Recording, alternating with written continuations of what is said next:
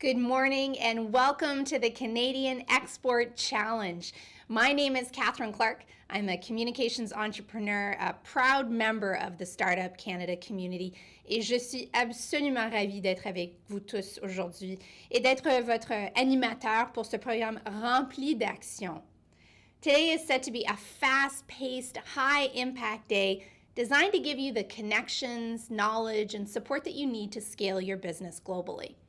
At Startup Canada, we're committed to supporting entrepreneurs as they start, operate, and scale businesses to build a better Canada for the world today and for future generations. To begin, I'd like to acknowledge that the land on which I stand today is on the unceded territory of the Algonquin Anishinaabe Nation. We also acknowledge with respect the diverse histories and cultures of all Indigenous peoples, and we encourage you to take a moment to acknowledge the traditional territory that you're residing on today too. This year, we're bringing you the Canadian Export Challenge, otherwise known as CXC, from the comfort of your own homes through a series of 5 online broadcasts, coast to coast to coast. The format of this year's CXC tour is pretty simple. We have 5 regional digital events, including Ontario, British Columbia and North, the Prairies, Atlantic Canada, and Quebec. Each event will showcase a series of workshops, panels, and interactive sessions, in addition to a live pitch competition. Regional winners in the startup and scale-up pitch competition categories will then move on to the grand finale taking place on October 20th, 2020. Cette année, nous vous présentons le défi canadien de l'exportation des CX dans le confort de votre foyer grâce à une série de 5 diffusions en ligne d'un océan à l'autre. Le format du DCX Tour cette année est simple. Nous avons 5 événements numériques régionaux dont l'Ontario, la Colombie-Britannique et le Nord, les Prairies, le Canada Atlantique et le Québec. Chaque événement présentera une série d'ateliers, de panels et de sessions interactives, en plus d'un concours de pitch en direct. Les lauréats régionaux dans les catégories de concours, de lancement et de mise à l'échelle passeront ensuite à la grande finale qui aura lieu le 20 octobre 2020. The Canadian Export Challenge is a platform to foster a national dialogue to promote Canadian entrepreneurs to own the global entrepreneurship podium while equipping entrepreneurs with the messaging, the collateral, and the support they need to leverage Canada as a launch pad for global market entry and growth. This year's events are powered by Google and presented in partnership with co-presenting sponsors UPS, Export Development Canada, and the Trade Commissioner Service, our national partners Scotiabank, MasterCard, CIPO, OSME, MyTax, and Innovation Canada, along with a network of incredible program partners. Thank you to our sponsors for their support and their shared vision of the Canadian entrepreneurship community. In addition, I really would like to take this opportunity to offer a very special thank you to our frontline health workers and all frontline workers. And we also want to thank those who support them. We offer our deepest gratitude to those risking their lives to save ours across Canada and indeed around the world. By the end of today, you will understand the value and opportunity of pursuing global markets, gain practical knowledge, skills, training, and insights to go global, and access programs and partners to export and grow internationally by building a global growth team, including EDC, UPS, the Trade Commissioner Service, Google, and other organizations from the very beginning. We really want you to be inspired by the top startup and scale-up pitches adjudicated by our incredible group of judges.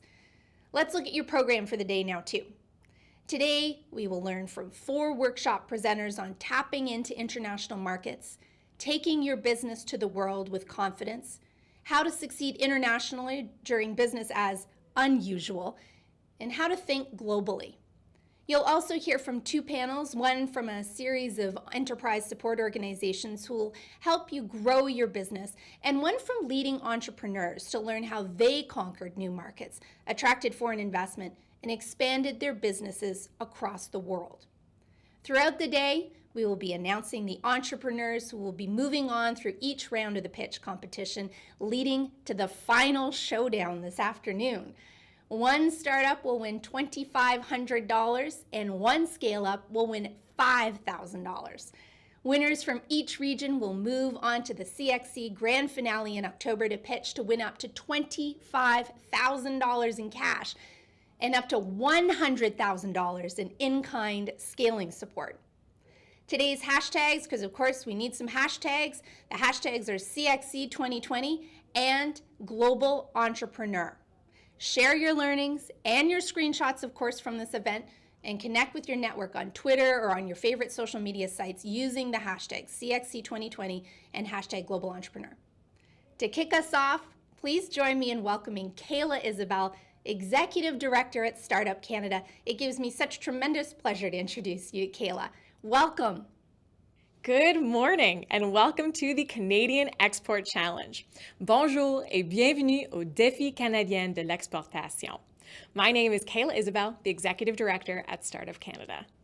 As an advocate for entrepreneurship in Canada and on behalf of Startup Canada, thank you so much for joining us virtually here today. Since launching in 2012, Startup Canada has grown to represent more than 250,000 entrepreneurs and 50 grassroots communities from coast to coast to coast. Through digital programs and flagship events, Startup Canada supports entrepreneurs to start, operate, and scale businesses that build a better Canada for the world today and for future generations. This year, the Canadian Export Challenge is a little bit different than it has been in years past. COVID-19 has put entrepreneurs across the globe in an unprecedented position of uncertainty. Given border closures and the international response to this pandemic, the export community is navigating uncharted territory. This year, in addition to its historical elements, the Canadian Export Challenge is going to be a space for Canadian exporters and industry partners to come together, provide support for each other as we all navigate the resulting export environment. This Global Accelerator will combine a series of live stream presentations, a virtual growth lounge, and one-on-one meetings, in addition to a live digital pitch competition. In response to feedback from past participants, this year's competition will have two categories: startups and scale-ups. Entrepreneurs in both categories have completed their first round of pitches via online video submissions. Video pitches have been adjudicated by an esteemed group of national judges, and soon we will announce those that are moving on to the semi-final round, where they will be pitching this morning live, while the rest of us have an opportunity to hear from some amazing speakers. Then, once all second round pitches are complete, this afternoon the finalists will be announced and have the opportunity to pitch on the main stage here in front of all of you. In each region, entrepreneurs will be pitching to win $5,000 in the scale-up category and $2,500 in the startup category, as well as a chance to win up to $25,000 and an additional $100,000 in in-kind scaling support at the grand finale on October 20th. We hope that all of Canada's best and brightest budding entrepreneurs take full advantage of today's opportunities to connect and learn from Canada's global expansion support providers, gaining privileged access to market intelligence and a partner network to help them grow. Now for some light housekeeping. You will notice, if you're watching via the Startup Canada website, that on the left-hand menu, you can navigate between the CXC main stage and CXC Growth Lounge. On the main stage, you will hear from presenters, subject matter experts, learn from entrepreneurs in your region, hear the final pitches, and learn who the winners are. In the Growth Lounge, you'll have the opportunity to have your direct questions answered live by our partners, similar to a trade show booth. Use the comment section to ask away, and they will help you find the answers you need to go global. Want to have a closed conversation with any of our partners? You can book a 15-minute one-on-one meeting by clicking the button under the chat and finding a time that works best for you today. Now, before we kick things off, I just want to say good luck to all who applied, and to those tuning in, we hope you leave today with some valuable insights, new connections, and new tactics to implement into your business. I would like to introduce the Honorable Mary Ng, Minister of Small Business, Export Promotion, and International Trade, to deliver opening remarks. Hello everyone, bonjour à tous. I am so excited to join you virtually today for Startup Canada's Canadian Export Challenge. Throughout the month of September, Startup Canada will be virtually traveling to every region in this country for a one-day global accelerator event with the goal of helping Canadian businesses get export ready and to recover from COVID-19, something that we are both working hard to accomplish. Throughout the day, entrepreneurs and innovators will be participating in workshops, panel discussions, and listening to keynotes delivered by industry leaders, gaining invaluable networking opportunities. And of course, the highlight will be Startup Canada's Canadian Export Challenge Pitch Competition. Je sais que vous avez toutes des idées innovatrices qui ont le potentiel de résoudre certains des problèmes les plus urgents auxquels nous sommes confrontés au Canada et dans le monde entier. COVID-19 has caused incredible uncertainty, and that's why my work internationally has been squarely focused on creating more stability and predictability for businesses when it comes to exporting and to trade. Why? Because you can rely on predictable, rules-based international trading system. When you can do that, you can take the steps you need to grow. All of you, as innovative entrepreneurs and exporters, have a crucial role in Canada's economic recovery. Your success is Canada's success. Our government is here for you every step of the way, from the Trade Commissioner Service to Export Development Canada to Business Development Canada to the Can Export Program. You can access advice, local contacts, and funding to support your growth and expansion on the international stage. To all of today's participants, I wish you a fantastic Global Accelerator session. And to those participating in today's pitch competition, best of luck. Thank you. Merci beaucoup. Now I'm delighted to present the spectacular series of workshops hosted by our co-presenting partners today. We'll learn more about tapping into international markets and navigating the complexities around the changing export environment during the COVID-19 pandemic. Let's welcome today's workshop presenters. First, we'll hear from Gopi Kalayal, the Chief Evangelist at Google. Gopi works with Google's largest customers and the sales team to help transform the customer's business around the consumer experience, with digital as the primary driver. Next on the agenda, we'll hear from Paul Gaspar, Director of Small Business at UPS. Paul is responsible for educating and informing small businesses about the customized services, technologies, and innovations available to them at UPS. He works with a team of small business ambassadors to educate the small business ecosystem on how to better leverage UPS tools to help them grow and expand both domestically and internationally. The third presenter you'll hear from is Emiliano Introcaso, Export Advisor at EDC. Emiliano works with manufacturers and exporters looking to increase their global growth by providing them with support and guidance in all things export. Emiliano is one of the export advisors at Export Development Canada, a certified international trade professional trainer by the Forum for International Trade Training, FIT, and an International Chamber of Commerce registered trainer on Incoterms 2020.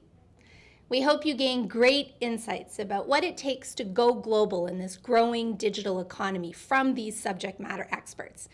And now, over to Gopi to kick off our series of workshops.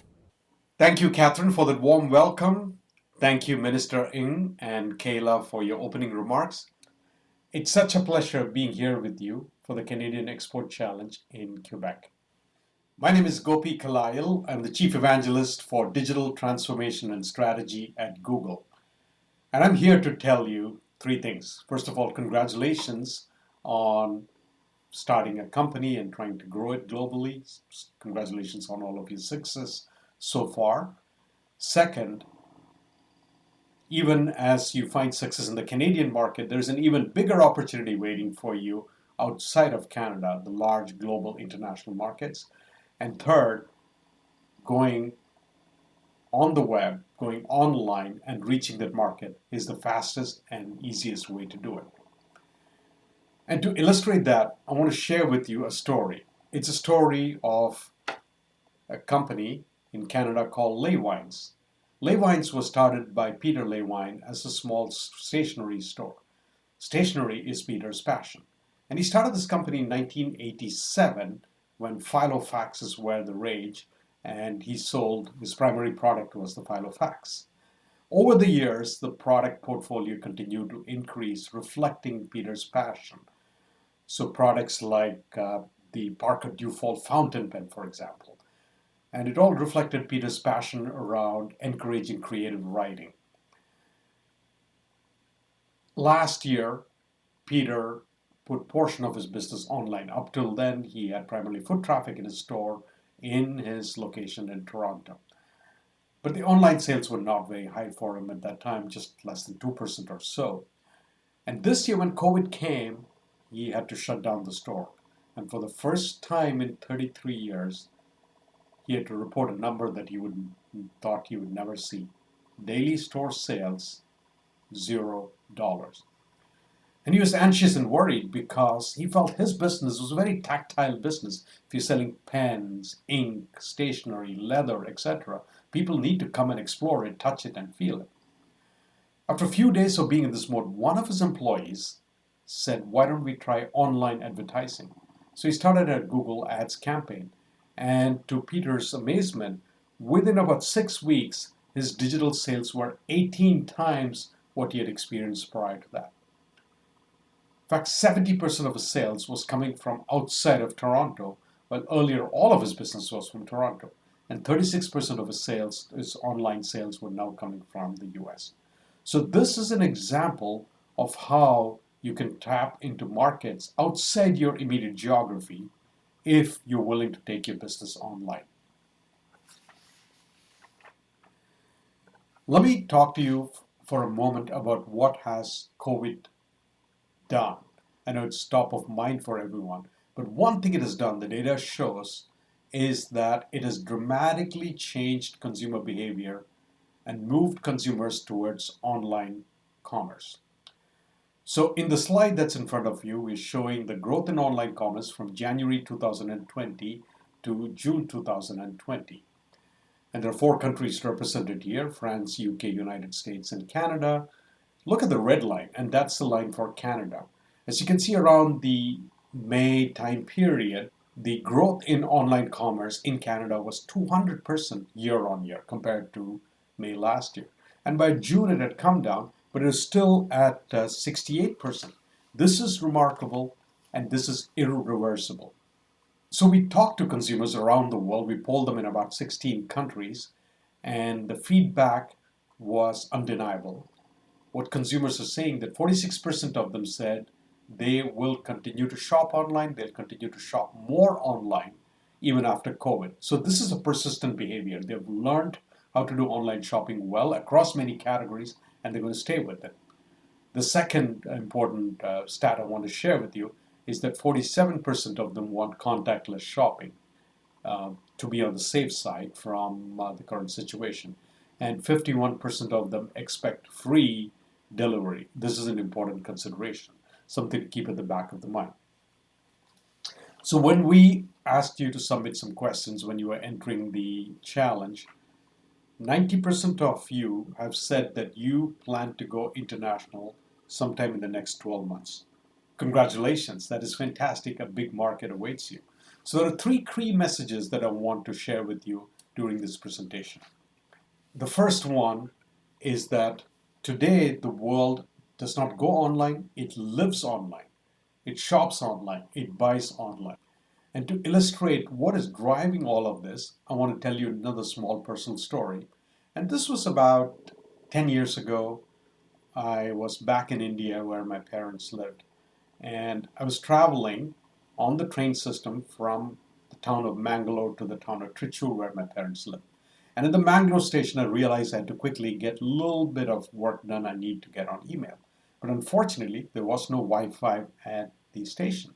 So what I did is I whipped out my Android phone, created a Wi-Fi hotspot, and quickly jumped online and started doing my work. Immediately, it attracted this group of curious onlookers you've seen on the photo.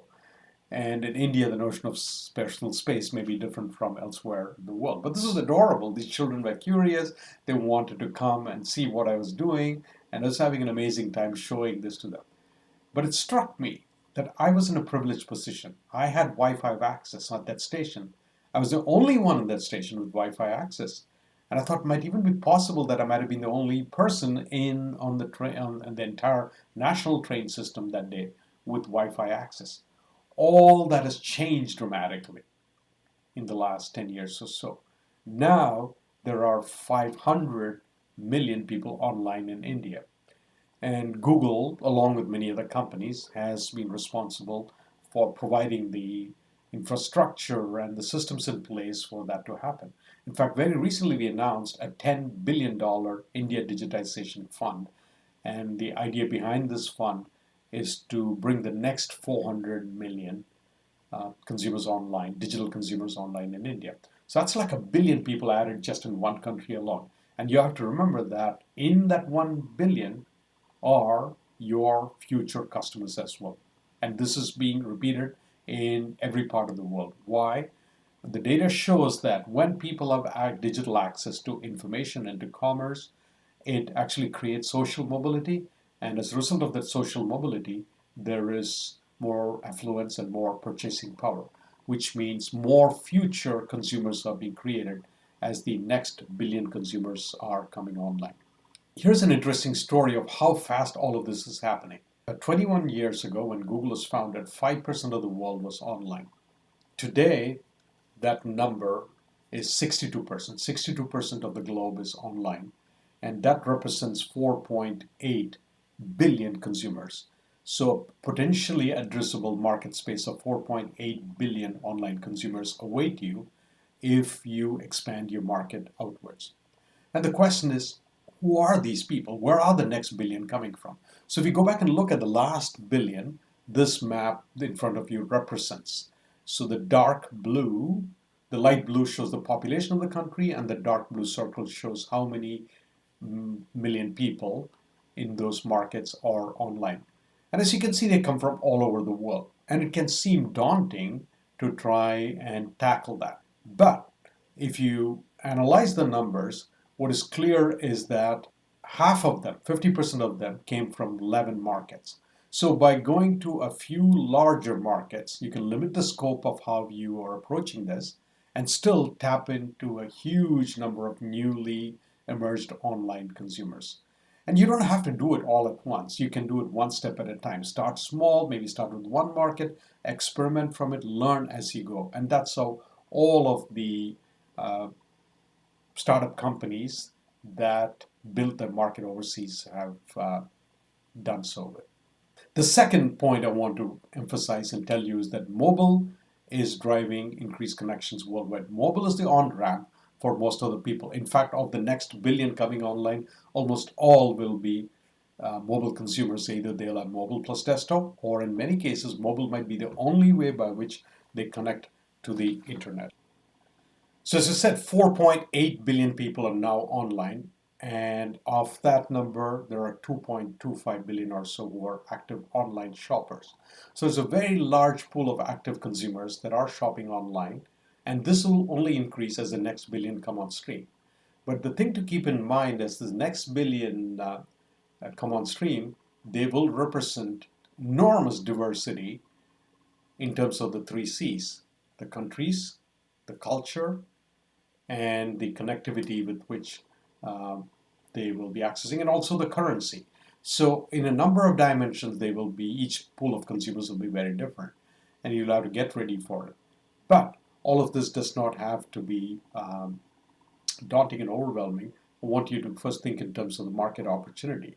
In fact, I know you've looked at the Canadian market, it is close to you, understand it well, but the market outside globally is much larger, and also the cost of acquisition of acquiring those customers is much less. In fact, when we look at the data of existing advertisers in Canada, 39% of the clicks for Canadian advertisers actually come from outside Canada, and that is an indication of both of the size of the market and the type of demand that exists for your products and services outside of the Canadian market. The second big point that I want to make is going international has never been easier. In the past, for a small company, it would have been daunting, and that's why most early stage companies did not do that. and approaching international market was left to large international global corporations because of the amount of resources that is needed. But thanks to the internet, which has democratized so many other aspects of life, it has also democratized the access to global markets. And I'll talk to you about how that is possible. The web allows you to go international right from day one. Let me share with you the story of Inkbox. Inkbox is a Toronto-based company that makes temporary tattoos. They last for about 1 to 2 weeks, and then you can take them off. I go to Burning Man every year, and Inkbox is a great product for me. I can be tattooed at Burning Man at the festival and take it off when I'm back home. 5 years ago, when Tyler and Braden Handley started Inkbox, they were primarily a Canadian-based company, but they started thinking about international right from day one. And today, 5 years later, they've sold 1 million tattoos in 150 countries globally. 60% of the sales comes from the United States. And when we look at the Inkbox story, there are 3 lessons you can take away. First is that Inkbox went for international growth right from day one using Google's prospecting tools. Now, Japan was a very interesting and appealing market for them, given how popular tattoos are among young people in Japan. But they were not quite sure of the cultural barriers to entering the Japanese market. So in that case, they partnered with a third-party company to help them navigate the Japanese market. And because they were thinking global right from day one, they were very attractive to venture capital investment, because venture capitalists want to invest in companies that have a large addressable market. And when you demonstrate that you're going after a global market as opposed to just the Canadian market, you're signaling that you have very large scale ambitions. So my message for you, if you look at the Inkbox story, are 3 things. First, think global right from the get-go, not as an afterthought. Second is test, learn, and keep iterating. And third is outsource areas where you don't have the expertise in.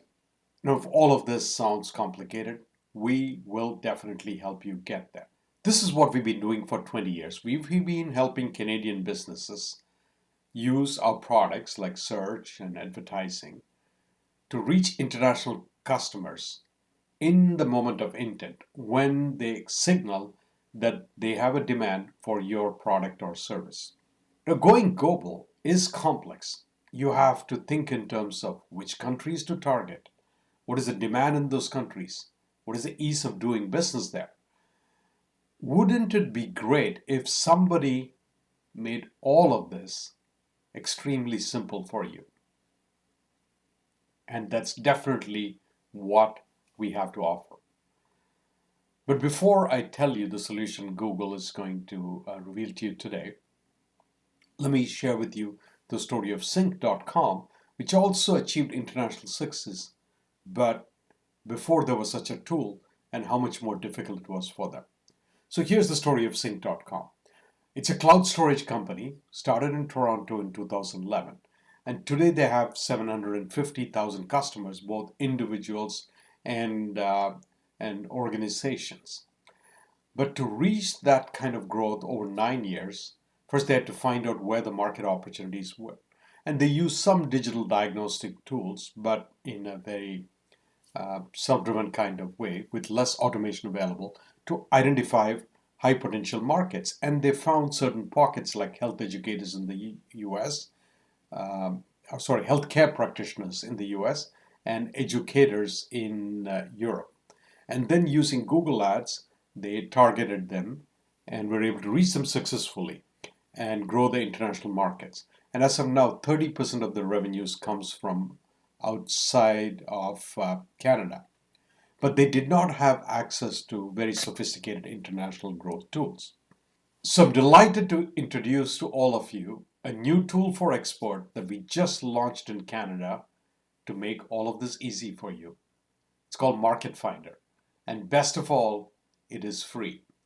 Market Finder helps you reach new customers worldwide in 3 easy steps. Let me walk through each one of them. The first step is helps you research your target markets, which means it allows you to assess what is the demand for your products in each of the markets you're looking at, what are some of the popular market trends in those markets, and what kind of disposable income the purchasing power that exists in those markets. The second thing it allows you to do is to plan your operation. So there is considerations like localization, the payments, because currency may be different, and how do you take payment from a different country and transfer it over to you. Logistics is another consideration. So it helps you plan all these operations. The third area that Market Finder helps you is it helps you think through your marketing strategy, how to market your business. So what are your marketing strategies, what your advertising solutions should be, and even guidance to developers, your developers, on how to redesign the user interface so that that particular market can access and do business with you. So in closing, here's my challenge, an invitation for you. You're already successful in Canada, but if you look at the overall e-commerce sales around the world, Canadian e-commerce represents about 1% of global e-commerce sales. So there is the 99% market opportunity available outside of Canada. Why don't you pursue that? The question I want you to think about is this. Today, if a customer finds you on the web from one of the other markets like the United States, UK, France, Germany, or Japan, will she be able to buy your product or service easily? And if not, what do you have to do to make it easy for her to do business with you? You will learn lots of these tips and tricks during the rest of the Canadian Export Challenge. You will learn a tremendous amount during this event. And there are two things in particular I want to make sure you do not miss.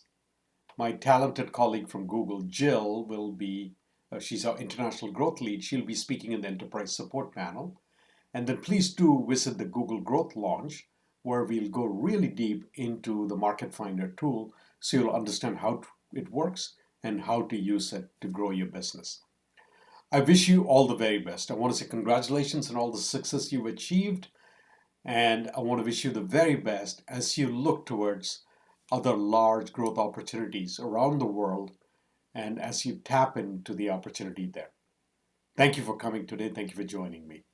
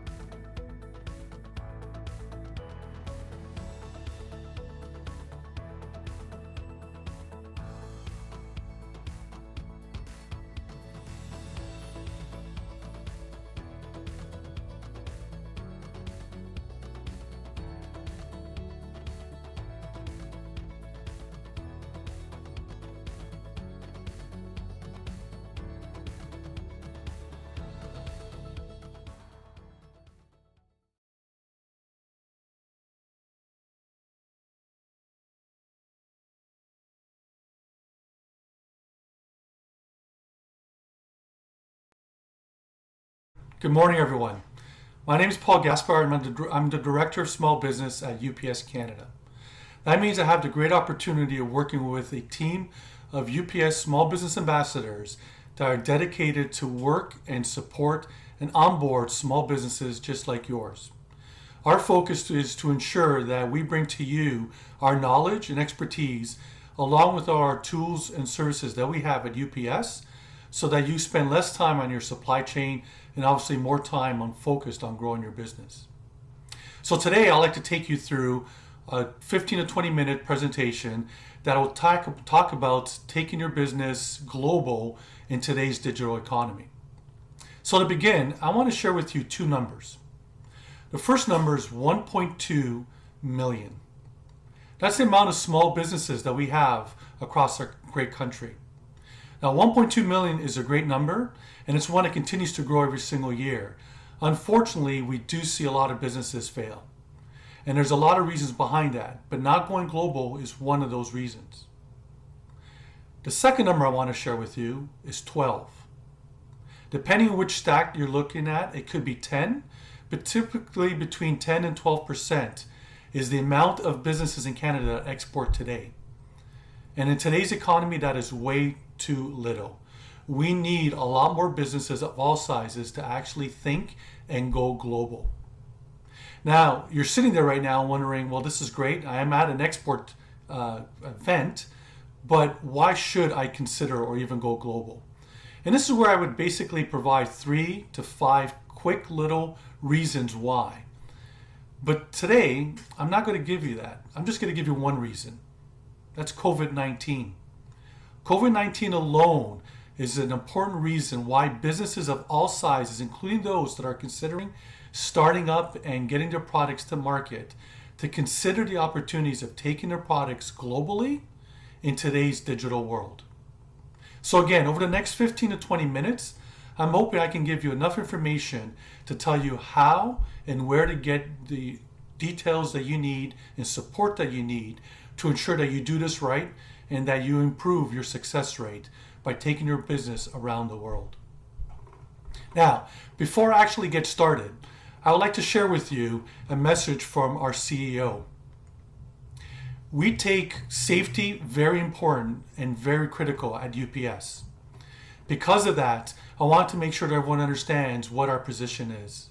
In the wake of the 2019 COVID virus, our highest priority is to do our part to help ensure the health and safety of our employees, customers, and of course suppliers, while taking all reasonable measures to meet our service commitments. We share the concern of the global community and hope that the virus can be contained and eradicated as quickly as possible. We don't know what the future will bring, but together, standing tall and standing united, we will deliver. All right, let's get started.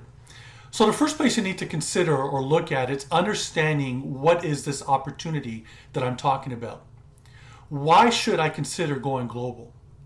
Well, I can tell you that over the next 15 to 20 years, 80% of the economic growth is coming outside of North America and Europe. Think about that.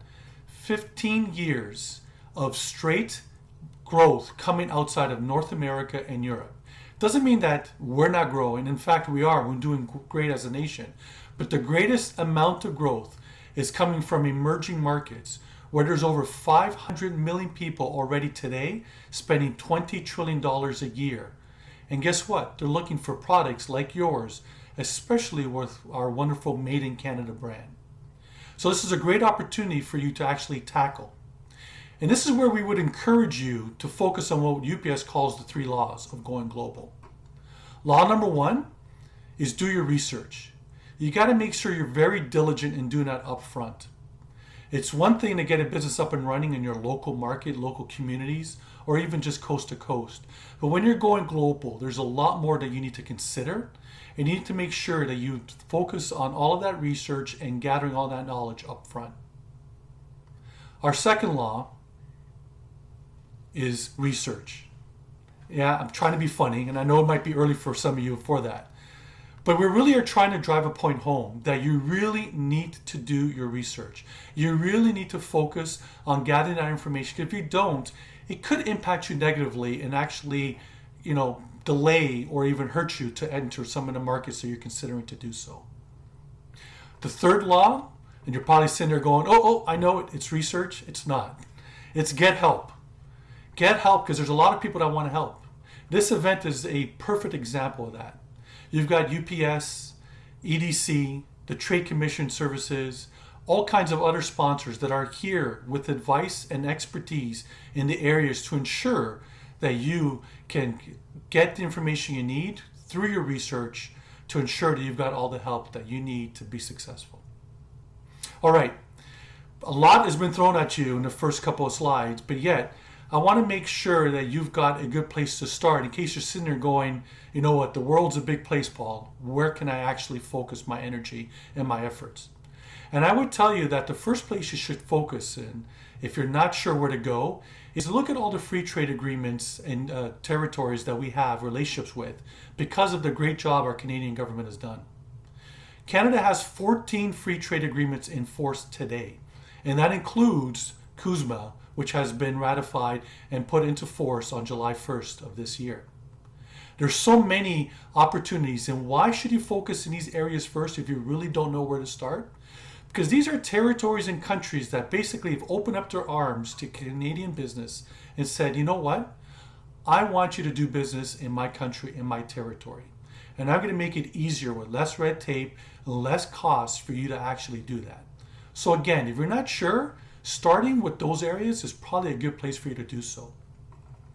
With that being said, I want to focus on a couple of them that are recent ones. For example, CETA.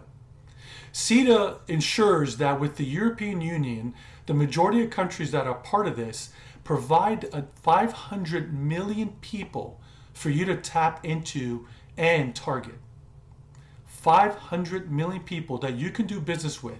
And the most important thing that you'll see on the slide is the bottom portion of it that shows that up to 98% of duties and taxes have been eliminated with this agreement. 98%. Chances are it's now not just easier, but less costly for you to actually find customers and sell to into the customers that are part of CETA in the European Union. A great opportunity for you to focus on. Now, if we go to the other side of the world, we've got CPTPP. Here we've got 10 other ratifying members, including Canada, making the 11th. And again, another 500 million people that you can tap into. And on this agreement, up to 95% of all tariffs have been eliminated. Again, making it easier for you as a Canadian business to sell to people in those markets. These two agreements that are relatively new give you an opportunity to tap into 1 billion people. Yes, sell in Canada, make sure you do that. But you've got 35 million here, and those two agreements give you another 1 billion that you can tap into. It's a great opportunity for you to focus on. Now, I tell you all of this, and you're probably still sitting there saying, Paul, you know what, this is a lot to digest, and I really don't know where to start. Do me a favor, throw me a bone. Where can I actually focus on initially if I really don't know where to go to? And this is my advice, and strictly my advice. I would tell you to look no further than south. The US is our largest trading partner, and there's a lot of reasons for that. Obviously, because of where we're located is one of the greatest reasons behind the great history of our trading success. We had NAFTA, and now we have CUSMA, a new agreement that also makes it easier for you to actually support your business and to compete in the US market. But there's so many other reasons that I can actually spend an entire day talking to you about. But just realize that because we speak the same language, we do business the same way, our cultures for the most part are relatively the same. Those are just some of the reasons why it's probably easier and a good place for you to focus on. However, all that being said, what you'll notice on the slide is the number one reason why I think you should consider the US. And that is the de minimis rate. If you're not sure what the de minimis value is or what that even means, that is the amount that you can actually export a product into the US and not require formal entries and pay any duties or taxes on. It used to be $200, but a few years ago, the US changed it to $800.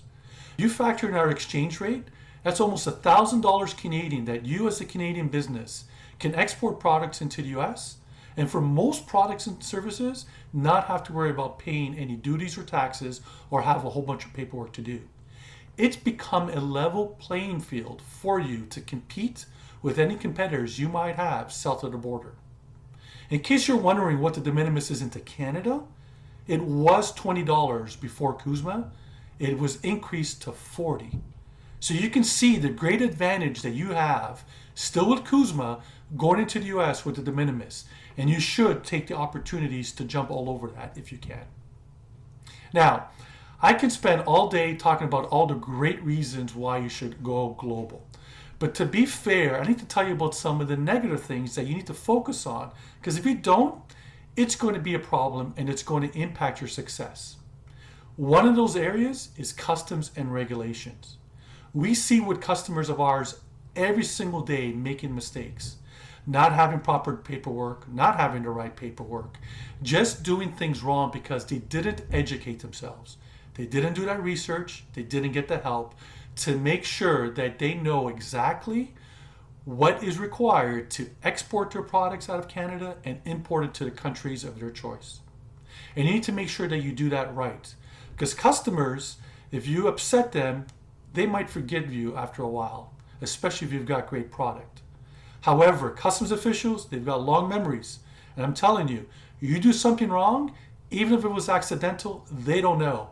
They'll think you're trying to circumvent the system somehow, and they're going to keep an eye on your business and make it a lot harder for you to continue to operate in whatever market it is that you made that mistake. So make sure you do the right thing and get the help that you need. On the screen right now at the very bottom, you should see a very complicated URL. But another way to find this specific CBSA website is just to Google search CBSA SME Toolkit. If you do that, it'll take you to the exact same page as well too. And the great thing about this page is that the CBSA has created a few tabs that pretty much tell you everything you need to know with information or links to other pages on what is required from an import perspective and from an export perspective. Again, a great resource of many that you should be focusing on, especially when you're getting ready to move your goods. Another place that you can focus on is with your actual partners. For example, on the screen, you'll see that UPS has a dedicated page that you can find at ups.com/trade regulations/CA. And you'll see you can select a whole bunch of different topics from import to export documentations to what is required, what payment terms are available.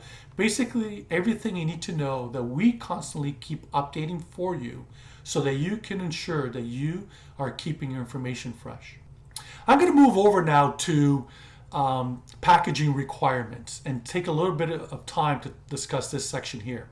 Packaging requirements are critical because first of all, you need to understand there's a huge difference between freight movement and a difference between courier movement. When you're looking at freight movement, I can tell you that you can palletize your products and you can actually ship your products on skids and not need the same amount of packaging. As soon as you move products through a courier environment, you need to make sure your packaging can make it through the courier environment. There's always these videos, unfortunately, online of some bad apples in the courier industry that are not handling packages properly. But I can tell you by far the majority of the time that we see damages in our operations is because of poor packaging. Your package moves individually, not on skids, but on belts, rollers, and chutes. And I don't care who you use for your courier environment or for your courier supplier, we all operate the same way. So make sure you've got the right packaging. I want to now shift towards technology and the boom that has been thanks to e-commerce. UPS has actually done a survey globally, including here in Canada, on what we call the pulse of the online shopper. And this is a survey that's conducted that does a 360-degree view of what consumers that are online are actually wanting. Everything from the research and upfront phase, the pre-sale, to the purchasing phase, which has to do with your shopping cart, right down to the post-sales and what they expect. And what we've learned is that there is a lot of challenges here that a lot of businesses, if they don't focus on, can impact their business. We know that because of the success of the online business, and especially with COVID, we're seeing more and more people going online. In fact, there was a stat that is telling us that by next year, e-commerce sales is going to eclipse $4.5 trillion. And that was before COVID happened. So I can only imagine what number we're going to be seeing as we wrap up 2020 and head into 2021. Now, this being said, businesses of all sizes suffer from shopping cart abandonment. All of them. I can tell you that organizations like Amazon have teams focusing on how to reduce shopping cart abandonment. Because the last thing you want is to spend money on developing your product, spend money to market, spend money to do sales, drive people to your website, have people look at your products, finally get people to put items into your shopping cart, only for several of them not to enjoy the experience and to walk away and not buy. In fact, if you're wondering what our study has been telling us, let me actually share with you now on the next slide what the actual results are. And I think you'll be surprised as to what you'll see. In fact, you can see that it's as high as 90% in North America and as low as 87% in Asia. That's the abandonment rate for websites that, if they're not doing what purchasers are expecting, will lose. North America is 90%. Think about that. If your website is not up to speed, you're going to have one sale out of 10 people that put items into their shopping cart. Not good statistic. The one item that I do want to spend some time talking to you about here, because I think it's important, because I know it's on everyone's mind, because you're looking at a courier guy, is that shipping is expensive, especially here in Canada. No, we're not in cahoots with Canada Post and the other courier companies to try to make you pay more. That couldn't be further from the truth. Unfortunately, in Canada, it is a little bit more expensive to ship than, for example, in the US, because of our geography. In Canada, you're basically looking at two lanes. You're looking at movement of goods going from east to west, and then from west to east. And typically, planes and trucks and trains are full going west, not necessarily the case coming east. That just makes it a lot costly for all providers, including UPS, to actually reduce rates and to provide rates that some of you might experience in other markets like the US. That being said, there's still ways for you to compete with the bigger players in the market, especially around things like free shipping. Let me tell you, there's no such thing as free shipping. Somebody is paying for it. I work for a courier company. I get paid a salary. Our drivers work very hard. They get paid a salary. Somebody is paying for it. But I can tell you a few tricks that some of these larger players actually do in order to provide what is perceived to be free shipping to their customers. I'm going to do that by sharing with you a personal experience. I'm not going to name the actual business, the big box brand that I went to, but I was on their website, and a couple years ago recognized that there was a light that I wanted for my basement. Liked the light, thought it was a great price, I bought it. And I actually paid $49.99 for the light plus tax, and I got free shipping. I thought that was great. Great price, no issues. 2 days later, delivered by UPS, happier even more. And I put up the light in place and still have it today. However, 2 weeks after buying the light, happened to be at my local store. Walking through it, and what do I see as one of the end displays? The exact same light. How do I know that? Because I still had the box at home. So I took a photo, went home, same box, same SKU. That light in the store, its regular price, not a sale price, regular price was $37.99. I paid $12 more online for the exact same light, but I got free shipping. Did I? So the moral of the story here is there's ways to you to provide that. You can provide the lowest cost shipping method to your customer as a free option, but then provide other options if they want it faster at additional charges. Or you might tell a customer to spend a certain amount in order for you to be able to cover those costs in the margins that you have. Have them spend 2 or 3 times, or have 2 or 3 items in the shopping cart in order to get free shipping. There's so many tricks, you've all come across them, that you can actually integrate into your business to ensure that you're also going to provide free shipping, or again, the perceived free shipping to your customers. Now, if you're wondering how to actually get a copy of our white paper, you can go to our website at ups.com/pulse/CA. And by doing that, you'll be able to download the white paper here in Canada. And if you're looking at the results that might be slightly different in other markets, you can actually go to our website in those other countries like Mexico, Brazil, UK, China, and download their papers if you want to see some of the variances, if those are markets that you're considering. All right, I want to focus now on sales. And you're sitting there going, courier, that expensive part of my business that I need to deal with in order to get products to my customers. And now Paul wants to talk about generating sales. How do I do that? Well, this is where I would challenge all of you to think about the lifetime value and not the transactional value as how you do business with your customers every single day. Again, the lifetime value and not the transactional value as to how you do business and communicate with your customers. Because if you do this right, I'm telling you, you're going to turn your customers into repeat customers. And repeat customers are your most profitable. But if you really do this well, you're going to take those repeat customers and make them advocates of your business. And what do advocates of businesses do at work, at the water cooler, or at family barbecues? They talk about that great experience on that website that they're on, that they bought this great product from. So by doing and treating every customer like they're your only customer, you're going to have repeat customers and advocates for your business to help you grow. And some of the things that you can do in order to improve that success rate is to keep having them come back to you. There's tools that you can use to ensure that when you're providing information that people want today, and we all want information today, that you're bringing them back to your website and not to other places so they can keep talking to them. Again, a lot of different examples I can share with you, but I'll share one. And I'll use Amazon as an example because most of us have probably bought something on Amazon. If you go there and you buy a product, and by the time it's shipped, you're going to get an email from them. And that email is going to say, clear here if you'd like to track your package, and it's on its way. If you click on that, a lot of people still think that that's going to, for example, UPS's tracking page. And it can, and you can direct your customers to UPS or whoever it is that you're using's webpage. But why do that? They're your customers. Why are you sending them to my page? I'll give them all the information.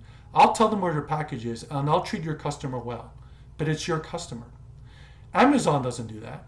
And you don't need to do it as well, because the tools, the APIs are available that allow you, just like Amazon, to bring it back to their webpage.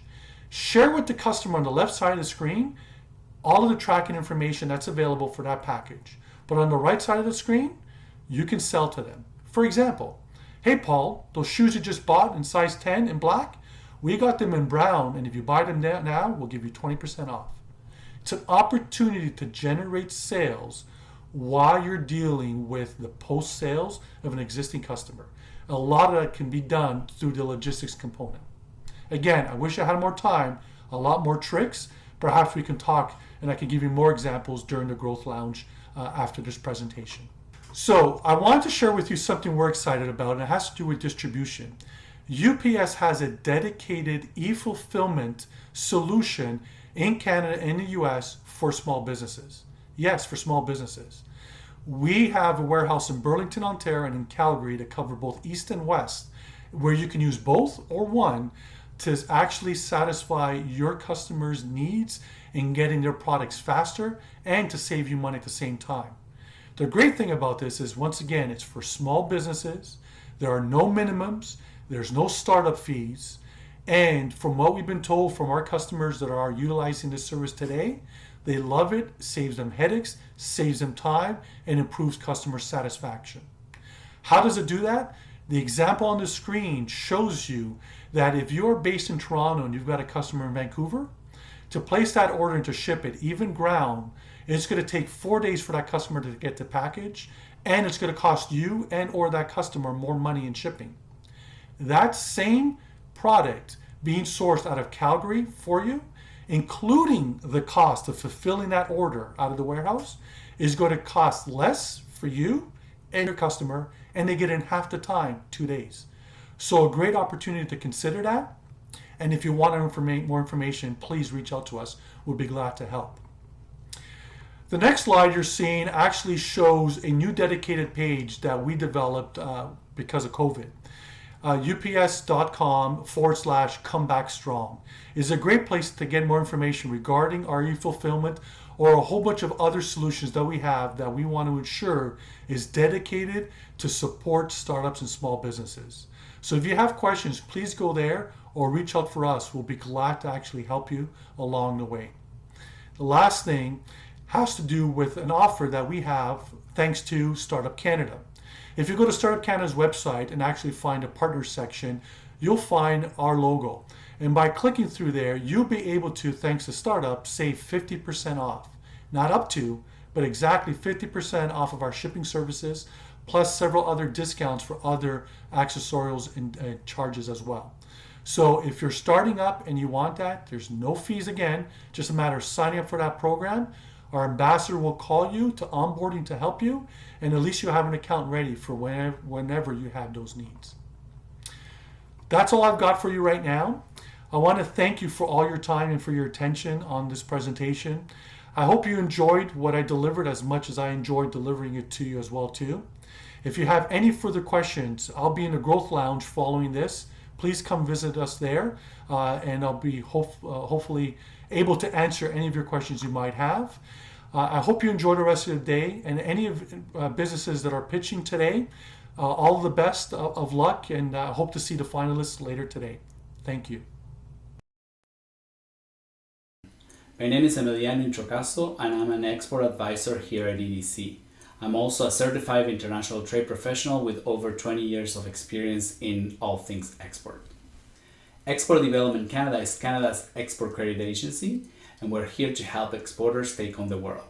I will give you a brief overview of EDCs before getting into the material that I will be covering in today's workshop. We understand that there is a challenging time for international trade, Canadian companies, and the economy. And this is why we have adjusted our focus and flexibility to enhance our products and offerings to reflect the current needs of Canadian businesses. In response to COVID-19, the Government of Canada has temporarily expanded our mandate, allowing us to support all Canadian businesses during these challenging times, whether they sell internationally or within Canada until the end of 2021. As international trade risk experts, EDC is here to help guide Canadian businesses during these exceptional times. This is why we exist, to offer expert advice as well as insurance and financial solutions in both good times and bad. We're committed to quickly meeting the increasing demands of our customers and helping them protect their businesses. Since 1944, we have been experts in international trade, and the current global uncertainty has made our job clearer than ever. We have the solutions, flexibility, and capacity to help our customers get through difficult times. We offer specialized, up-to-date expert knowledge in economic insights to help Canadian businesses stay informed on economic activity and trends, key sectors and markets, as well as financial and insurance solutions to support the Canadian businesses. Early on in your journey, you'll find that knowledge solutions will help you make informed business decisions. Our publications, tools, webinars, international trade training, and free trade advisory services will guide you. Then, when you make your first international sale, we can make sure you get paid with our insurance solutions. And as your business matures, we can also work with your commercial banker to help you access more capital. Finally, with our large national and international network, we can help you make connections that will enable you to grow. Over the years, we have heard from companies that they needed current practical knowledge and training specialized in international trade.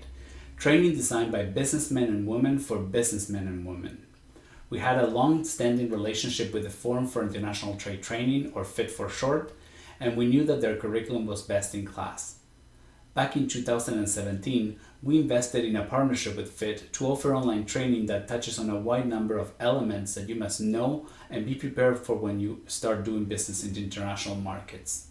Topics in the curriculum go from feasibility of international trade to how to adapt your products or services for international markets, to risks to be aware of and mitigate when you sell outside of Canada, and to international trade finance, which we will discuss today and much more.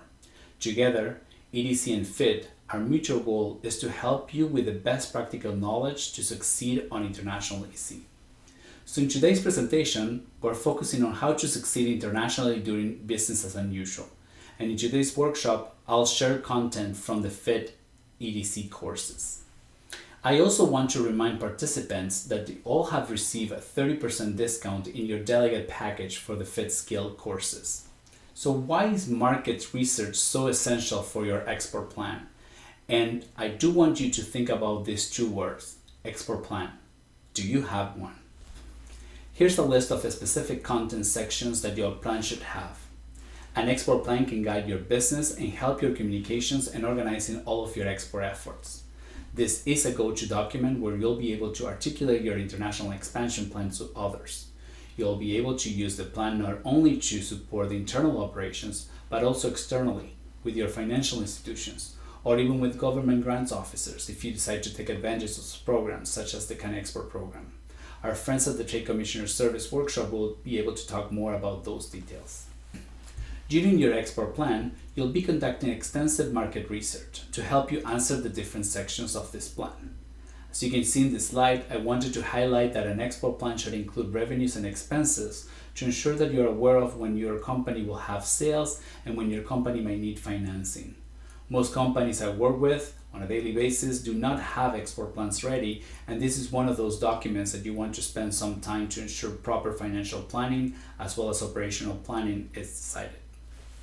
To give you an example, companies sometimes call us asking what is the best market I can export my products or what products is needed on such country. And in my responses, I guide them to the right resources to where they can actually find the information.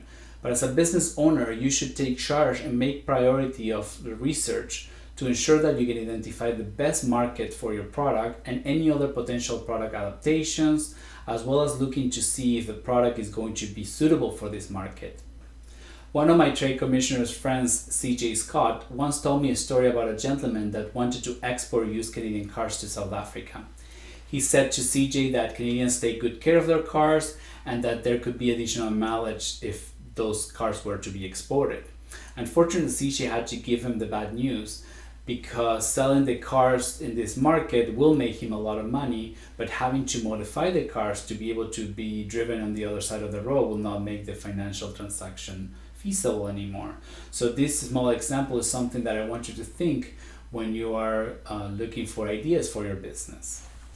You can learn more about product adaptation by downloading the free Skills Light unit on adapting products and services. Now back to market research. When you're looking at market, ask yourself the following question. Who are my competitors? Will the price of my product or service be financially viable for a transaction in this particular market? What about the extra cost for international trade? Although during COVID-19, traveling to other markets is now a savings for your organization, when things go back to normal, business travel will also be a cost that you want to consider. So, think of this cost as such as transportation of your product, the type of packaging for your product. Are you mitigating the risk of export with account receivables insurance? All these costs need to be considered in your export plan.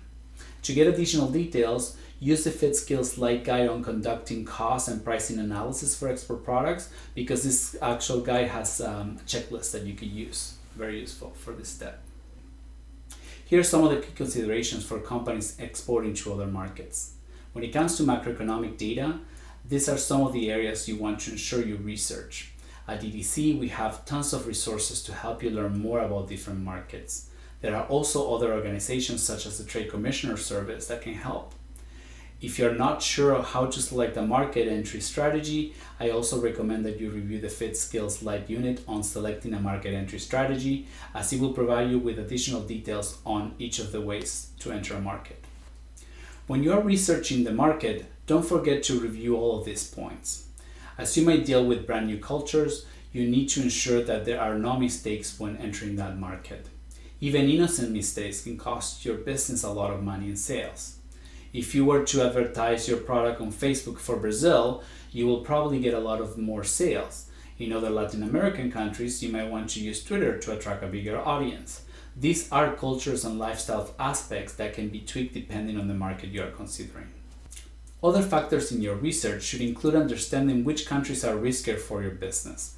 Does this mean that you cannot do business with? Not necessarily. You should know their risk and have a particular mitigation tool to avoid it. Maybe for a risky country, you decide to enter via a distributor that pays up front. And in this case, for example, you can mitigate both the risk of non-payment and the risk of entering a market as a foreign investor. As you do your research, if your product is one of those type of products that will be used by large audiences, knowing your customer is key. Here are some of the type of information you could use to build your customer profiles. You may even need to test the product or even adapt it based on the customer profiles. This next slide has a sample that you can use to make sure you have all the variables. One thing I also advise to EDC clients is to think of large populations as submarkets. Think of Toronto, for example. Toronto has a population that might have specific needs that might not be the same needs if you were to sell your product in Vancouver, for example. So what I want you to think about this is, if you're looking at a market, let's say as Mexico, think of Mexico City as a submarket, or think about Guadalajara as a different market. When collecting primary research, you may want to do this on your own, or you could also hire a company to do it for you. You may want to use a different technique in your observation, and this could include using a silent shopper, where maybe a member of your team can act as a customer who is buying or inquiring about a product or service, using maybe online observations by deploying surveys to the market and potentially validate it prior to entering the market, or even product testing to get feedback. In your primary research, you can use different resources. As mentioned, EDC offers trade insights directly on our website with guides, articles, blogs, and success stories that you can refer to. The Trade Commissioner Service also publishes market information that is researched by trade commissioners in market.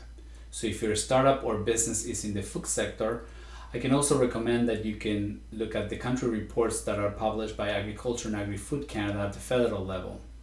Across the different provinces, there are also specialized agencies that can help with food and beverage export.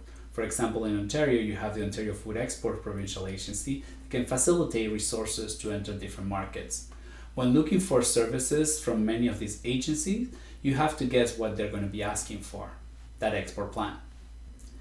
And now let's take a look at other considerations that we should be thinking about entering a new market. As you all know, COVID has changed the way we all do business during these unusual times. Although borders are still open for commercial trade, visiting a country might not be accessible at this time. However, in normal times, when looking to find new customers, you can visit a country or attend a trade show or mission to get to know new clients. These are some of the costs you should consider budgeting for, but also know that grants and government programs might be available to eligible companies. For example, CanExport, which is handled by the Trade Commissioner Service, covers a portion of your airfare and accommodations. Additionally, they can also cover the cost for trade shows. During COVID, the program is also covering the cost for attending virtual conferences such as this one. When looking at these programs, always review if your organization is eligible and don't forget to have your export plan ready. Other costs that include finding customers are fees paid to agents, or if you're entering the market by hiring a distributor, you may also have to be paying those storage costs. Translating and marketing in another country could save you some money. Marketing costs are different from local marketing, but at the same time, you should conduct proper due diligence. The Trade Commissioner in Market can be a great resource for this. Marketing costs for international sales may not necessarily be a standard cost such as marketing locally. Two resources to expand on this include the Fit Skills Light unit on establishing sales channels and on international markets, and marketing with digital technology. Although, as you can see here, foreign travel as a cost, obviously post-COVID, you will have to consider that again. But also think of costs of adapting your product to suit the requirements of the target market. Or when it comes to delivery, labeling and packaging costs that might be needed to meet the trade regulations. If you're storing your product in the target market, you should also consider the warehouse cost and also the cost of getting your products from the export country to that destination. Cargo insurance and transportation costs will also mean that you should also negotiate with your buyer as to who will be paying those costs, if they will be included on the price of the goods or not. And financing costs. For this, you can take a look at the cash flow management fit skills light unit that will help you expand on this. When a buyer and a seller are in the negotiation stages, you might be asked by the buyer to use a specific Incoterm. If you're not familiar with them, Incoterm stands for International Commercial Terms, and it allows the buyer and the seller to determine which of the two parties pay for some of the costs in the international trade transaction. The Incoterm also defines where risk transfers from the sellers to the buyer. And the Forum for International Trade Training offers an entire course where you can learn with much more details each of the Incoterms 2020. You or a member of your staff, maybe a salesperson or a logistics functions person, should be considered in this training. Another important aspect of international contracts is to ensure that a trade lawyer reviews it. You should also conduct due diligence in your international buyer or partners, and there are other companies that can help you do this for a fee. I would also suggest for you to talk to the Trade Commissioner Service, as they can also conduct preliminary due diligence for you. Just don't forget to include your export plan. Another important aspect of your international marketing efforts is to localize your e-commerce and organization website.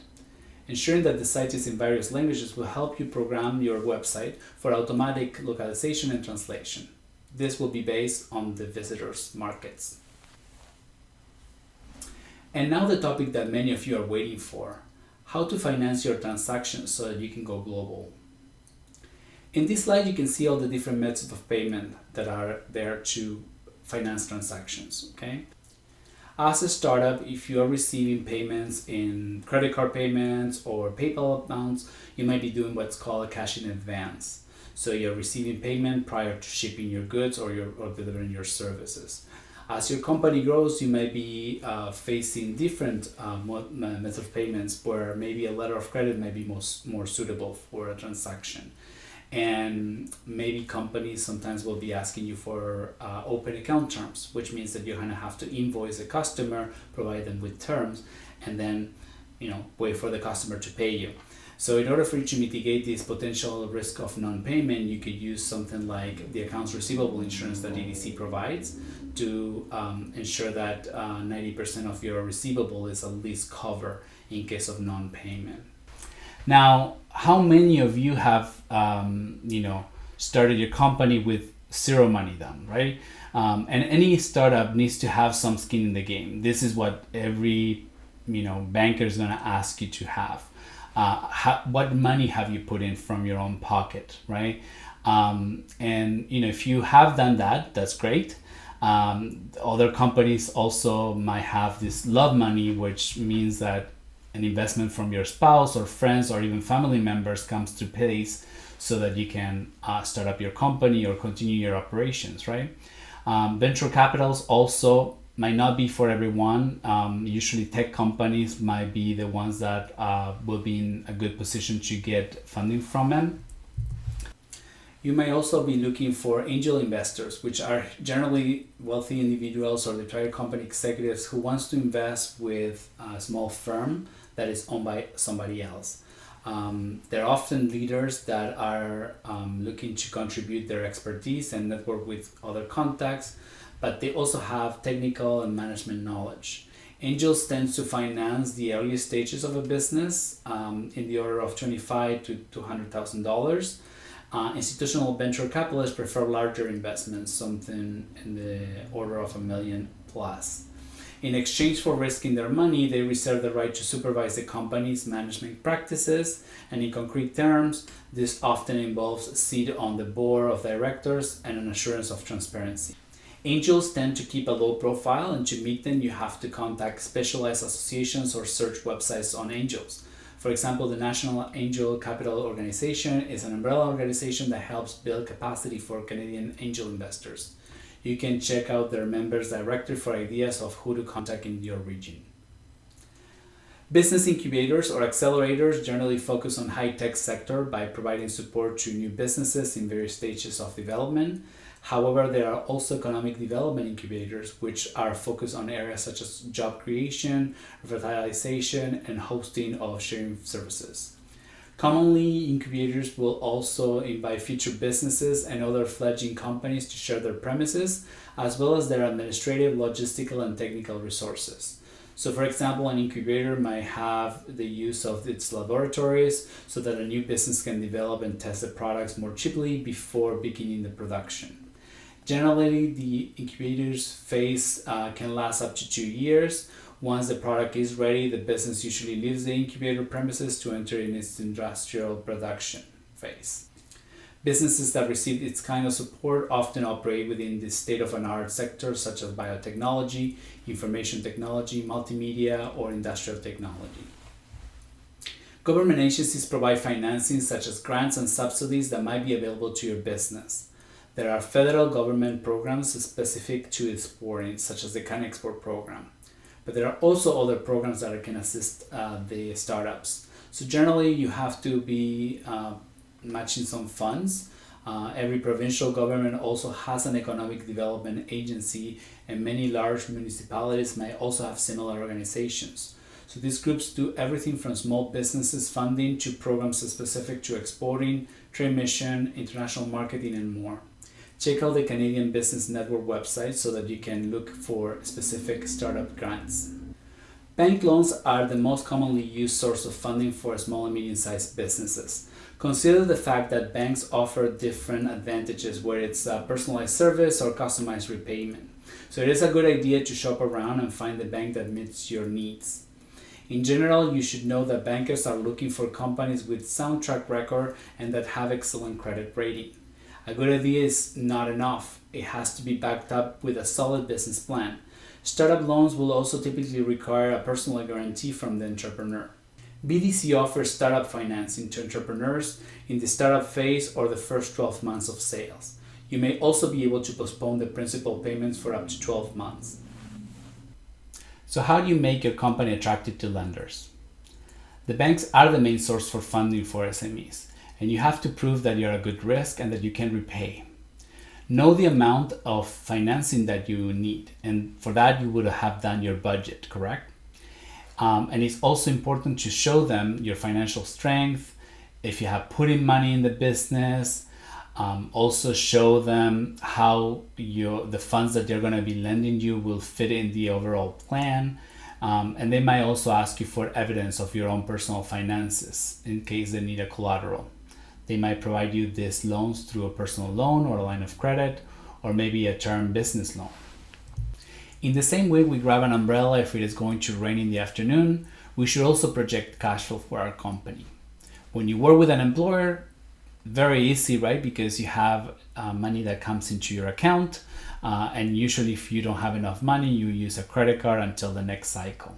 But in the same manner, your investors and banks will want to know how much money you are going to be getting and when you won't be getting the money. And projecting your cash flow is key. You can show the cash flow statement to the banks and the investors so that you can plan for those red times and also be in the black when you have those sales. As an exporter in Canada, you need to make sure that you mitigate your risk. And using the services of the Trade Commissioner Service or Export Development Canada can help you continue taking on the world. We now invite you to EDC's Growth Lounge to ask questions about the presentation as well as the EDC financial solutions. I also want to remind all participants that you have received a 30% discount in your delegate package for your FIT skills courses. So if you want to learn more about exporting, FIT and EDC are your best resources. Thank you and have a great day. Bye-bye. Thank you once again to our workshop hosts.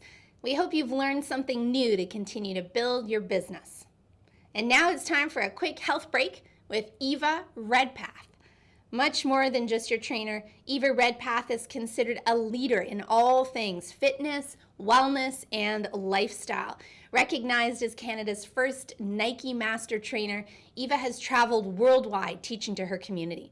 In 2017, Eva was named a founding trainer for Barry's Boot Camp Canada at their flagship Toronto location. Eva Redpath believes that training is not just for the body, but also the mind. Welcome, Eva. My name is Eva Redpath, wellness leader and coactive life coach. Thank you for watching the Canadian Export Challenge presented by Startup Canada. When I'm working with my clients, optimizing their health in a time like this looks different for everyone. Today, I wanted to share with you my tips in regards to upgrading your behaviors through your thoughts, actions, and habits in regards to mindset and movement. A reoccurring theme that I'm seeing with my clients is the fatigue that they are experiencing as viewers from the amount of video conferencing they have been doing. One of the healthy habits I have been encouraging people to have is a health break, a moment to hit reset, regroup, and refocus. Today, I'm going to walk you through some exercises you can do at any point in your workday in and around your home office. Let's start with mindset. Mindset is about leveraging the power of your thoughts to best serve you. Our thoughts can greatly influence our reality.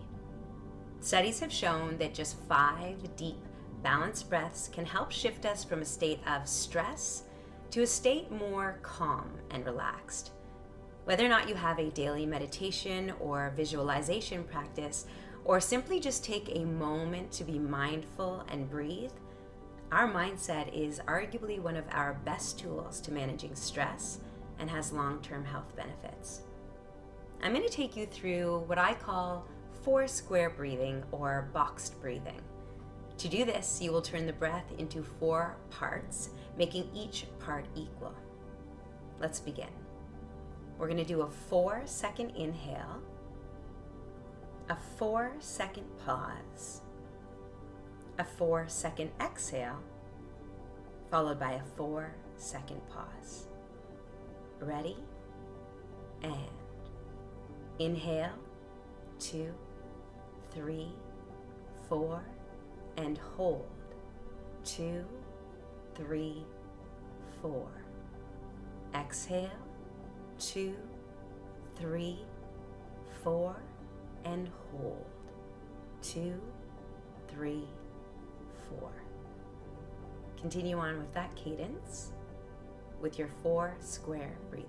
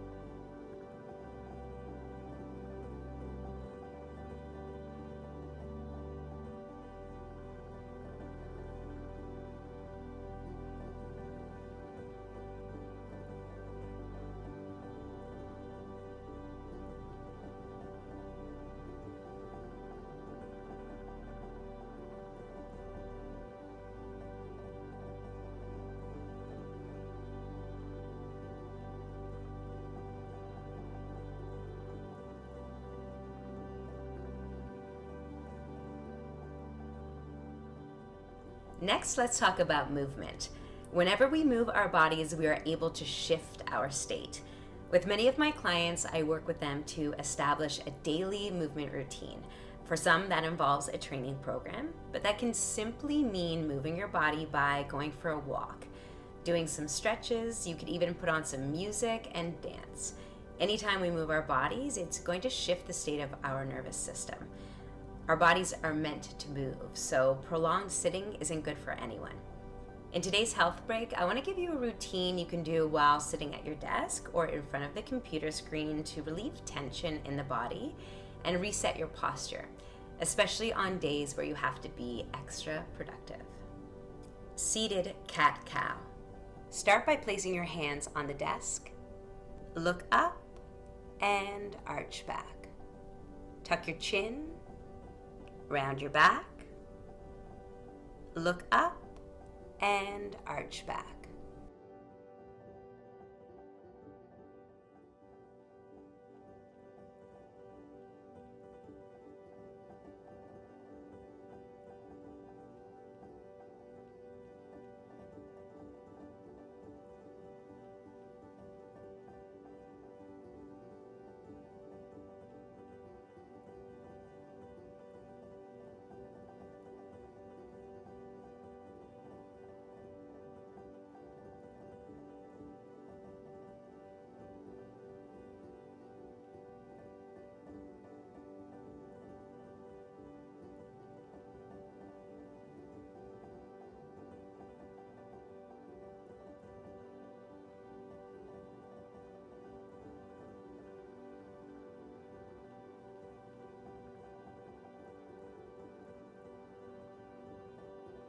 Back arches.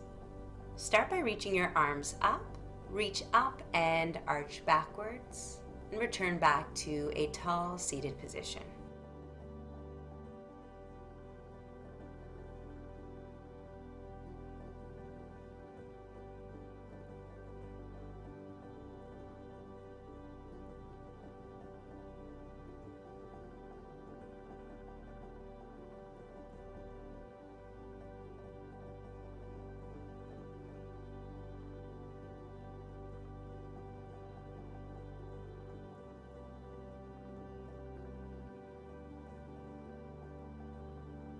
Side stretch with reach.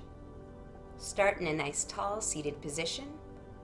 Reach one arm diagonal and grab onto the side of your thigh. Reach the other arm up and over, stretching away. Hold the side bend here.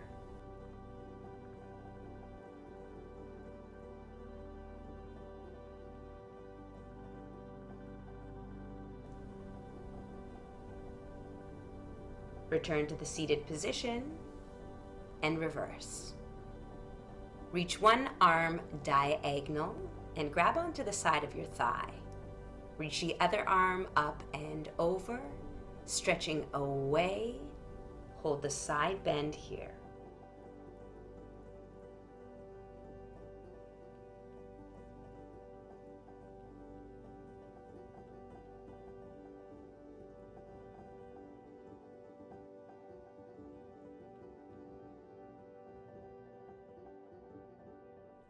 T-spine rotation. Begin by placing your elbows on the desk, sliding your chair backwards, placing your hands on your upper back. Hold this position here.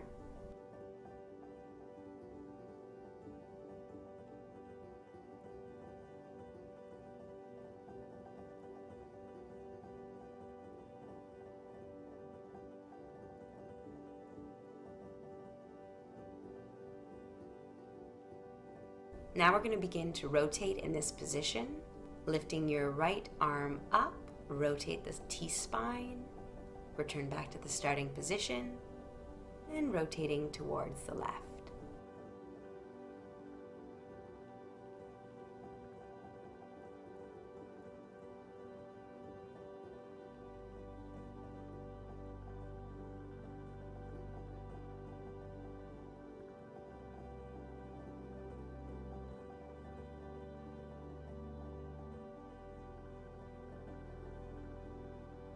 Seated pelvic tilt. Start in a tall seated position. Round your lower back, tilting your pelvis under, and reverse. Sit into a tall seated position.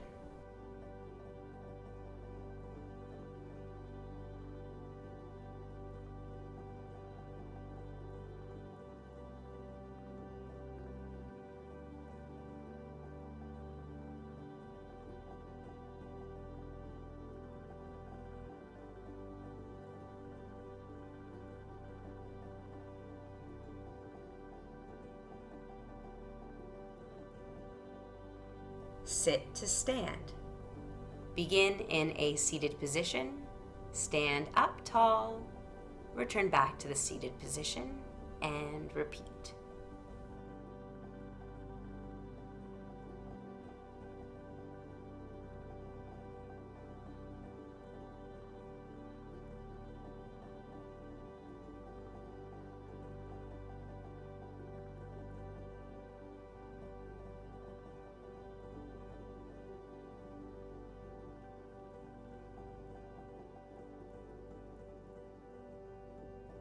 Lunge and stretch. Start in a standing position, step forward, reach the opposite arm up and over and into a side bend. Return to the standing position and repeat on the other side.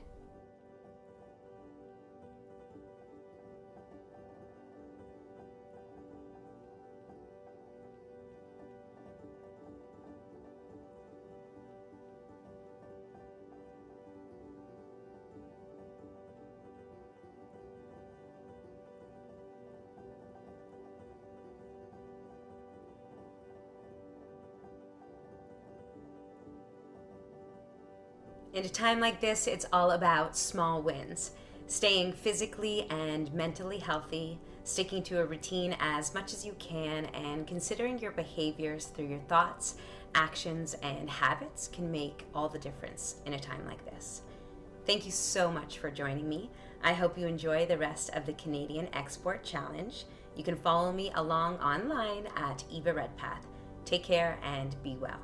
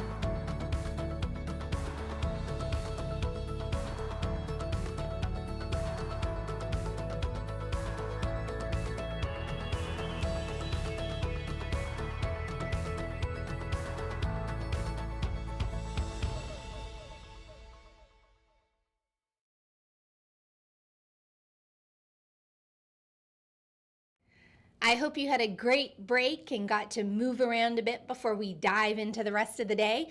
And I hope that you're as excited as I am to know who the startup and scale-up semi-finalists of the Quebec CXC pitch competition are. First, let's give a virtual round of applause to all of this year's participants. It is amazing to see all these entrepreneurs going global with their groundbreaking organizations and products. After reviewing thousands of virtual pitches of outstanding entrepreneurs, the judges have selected our top 15 startups and top 15 scale-ups who will move into the semi-finalist 2020 Quebec CXC pitch competition. The semi-finalists are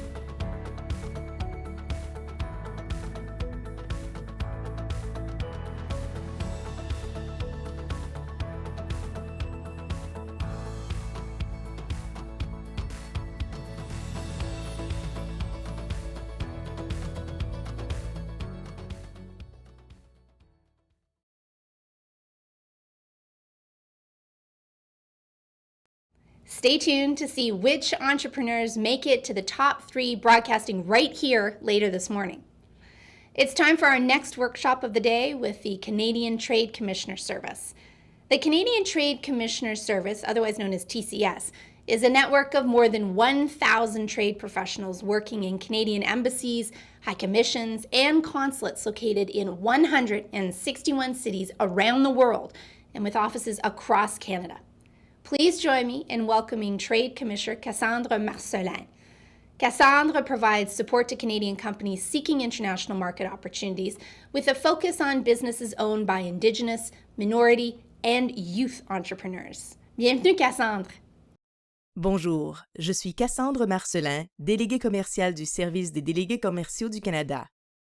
Nous savons à quel point cette année a été difficile et inattendue pour beaucoup d'entre vous, et aujourd'hui, s'il y a un message clé que je veux passer, c'est que nous sommes là pour vous aider à relever les défis, à renforcer la confiance et à diversifier pour répartir les risques au moment où vous vous apprêtez ou continuez à lancer votre entreprise sur les marchés internationaux. Pendant la présentation, veuillez surveiller la section de clavardage en direct pour avoir accès à des liens vers des ressources et plus d'informations, et où nous serons en mesure de répondre à vos questions. Des délégués commerciaux de votre région pourront également répondre à vos questions lors de notre salon de croissance du SDC en direct qui aura lieu juste après notre présentation du Livestream 2.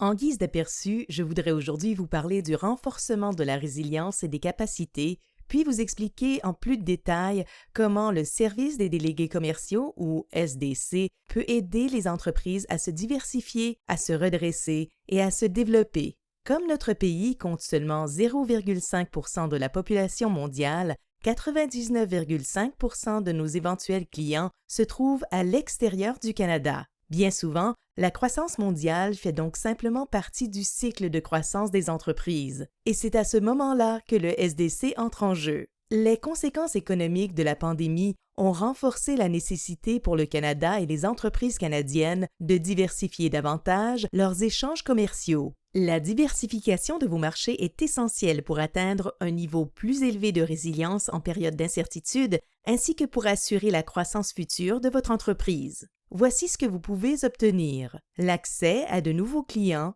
de nouveaux revenus et à de nouvelles idées, une flexibilité qui répartit les risques de votre entreprise, le prolongement du cycle de vie de vos produits et services. Il n'est pas nécessaire que l'entreprise soit de grande taille pour réussir à pénétrer de nouveaux marchés. En fait, la majorité des entreprises que nous aidons sont de petites et moyennes entreprises PME canadiennes. Et il existe des dizaines de milliers de PME canadiennes qui exportent et réussissent très bien. La taille de votre entreprise est moins importante que son engagement envers sa croissance mondiale. Le SDC est là pour vous aider à rendre vos efforts d'exportation plus efficaces. Nous améliorons nos outils et services pour vous aider à mieux rejoindre de nouveaux clients. Les entreprises canadiennes peuvent profiter des possibilités à forte croissance qui sont offertes dans le monde entier. Nous pouvons aider votre entreprise à les découvrir et à en tirer parti. Toutefois, avant même de nous pencher sur les conséquences de la COVID-19 et de ses perturbations du commerce international, beaucoup de choses doivent être prises en considération avant d'envisager une présence sur de nouveaux marchés internationaux. Votre entreprise est-elle prête? Quel marché viser? Comment trouver les bons contacts? Comment réduire et gérer les risques et les incertitudes et adapter la stratégie aux défis mondiaux actuels? Il faut également tenir compte des répercussions de la COVID-19, des perturbations qu'elle a fait subir à l'économie mondiale et aux chaînes d'approvisionnement, ainsi que la façon dont se déroulera la reprise à la réouverture des marchés. Malgré les répercussions, les entreprises canadiennes ont travaillé d'arrache-pied pour se mobiliser et trouver des solutions afin de relever les nouveaux défis. Et nous avons tout autant travaillé pour nous adapter afin de veiller à les soutenir. Avant de présenter en détail ce qu'offre le SDC, je veux mettre en évidence une méthode permettant de renforcer la résilience en cas de perturbation du marché. Développez vos capacités numériques et transformez votre commerce électronique pour rejoindre de nouveaux clients et diversifier les canaux de vente. Le commerce électronique et la numérisation sont devenus des méthodes de premier plan que les entreprises peuvent utiliser pour se stabiliser, poursuivre leur croissance et s'adapter à l'évolution des activités et des chaînes d'approvisionnement. Le SDC s'adapte pour augmenter ses capacités numériques et aider les entreprises à tirer leur épingle du jeu dans un environnement de plus en plus numérique. Par exemple, nous adoptons des modèles de services numériques sans contact. Les innovations comprennent des missions commerciales virtuelles et des foires internationales de l'éducation virtuelle pour remplacer les offres de services en personne. Les entreprises canadiennes sont également en mesure d'établir des liens virtuels avec des partenaires et des acheteurs éventuels grâce aux activités soutenues par le SDC et à leur présence lors d'événements commerciaux virtuels. Le programme Can Export PME du SDC pour les petites et moyennes entreprises soutient ces événements virtuels ainsi qu'une série d'autres activités numériques. Dans le climat commercial mondial interconnecté d'aujourd'hui, la COVID-19 est venue chambouler les activités de toutes les entreprises canadiennes. Nombre d'entre elles se tournent vers le commerce électronique pour transformer les défis d'aujourd'hui en occasions de demain. Le SDC peut aider les entreprises qui cherchent à faire des affaires en ligne avec des clients à l'étranger ou qui vendent déjà à l'échelle internationale. Passer au numérique ne se résume pas à acheter le bon logiciel ou à lancer un site Web. Il faut comprendre et adopter les bonnes technologies et les bons processus commerciaux pour vendre vos biens et services sur Internet et gérer les chaînes d'approvisionnement, fournir un service et un soutien en ligne aux clients et utiliser la technologie pour harmoniser les ventes avec les fonctions de production et de soutien.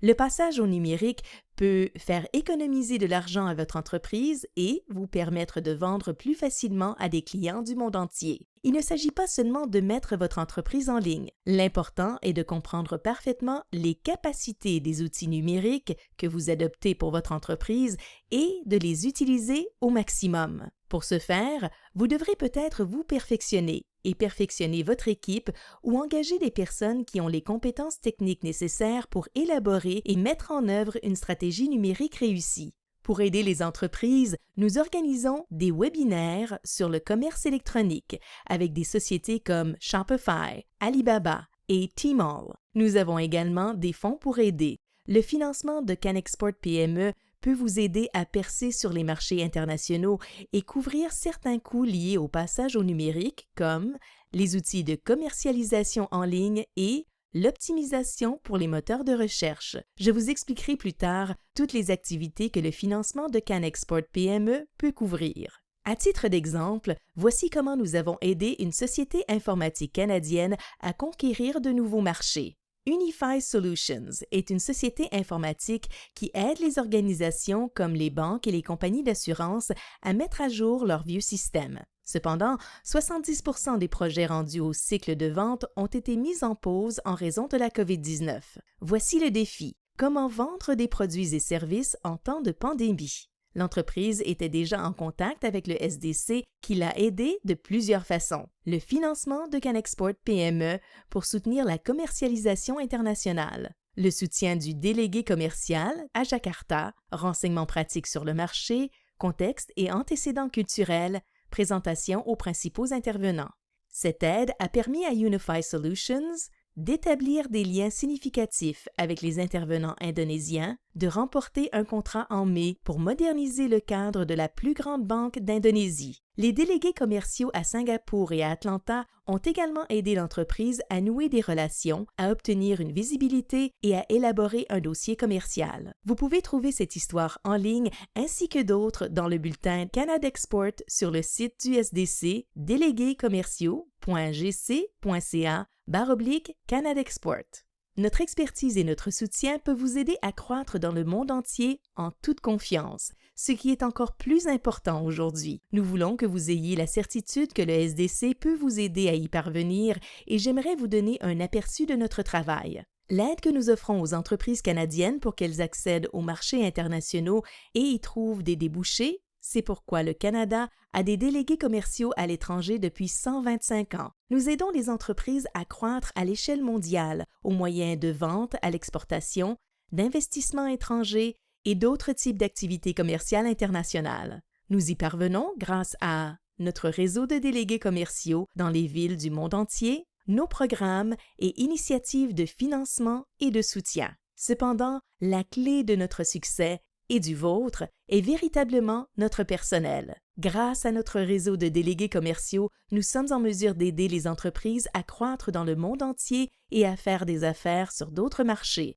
Grâce à un réseau sur le terrain de plus de 1000 délégués commerciaux au service de 10 000 clients dans plus de 160 points de service dans le monde et 6 bureaux régionaux au Canada, nous disposons d'un réseau mondial sans pareil qui peut aider les entreprises, en particulier les PME, à croître à l'échelle internationale. Et travailler avec nous est gratuit. Les services du SDC sont offerts gratuitement aux entreprises et organisations clientes qui ont des liens économiques significatifs avec le Canada, démontrent une capacité pour l'internationalisation et un engagement envers celle-ci, ont un bon potentiel d'ajouter de la valeur à l'économie canadienne.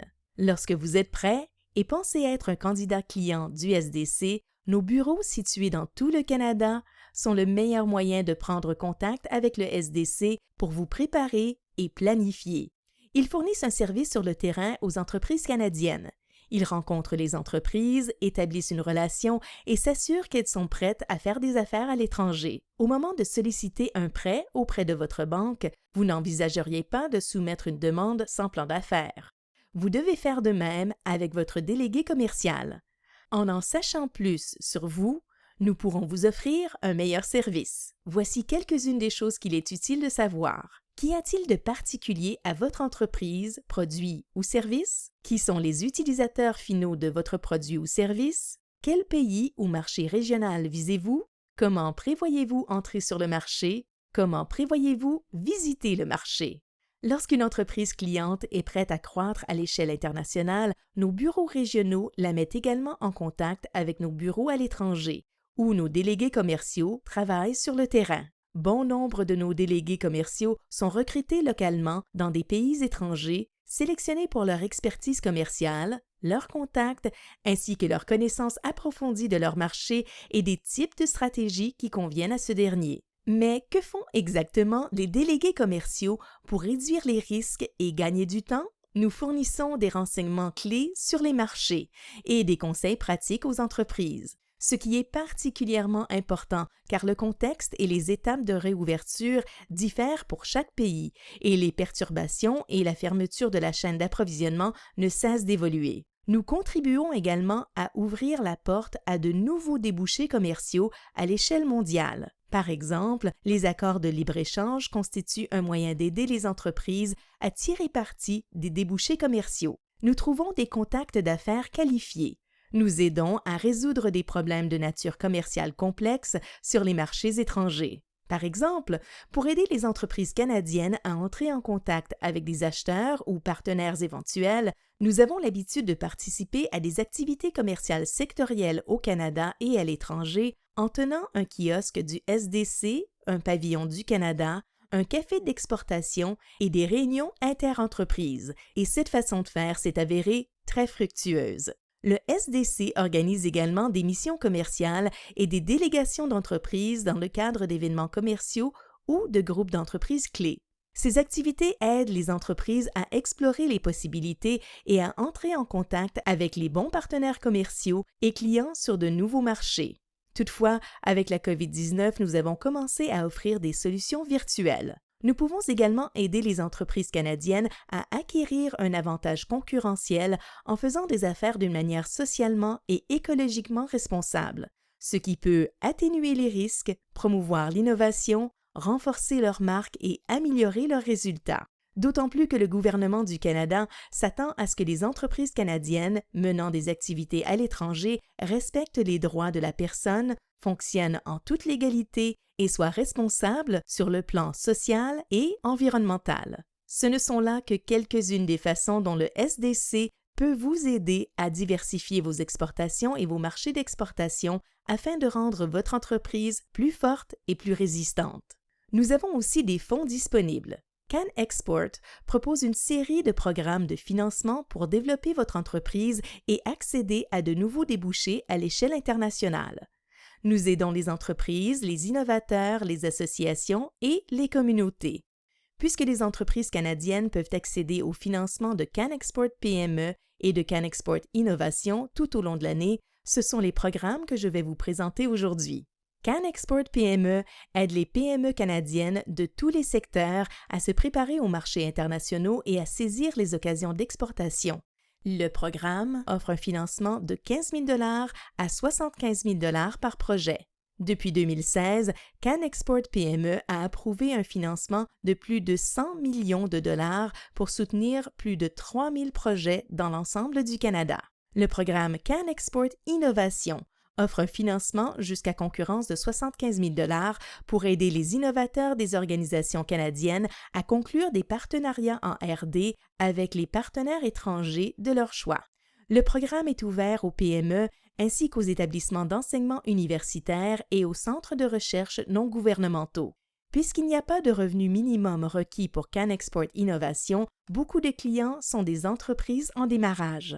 Les demandeurs doivent être propriétaires ou copropriétaires des droits de propriété intellectuelle de leur technologie, avoir un prototype et avoir l'intention de le commercialiser dans les 5 prochaines années. Can Export PME est le plus important des 4 programmes de Can Export et il est exécuté en collaboration avec le Programme d'aide à la recherche industrielle du Conseil national de recherche du Canada.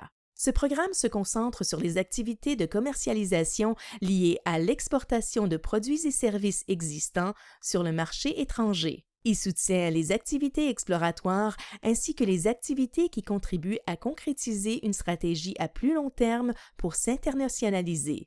Les entreprises peuvent choisir de mener un projet pluriannuel ou soumettre une nouvelle demande pour s'appuyer sur un projet antérieur. Le programme contribue à réduire les risques en assumant jusqu'à 75 % des coûts admissibles. Les demandeurs peuvent inclure jusqu'à 5 marchés étrangers par demande et choisir parmi 7 catégories d'activités pour chacun d'eux, ce qui permet de personnaliser les projets. Les demandes sont acceptées toute l'année via un portail en ligne et sont approuvées en moins de 60 jours ouvrables. Cependant, les restrictions de voyage mises en place en raison de la COVID-19 ont réduit 2 de nos activités les plus populaires: les voyages internationaux et la participation à des foires, réunions commerciales internationales. Nous avons donc décidé de soutenir la participation à des activités commerciales virtuelles. Plus important encore, nous continuons à soutenir plusieurs catégories d'activités non liées au voyage pour mieux préparer les entreprises à pénétrer les marchés étrangers. Ces activités sont notamment les suivantes: créer, adapter et traduire les outils de commercialisation, ce qui inclut les outils de commercialisation en ligne et l'optimisation pour les moteurs de recherche, obtenir la protection de la propriété intellectuelle, la certification et l'adaptation des contrats, obtenir des conseils juridiques, fiscaux et commerciaux, commander des études de marché, des études de faisabilité, identifier les contacts clés et faciliter les échanges interentreprises. Nous offrons un soutien particulier aux entreprises détenues par des femmes et des Autochtones. Comme mentionné précédemment, nous avons mis à jour notre liste de dépenses admissibles afin d'y inclure des outils permettant d'étendre la présence de votre entreprise dans le domaine du commerce électronique et de surmonter les obstacles liés au commerce. Nous procédons également à des mises à jour pour aider les entreprises à rétablir et à diversifier leur présence à l'étranger une fois les restrictions de voyage levées. Il s'agit d'un programme polyvalent et nous vous invitons à examiner comment notre financement peut soutenir le plan de développement de vos activités internationales de manière plus globale.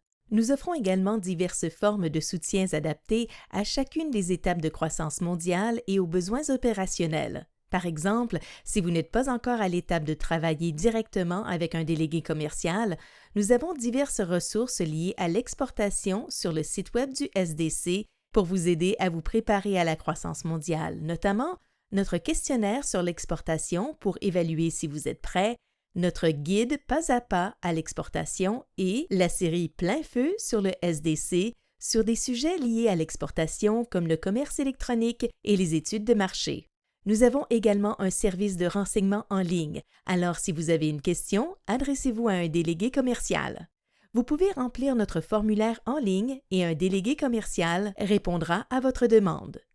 Nous offrons également d'autres types de financement et de soutien pour aider plus particulièrement les entreprises fondées sur la science, la technologie et l'innovation, en particulier les PME. Le programme Accélérateur technologique canadien, ATC. Il s'agit d'un programme d'accélération sans participation au capital conçu pour soutenir la croissance mondiale des entreprises canadiennes du secteur des sciences de la vie, des technologies propres et des TIC qui offrent un service, une technologie ou un produit évolutif. Le programme offre des services personnalisés aux entreprises à fort potentiel et à forte croissance dans les principaux centres technologiques mondiaux par des moyens virtuels plutôt que sur le marché. Les services comprennent des conseils de mentors de premier plan et la présentation de partenaires stratégiques, clients et investisseurs potentiels. Ces centres technologiques mondiaux sont répartis dans le monde entier et une nouvelle expansion est prévue dans un proche avenir. Le Programme canadien de l'innovation à l'international, PCII.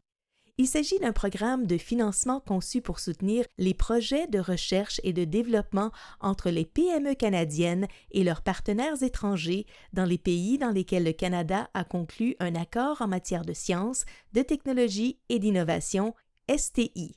Le Canada finance actuellement 5 de ces accords en matière de STI avec le Brésil, la Chine, l'Inde, l'Israël et la Corée du Sud, pour un total de 5 millions de dollars disponibles chaque année pour soutenir des partenariats avec des organisations dans ces pays. Depuis 2015, le programme a approuvé 53 projets de R&D et versé 19,2 millions de dollars en financement. Le programme est également mis en œuvre en collaboration avec le programme d'aide à la recherche industrielle du Conseil national de recherche du Canada. Nous soutenons également les PME canadiennes fondées sur la STI en les présentant à des partenaires étrangers potentiels pour la recherche et le développement, la validation des technologies et les projets pilotes, organisant des missions de veille technologique au Canada pour rencontrer des innovateurs canadiens, aidant à faire connaître les technologies innovantes, trouvant des investisseurs étrangers de capital risque pour les entreprises en démarrage. Plus tôt, nous avons parlé de la diversification des lieux et des méthodes de travail pour renforcer les capacités et devenir plus résilients. Mais il y a aussi d'autres dimensions dans la diversité, comme la diversité de la propriété des entreprises qui exportent. Le SDC est fier de célébrer la riche diversité des exportateurs canadiens et c'est pourquoi il offre un soutien particulier aux entreprises prêtes à exporter et aux entreprises qui exportent déjà, qui appartiennent à des femmes, des membres des peuples autochtones, des minorités visibles, de la communauté LGBTQ2 et d'autres groupes traditionnellement sous-représentés dans le commerce international, comme les jeunes. Par exemple, certaines de nos initiatives sont également adaptées pour répondre aux besoins actuels des grandes entreprises qui ont des programmes favorisant la diversité des fournisseurs.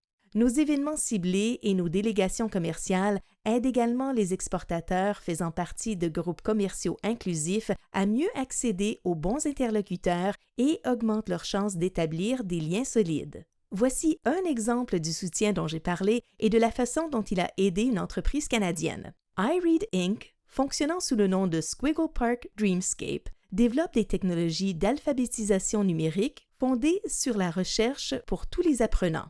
L'une de ses premières expériences avec le SDC a été la participation à l'Accélérateur technologique canadien à Boston, qui a soutenu le plan de développement commercial de l'entreprise dans ce centre technologique clé et a facilité les contacts avec les principaux leaders de l'industrie. Le réseau du SDC a remis une invitation à des événements industriels aux États-Unis et à une communauté de personnes à connaître. Nous avons également contribué à atténuer les problèmes d'un pays à l'autre et avons fourni des contacts qualifiés, des suggestions et des occasions non prises en considération, ainsi qu'une assistance pour repositionner l'entreprise. Grâce à ce soutien, le produit de la société est passé de 0 à 1 million d'utilisateurs en un an seulement dans 160 pays.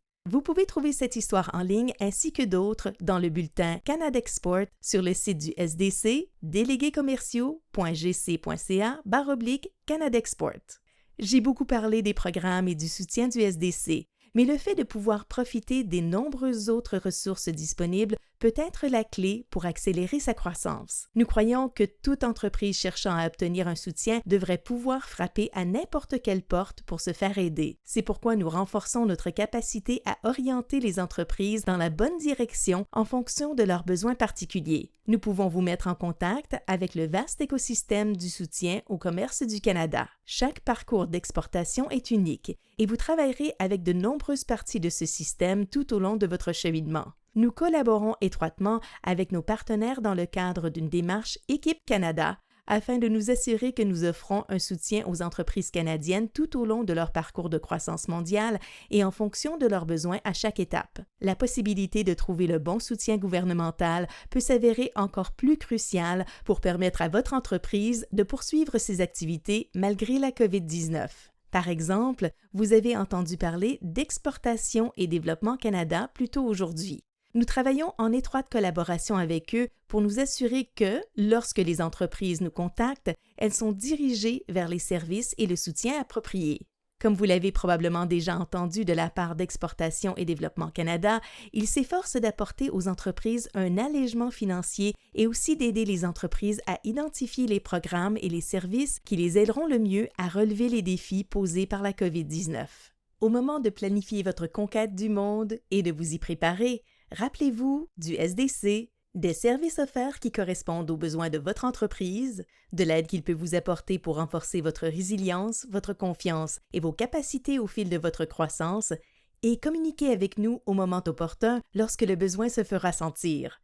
Et abonnez-vous à notre bulletin Canada Export pour des dernières nouvelles, des conseils d'affaires et des événements trouvés sur le site du SDC déléguéscommerciaux.gc.ca/Canada Export. Merci de nous avoir écoutés aujourd'hui et profitez de l'occasion pour poser vos questions à un délégué commercial de notre bureau régional en visitant le Salon de la croissance du SDC qui se déroule en ce moment même sur Livestream 2. A huge thank you to Cassandra for presenting that insightful workshop. I would now like to begin our first panel session by reminding everyone to connect online using the hashtag CXC 2020 or the hashtag Global Entrepreneur. Let's trend today in Quebec communities. Canadian entrepreneurs have access to a vibrant and growing innovation, entrepreneurship, and global expansion ecosystem with support available from all levels of government, private, and nonprofit organizations. Please join me in welcoming the Enterprise Support Panel, moderated by Paul Gaspar, Director of Small Business at UPS Canada. He will be joined by Jill Saskin-Gales, International Growth Consultant at Google, Jeremy Bornstein, Senior Vice President of Payments and Loyalty at MasterCard, and Doug Milne, Senior Director, Policy, International Affairs and Research Office, Canadian Intellectual Property Office. Thank you, Catherine. I'm glad to be back with you online with our next part of our agenda, which is the Enterprise Support Panel. Today, I'm joined by three great growth partners with whom entrepreneurs can scale further and faster. And our goal is to provide you with opportunities to get insights so that you can scale further and faster with the advice that you'll hear today. Our goal will be to provide you with not just those insights, but how to leverage Canada to succeed. We have been able to hear all day how the world has forever changed, but that does not have to be a bad thing. Being part and being able to pivot your business or leverage to the new norm to grow your business and be successful is something that we all focus on, and you can get support through entrepreneurs so that you can achieve. To help you with the support aspect, I have a few questions for our panel, and I know that you'll get some insightful responses to share with you. So let's get started. The first question I'd like to open up to the panel is a way for them to introduce themselves. But more important, I'd like to have an opportunity for our guests to tell us about their organization and how they support entrepreneurs to go global. For example, at UPS, I'm the director of small business, and I have the opportunity to work with a dedicated team of ambassadors that focus on a daily basis to onboard and support businesses of all sizes, including those that are starting, not just to scale across Canada, but to go global. We take up an opportunity to share with them all of the insights we have with the 100 plus years of experience that UPS brings to over 220 countries around the world. And by us providing all of the thought knowledge that we have and education, it allows them to think a little bit more, spend a little bit less time on their logistics, and hopefully a little bit more time on growing their business. So with that, I'm going to ask Jill to introduce herself and tell us a little bit about her business. Thanks so much, Paul. I'm Jill Saskin-Gales. I'm an international growth lead at Google Canada, and I'm really excited to be here with you all today. Google has been helping Canadian businesses of all sizes grow online for more than 20 years. In fact, there's more than $23 billion of economic activity generated for the Canadian economy each year by more than 500,000 Canadian businesses enabled by our search and advertising products. And that's something that personally makes me really proud to do what I do at Google for businesses like yourselves. And I'm actually really excited to announce that today we're launching Market Finder in Canada, a free tool to help you do weeks worth of market research in a matter of a few minutes, and it's all free. So if you're looking to reach new target markets, plan your operations, and market your business globally, be sure to check out Market Finder on Think with Google, now launched in Canada. Excellent. All right, Jeremy. Thanks. So MasterCard's well known for our advertising campaigns and for the plastic that hopefully is in all of your wallets. But really, MasterCard is just a network of computers that connects everyone, whether you're sitting in Kamloops or in Toronto, to a global market, and provides that consistent global ability to pay and buy things and be paid for things. And so I run at MasterCard our services businesses in Canada, helping banks, merchants, and acquirers improve their business and get more value out of the payments that they're receiving. At MasterCard, we also have a range of programs that help and engage with entrepreneurs and fintech startups. One of them, which is quite interesting, is a program called StartPath, which I'll talk a little bit about more later, which helps businesses scale as we introduce them to all of our customers, our banks, and our merchants around the world. That's great. And Doug? Yes, thanks very much. So my name is Doug Milne. I'm a Senior Director in the Policy, International Relations, and Economic Research unit at the Canadian Intellectual Property Office. So we're a special operating agency. We're part of Innovation, Science, and Economic Development Canada. And we're responsible for the administration and processing of intellectual property. So CIPO is helping entrepreneurs and businesses compete globally through the joining of 5 international IP treaties, specifically with regard to industrial designs, trademarks, and patents that will help Canadian companies expand their presence in international markets by providing a faster, simpler, and more cost-effective way to get IP protection in multiple countries. So the goal is to reduce the administrative burden and provide harmonized procedures for Canadian businesses. Positioning Canada as a global innovation center is key to advancing our innovation and skills plan. Businesses can choose to apply for IP rights in multiple countries through one application with fees paid in one currency through a single transaction.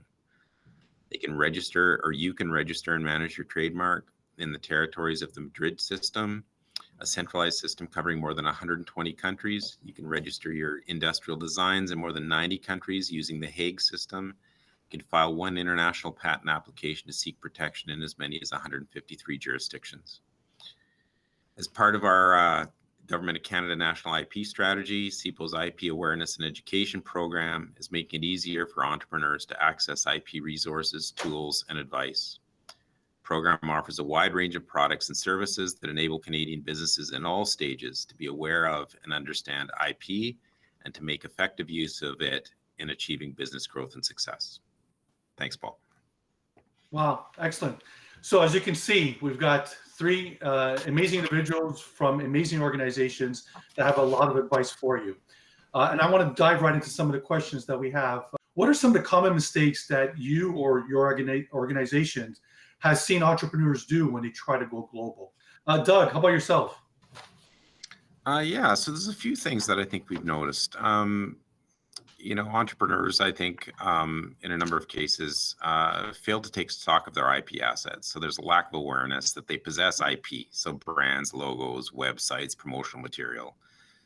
They also sometimes fail to understand the strategic value of their intellectual property. And sometimes they fail to take steps to strategically, protect their IP assets. So they plan for intellectual property too late and miss the window of opportunity to file in different countries. They don't plan, budget, finance for IP expenditures. They don't file for IP protection in relevant jurisdictions, including manufacturing countries. And they don't use multiple manufacturing companies to minimize the chances of getting their IP reverse engineered. They also lack, in some cases, awareness of competitors' IP rights and whether they're potentially infringing on someone else's rights. And finally, I'd say that there's sometimes a failure to secure the services of local IP professionals who can guide them through the nuances of the local business and IP enforcement landscapes. Wow, a lot. Jill, your thoughts? Yeah, absolutely. So I think some of the most common mistakes I see when either entrepreneurs or large companies go global is really two sides to a coin, either aiming for perfection or just diving into a market without doing any of their homework on things like payments or other issues. So on the aiming for perfection side, if you're aiming for perfect product market fit and getting everything 100% right in Canada before expanding, you're never going to expand. Sometimes you need to take what you know, dive in, test and learn.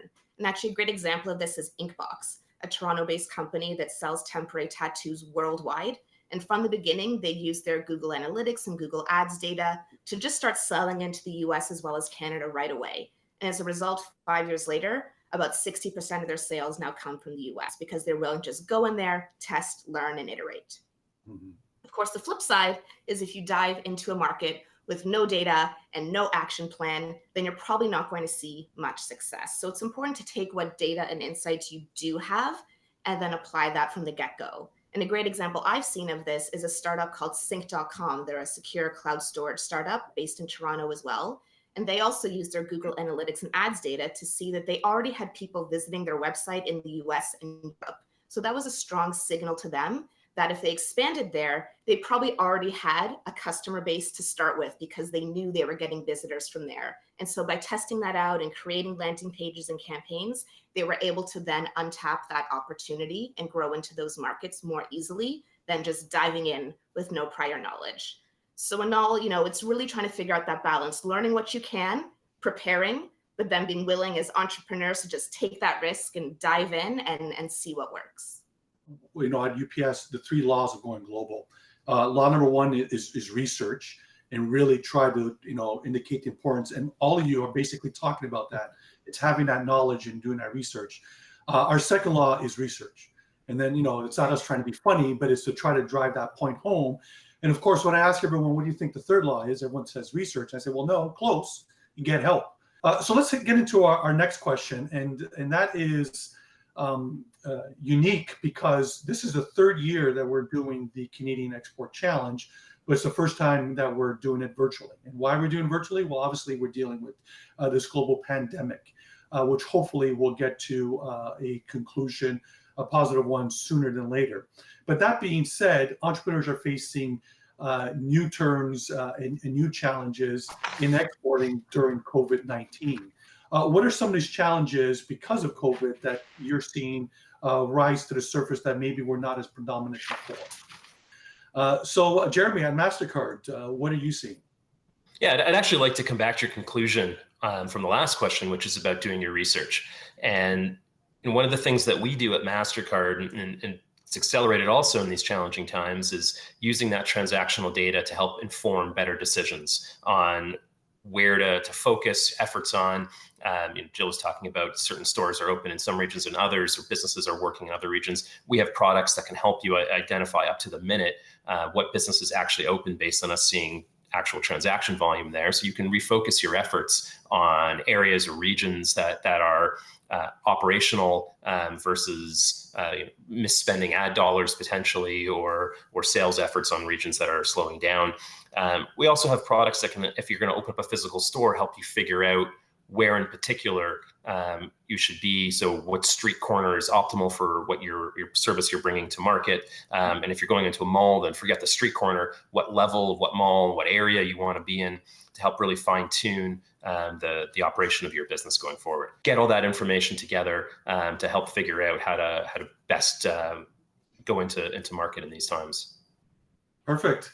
Jill, how about yourself? Yeah, so I work mostly with companies in the tech and retail sectors. And I say at a macro level, it's not that COVID-19 has brought out brand new behaviors in all of us online. It's really just accelerated the shifts that we were already seeing in the marketplace. And so while that brings uncertainty, of course, for companies that are well positioned, it can also bring great opportunity. And actually, a great example of this, of an entrepreneur who was able to seize an opportunity brought on by COVID-19, is Peter Leywine. He owns a small stationery store in Toronto. I've been going there since I was a child. And when COVID forced all stores to close, Peter had his first ever day in more than 30 years with $0 in revenue. And I think any of us can relate. If you have your first $0 revenue day in more than 30 years, that's absolutely terrifying. But I think what's really impressive about Peter's story is, yes, he was terrified, but he also thought, I need to get through this. And so he built out his online store with Shopify. He launched Google Ads campaigns in the US and Canada. And overnight, he was able to start selling to his customers again and reaching new customers as well. Within the first 6 weeks of COVID, he was able to increase his sales 18 times over. So again, I think that's a great example showing that COVID-19 brings challenges, of course, but if you really look for them for your business, you can also find some great opportunities. Great. And I've got hundreds of examples of what you just said as well, too. So, and again, Doug alluded to the fact that from a shipping perspective, there's been challenges at all aspects of the supply chain, but not being online, or being online but not having a proper solution really came front and center for a business when COVID was obviously hitting, and we had to pivot. Great. So let's now move into the next question, which I think does sort of pivot off of what we just talked about, right? With the changes that we've seen, COVID has obviously changed a lot as to how businesses can operate and survive. That being said, that brings risk with it as well, too. So Jill, I'd like to start with you if we could. What are some of the key areas that you think entrepreneurs should be aware of to ensure that when they are scaling their business securely, when they're going global, especially during these times? Sure. I mean, entrepreneurship is something inherently risky. That's why I'm in awe of the people who are tuning in today. I work for a large company. I don't have the risk appetite to do what you do. But when you are taking on that risk and trying to scale your own business, the way to do that securely is, of course, to mitigate those risks that can be mitigated, which isn't all of them, but it's some of them. And I think a Canadian company that's done this really well is Deciem, which you may also know as the Abnormal Beauty Company. They sell beauty products in more than 15 countries around the world. And the way they were able to scale securely and mitigate risk was by taking advantage of existing technology and working with great partners. So for example, when Deciem first scaled internationally, they built their own e-commerce platform. But as they expanded and expanded and expanded, it got to the point where this was actually holding them back. So right now, they took the leap to leave their legacy systems behind, re-platform, and that allows them to mitigate a lot of the risks they were facing and scale more efficiently. Another thing they were able to do, and that many companies should do, I think, is work with great partners who can help. So when Deciem expanded into the US, they did that through Sephora, through Boots in the UK, through Tmall in China. Find the right partners who can help you with advertising and brand building and distribution so that you can reach those new customers. And by doing that, you'll start to learn about the market, learn about consumer behavior, improve your product market fit, and then maybe you can start to look at your own direct-to-consumer infrastructure. Great insights. Absolutely. Jeremy, MasterCard, I know that security is definitely one of your pillars. So I'm assuming you've got quite a few insights or tips you want to share with the audience. When you do go global, or even when you establish yourself, it's not about going global, you need to think about cybersecurity. We've made a number of investments in this space, a company we recently acquired called Risk Recon, which we're offering for free to all Canadian companies through Digital Main Street's partnership with Google and a number of other companies. It'll help you monitor your cybersecurity performance during this crisis and even after, and strongly encourage you to take a look at that service. Yeah, wow, excellent. Doug, same with you. I'm assuming there's quite a bit that you can share as far as security is concerned from a people perspective. Sure. I guess I would say entrepreneurs need to start with an IP strategy. So they need to identify business goals. What is their protectable IP? any regional requirements, potential partners, and their capacity to expand into target markets. I would argue that having an effective IP strategy can help entrepreneurs mitigate some risks. I would also say track the IP ownership throughout the supply chain, monitor for infringement, and have contracts that provide for relief and other damages. Consider acquiring IP rights in each country where protection is justified. It's important to consider whether you have the means and resources to enforce your IP rights in other countries if they're infringed upon. And I would say as well, conduct some research by accessing online IP databases available on websites of foreign IP offices to help you determine if your IP conflicts with or infringes upon someone's prior rights, and identify any potential partners or competitors. And finally, I'd say I would suggest you consult with experts such as Global Affairs Canada's Trade Commissioner Service. Research, get help, right? I love it. Right. Great, perfect. Hey, Jeremy, maybe we'll start with you with this next one. And I've heard already several different examples from all of you as to specific businesses and how they've sort of pivoted or handled some of these challenges. But maybe we can share some more examples of companies that your organization has supported, and by supporting them, the kind of impact that you think you've given them to help that business grow moving forward. So I spoke a little bit earlier about a program that we call StartPath, and StartPath really it's a two-way program. It's kind of like a bit like how a VC operates without the investment side. Investments sometimes happen, but not always. We find companies that we find particularly interesting, whether they're in the fintech, paytech, insurtech, or any tech. It's not really focused on one thing. And give them a stage to be introduced to our customers, our issuing banks, our acquiring banks, and our merchants around the world. We're currently working with about 100 companies, and from every country imaginable in the world. Interestingly, 5 of them are Canadian. We're quite proud of that. Right now. One of them in particular, I'll talk about a company called MobiWave out of Montreal. We got started working with MobiWave just about 2 years ago when they were very much in their infancy. MobiWave is a company that brings turns your phone into a payment device. We helped MobiWave get introduced to device manufacturers, signed a deal with a very large one, the largest device manufacturer in the world, actually, which ultimately led to their acquisition by Apple a couple of weeks ago. And so our engagement will likely cease as that acquisition goes through. A couple other companies that we're working with as well in Canada, a company called Olive, which is looking to bring deals and not quite a Groupon style, but make it using that payment data to help customers save money. Another company called Milo that we're working with to help them scale and get out of Canada and start to work with companies globally. And another company that we worked with for quite some time out of Toronto called Sensible, which is taking receipts and bringing them into your banking app. They were very focused and having great success in Canada, the US, and by being part of our program, we introduced them to players all throughout Europe and really helped them scale their business quite quickly. So it's been quite an effective program, quite selective in who comes into it. But once you're in it, we're going to really help your business supercharge. Wow, a lot happening there, which not surprising at all. Doug, any examples that you can share? Sure, I can give you a couple. So one of the companies we worked with is also a client of Accelerated Growth Services, which is a program funded out of our department, ISED. The company is based in Toronto and is in the high-tech space. The company was scaling but had no IP plan. Our IP advisor in that region was introduced to them and helped them build their strategy and educated their team. And 2 years later, they've now applied for several patents pending in multiple countries.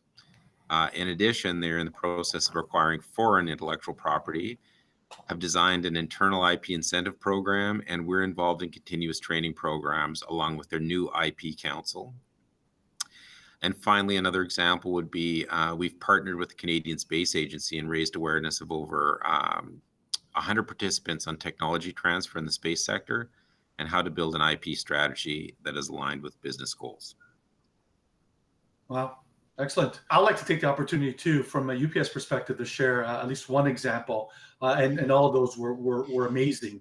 And the reason I like to share an example is because there's this perceived notion, unfortunately, out there in the Canadian market that UPS is really more for the Fortune 500 organizations, which couldn't be further from the truth. Yes, we support all of the big brands that and hear and probably buy from as well. But we support small businesses and have been for over 100 years, right from day one as they continue to grow throughout their life cycle. Again, all of our organizations are trying to help the best that we can. It's just a matter, again, of those businesses reaching out and getting that help. And then I know all of us will guide them in the right direction to move forward. Okay, so our next question is really to try to find out what local, regional, or even national organizations that you believe every entrepreneur should know about to connect in order to go global. And this is an opportunity again to talk about any one of those. So Jill, I'll ask you first if you have an example of any of those, again, local, regional, or national organizations that you think it's a good opportunity for entrepreneurs to get that advice from.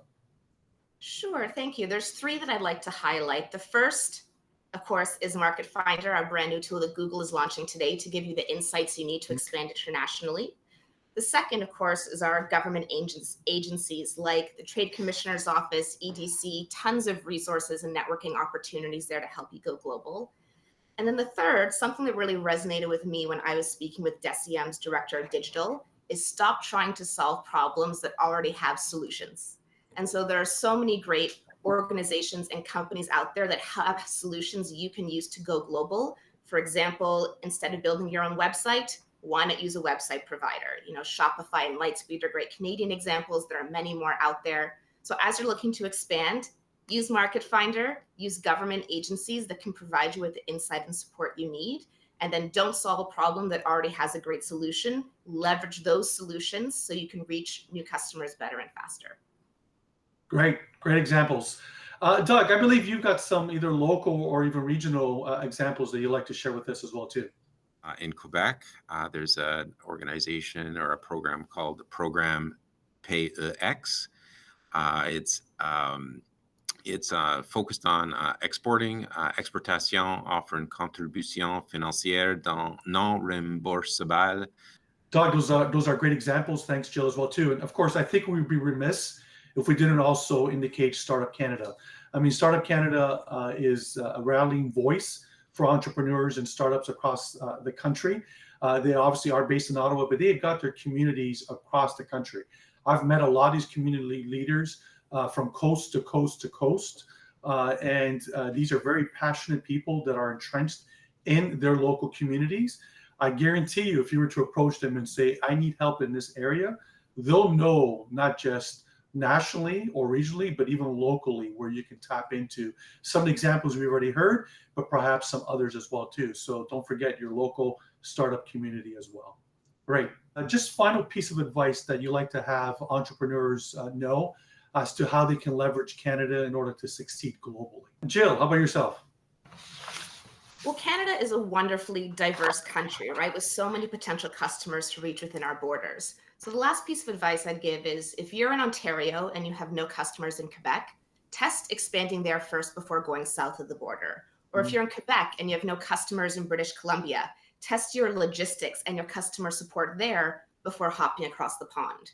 Or if you want to expand into China, about 5% of Canadians are of Chinese origin. You probably have a lot you can learn from that community. To be clear, I'm not coming to the Canadian Export Challenge to say don't export, but I am saying that you can leverage the size and diversity of Canada in order to test, learn, iterate, and mitigate risk so that you can be even more successful when you do export. Also great advice. Jeremy, how about yourself? Yeah, thanks. Very similar to Jill, that there's been over time, a lot of thought that if you're going to get serious about your business and you want to scale, you've got to move to the US, you have to move somewhere else. But especially now more than ever with COVID and the lack of travel, it doesn't matter where you are. Canada is such a wonderful place to grow your business and to scale. And increasingly with national champions like Shopify, it's showing that you can get absolutely enormous here and be very successful without having to leave the country. In fact, at MasterCard, we've made 4 very large acquisitions in the last 2 years. 2 of those 4 have been in Canada's backyard. We're also excited, as I mentioned earlier, to be working with a number of StartPath companies and hope to add many more, and hopefully one day from Startup Canada as well into the mix. So, Canada is a great digitally connected country with a large base and diverse base, as Jill emphasized. So go Canada. All right, I can't believe it. We've already wrapped up our time, finished our time. We've had some amazing advice from our 3 panelists. And as you can see, we've got 4 organizations, including UPS, that you can tap into and get a lot of advice, not just, as Jill indicated, to support you to go from coast to coast, but obviously to scale and to go global as well too. And that's just 4 on this panel. The Export Challenge brings to you other partners as well too, like EDC and the Trade Commissioner Services. And there's many more that are supporting to bring this to you virtually that you can tap into and make sure that you're getting all the research that you need up front and all the advice that you can get to make sure that you maximize the success rate when you want to go global. So I'd like to take the opportunity now to obviously thank Jill, Jeremy, and Doug for their great advice and for their time. Hopefully you've enjoyed this session as much as we've enjoyed bringing it to you, and hope that everyone enjoys the rest of their day. And those of you that are pitching and trying to win the award, good luck, and looking forward to announcing the regional winners later today. Take care, everyone. Bye.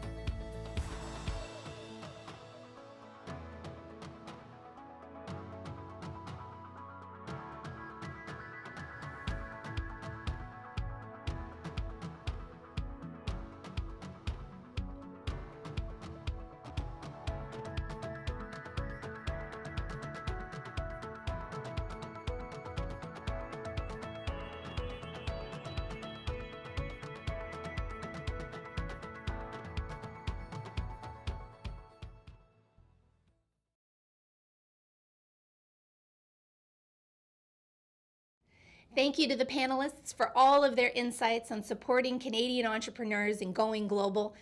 And now's the time we've been waiting for. We're now announcing the top 3 startups and the top 3 scale-ups who will be moving on to the final round to pitch on the virtual stage in front of all of you. First, thank you to our semi-final judges for providing your feedback to our top 30 pitchers. I'm sure it wasn't easy to pick your top choices and narrow down our finalists. I am thrilled to share that the finalists are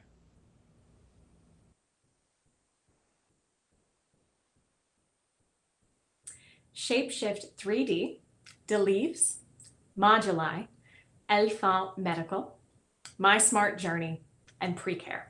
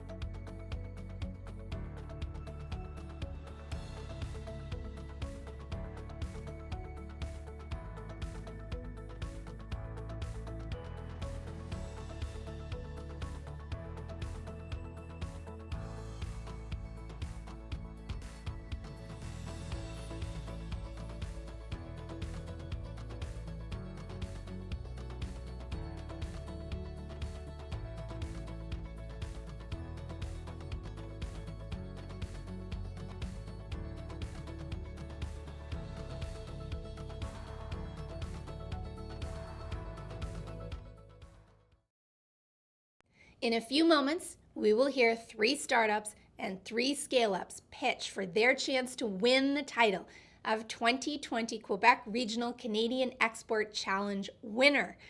After all of the pitches are complete, our final judging panel will deliberate and choose 1 startup and 1 scale-up as the final winners. The winner of the startup category will receive $2,500 cash, and the winner of the scale-up category will receive $5,000. In addition, they will compete again for a chance to win up to $25,000 in cash and up to $100,000 in support at the CXC Grand Finale in October. Now, let's hear the final pitches.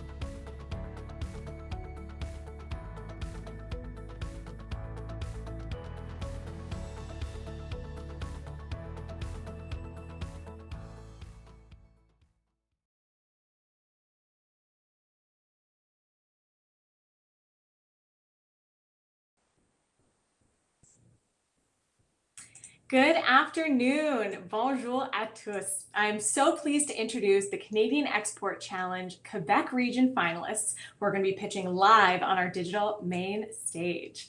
Tout d'abord, nous avons les startups. Pitching today, we have 3 startups pitching. Shapeshift 3D, you can give a little wave to say hello to our virtual audience. Delives and Moduli. Welcome to our pitchers. Let's show some love and appreciation using the chat function on the CXC main stage and showing a round of applause. Fantastic. We also have here a panel of esteemed judges who will be adjudicating both our top startups and our top scale-ups, which will be coming up shortly. And they will be choosing 1 winner in each category who are going to be taking home the regional prizes. They'll also be competing in the grand finale on October 20th. Our judges today are Paul Gaspar from UPS, a familiar face to most. You've seen him earlier today and in the Growth Lounge, so on both stages. Tina C. from the Trade Commissioner Service. Hello, Tina. Zishan Fazal from EDC. Diane Miquelon from MasterCard. And JF Hubert from Google. Welcome to our judges, and thank you so much for joining us on our final regional day of the Canadian Export Challenge this fall. Today's pitchers are going to have 90 seconds to pitch their businesses, and the judges will then have an opportunity to ask questions to help them decide who has what it takes to truly go global. We will be toggling a little bit back and forth en français et en anglais, and providing feedback to the candidates in both languages as well. So let's get these pitches started with our startup category. First up, we're going to have Jonathan from Shapeshift 3D. Jonathan, are you ready? I'm going to count you down. Yes, I am. Fantastic. So I'll count you down in 3, 2, 1. Go ahead. We live in a personalized economy. Products and services are continuously adjusted to fit our tastes, preferences, and habits. Then why not our physical bodies? Shapeshift 3D is born with a vision where the future of wearables can finally be optimized for comfort, safety, and performance. And the $1 trillion wearables industry can at long last offer custom fit for all.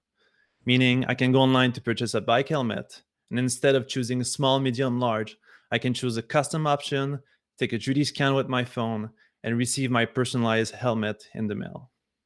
What makes this possible is a 3D customization platform that can instantly personalize any product to any body part.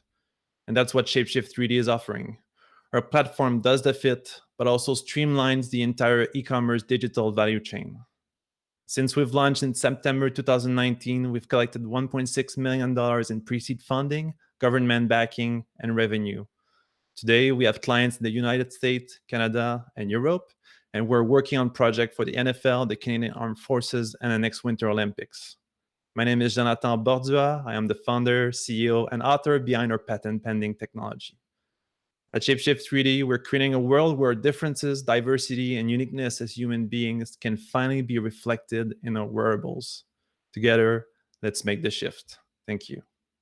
Fantastic. Round of applause for Jonathan. Very well done. Very calm, cool, collected pitch that we had there. So Paul from UPS, let's kick off with some feedback from you. Yeah, excellent job, Jonathan. Well delivered. Question is, I'd like to learn a little bit more about your team, because you mentioned you got multiple hats there, but who else is sort of your dream team that's sort of supporting you along the way? Yeah, so 6 years ago, I started a 3D printed knee brace company, and the Shapeshift 3D is really a spin-off of that company. So I brought the most talented software developer, physics engineer, biomedical engineer, and as of the first day that Shapeshift 3D was operational, I already had an operational team. So yeah, that's the dream team. There you go. Fantastic. Zishan from EDC, over to you for some feedback and a question. Sure. Well delivered, Jonathan. Great job. Thank you very much. Maybe a question more in regards to scaling globally. I just want to have some of your thoughts on that, please. So our clients are already global. We have, like I said, we have different clients in Europe, in Canada, and the US as well. We offer digital workflow that integrate with the system that brands use today. So it's really a digital a connection that we have with our clients. So we could have clients in New Zealand, we could have clients in China. It's really easy. We do it over Zoom calls, and it's and they find us through inbound marketing. So we get good traction globally already as of today. Fantastic. Thank you. And Zian from MasterCard, over to you. Yes, Jonathan, great pitch. One question I had is, I don't know your company that well. What are your products? What seems to be resonating more as you're going to market? So our go-to-market, beachhead market, I would say, are definitely the orthotics and prosthetic industry. In that industry, they've been doing custom product for the last 60 years. They really want to adopt our technology. And at the end of the road, we aim to go into markets such as the footwear market and eyewear market. Does that answer your question? It does. Thank you. Fantastic. Well, round of applause for Jonathan kicking off our startup category of the day. Well done. Now you can sit back and relax and watch the rest of the pitches. So second up, we have Guillaume from Deleuze, who's going to be pitching on our digital main stage. Are you ready, Guillaume? Yes, I am. Fantastic. So I'm going to count you down in 3, 2, 1, vas-y. You might know that nowadays, drones are widely used in imagery applications. But what if I tell you that drones can now go beyond imagery and achieve physical tasks in complex environments? That's the feat Deleuze has accomplished lately by commercializing the world's first aerial robotic tree sampler. Compatible with many commercial drones, our tool enables forestry scientists to fly to a tree, collect a branch, and bring it back in less than 3 minutes. At this moment, forestry companies continue to overpay for helicopters and tree climbers to achieve this task. These tree samples are like blood tests for humans. It tells everything you need to know about the tree's health and growth. In forestry company where every dollar planted into the soils must beat the course of the market, this data is invaluable. Last year, we've carried out service contracts for the biggest forestry company and the biggest ecological groups in North America. Last month, we've launched the Deleuze sampling kit, which retails at $15,000 US with a gross profit margin of 80%. You might think that we found a very niche market, but we've already secured more than $300,000 of funding related to aerial payload stabilization. With our team composed of PhD students and renowned university professors, we are set up to become a leader in this field.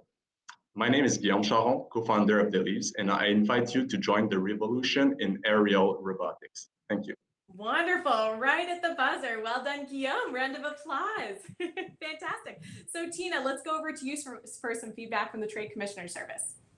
Thank you very much. Merci beaucoup. Félicitations. quelle technologie intéressante. J'aimerais savoir quels sont votre marché cible pour l'exportation de cette technologie. Oui, en fait, nous, ce qu'on offre, c'est un outil. Donc, c'est pour toutes les sciences environnementales. On a deux groupes là, de clients qui se démarquent, là. Il y a les chercheurs, donc des gens des universités ou des groupes de recherche environnementaux. Il y a aussi les compagnies forestières. Donc, c'est vraiment ces deux marchés-là là, qu'on cible. On vient de lancer notre produit il y a à peu près un mois, puis on a déjà eu, la semaine passée, 50 000 de vente là, en une semaine. Donc, on prévoit déjà, il y a des ventes qui s'en viennent. Donc, ça vient de commencer. Merci beaucoup, Guillaume, pour ça. JF, over to you from Google. Oui, Guillaume, je vais parler d'un sampling kit puis d'un service. Est-ce que vous offrez un service ou vous offrez vraiment l'appareil qui va se monter sur le drone? Oui, en fait, là, ce qu'on vend, c'est l'appareil qui se monte sur le drone. Il est déjà compatible avec les appareils les plus répandus là, en foresterie. Ce qu'il faut savoir, c'est que les groupes de recherche, là, surtout en sciences forestières, ils possèdent déjà leur propre pilote de drone, qui ont déjà leur flotte de drones qu'ils utilisent pour faire de l'imagerie. Nous, ce qu'on vient, c'est s'attacher comme une caméra en dessous du drone, mais qui permet de faire de l'échantillonnage. Il y a certains groupes qui sont intéressés pour des projets plus spécifiques en forêt amazonienne, des projets là, qui sont vraiment one time, ben, dans ce temps-là, on peut leur offrir un service s'ils n'ont pas nécessairement déjà le pilote de drone, la flotte de drone de disponible. Parfait, merci. Diane, une autre question. En fait, d'un point de vue écologique, est-ce que vous avez développé ce segment-là, de voir comment je vois beaucoup d'applications potentielles? Oui, en fait, ben, vous voulez savoir un peu plus sur les applications en tant que telles? Oui, est-ce que vous avez des développements à ce niveau-là, des relations qui se développent? Oui, ben, en fait, il y a le Jardin botanique de la Colombie-Britannique, le groupe de recherche aux États-Unis, NEON, qui est le plus gros groupe de recherche qui prend des données de 30 sites écologiques différents aux États-Unis pour mettre ça open source après pour les scientifiques puissent les utiliser. Ce qu'il faut savoir, c'est que les branches d'arbres qui sont situées au sommet, c'est une mesure vraiment plus directe que prendre des échantillons de sol, par exemple. C'est vraiment les échantillons au sommet des arbres là, qui ont besoin d'engager des grimpeurs ou d'aller avec des hélicoptères pour aller chercher ces échantillons-là. Donc, après ça, il y a aussi tout ce qui est l'analyse d'insectes nuisibles, la détection de maladies, de champignons. Ensuite, pour aller chercher pour la biodiversité, on a un projet en ce moment avec National Geographic pour aller chercher des plantes en voie de disparition sur les falaises à Hawaï. Donc, c'est vraiment comme un monde qui s'ouvre à nous. Toutes les sciences environnementales partout dans le monde nous ont contactés pour se procurer notre outil. Parfait, merci beaucoup. Round of applause for Guillaume. Well done, our second startup pitcher of the day. So last but certainly not least, we will be going to another Jonathan from Moduli. I'm going to count you down, Jonathan, in 3, 2, 1, go ahead. Oh, and sorry, might have to pause you there to unmute your microphone. It's all good. The joys of live pitching, Jonathan. No problem. Deep breath, and you can go down in 3, 2, 1. Go ahead. Hi, my name is Jonathan Amar. I'm CEO and co-founder of Moduli. Moduli is developing a smart energy system storage to help electricity users to reduce their consumption, save money, generate their own clean energy, predict and automate their energy needs. Moduli gives them affordable, sustainable, and renewable energy at the same time. Our storage system and software are designed like a Lego blocks, which you can put together according to your budget, your goals, your needs of use. We are also ecological by reducing overconsumption, the emission of CO2 and carbon, and avoiding any type of other non-ecological product on the market. The smart grid market will reach more than 169 billion by the end of 2025. And we know that 20% of the North America family look to buy this type of product. Our expectation of sale is to reach more than 15 million by the end of 2025. Actually, we have a complete team of co-founders with a strong expertise on their field. We're starting our commercialization around December 2020, and our target market is internationally, but North America.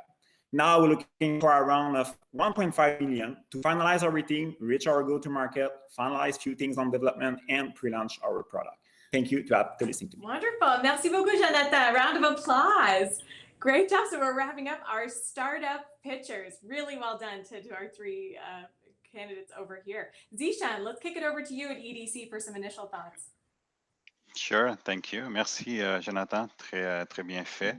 Peut-être une question. Dans tout ce qui est technologie propre de ce temps-ci, on voit qu'il y a beaucoup de compétition. Il y a beaucoup de compagnies qui embarquent. Donc, j'aimerais mieux comprendre un peu la compétition que vous allez faire face et ce que vous avez fait en tant que recherche pour développer la technologie et compétitionner dans le marché. Excellent. Ben, on a un couple de compétiteurs intéressants. Certains vont comme Idée Énergie ici au Québec. On a Iggy Power aussi au Colorado. Puis on en a un autre aussi en Californie qui s'appelle EcoFlow. Eux sont vraiment plus dans le portable. On a Idée Énergie qui sont très fixes puis sont pris en fait aux panneaux électriques. Puis Iggy Power, c'est vraiment un plug and play, mais limité à des petites sources réparties dans la maison. Donc, nous, ce qu'on fait, c'est qu'on vient créer beaucoup plus de flexibilité pour le consommateur. On vient permettre de bâtir un produit vraiment sur mesure pour toutes ces activités. Le Lego Block, en fait, on peut autant modifier le storage qu'on peut venir jouer au plug and play que d'aller chercher l'énergie solaire puis venir le draguer dans ton unité de storage directement. Fantastic. Merci beaucoup. Paul from UPS, over to you. Just your ability to go global, how and by all means respond in Francais if it's better, but I'm just curious as to how you can adapt this globally at a faster pace. Okay, actually we have a strong interest for North America because it's very easy for us. I have a partner in Hong Kong, so we have big picture on displays directly. But for the Europe is better. You have a lot of demand there.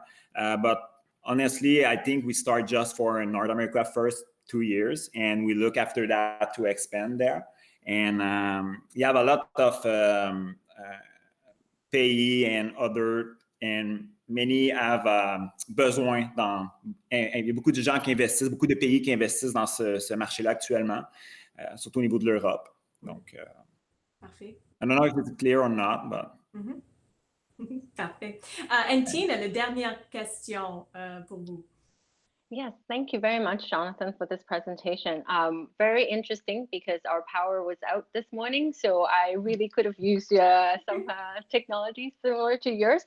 And I'm very interested to know, I think from a consumer perspective, what is the cost in comparison to some of your competitors? And then therefore, what is your profit margin as a result of that?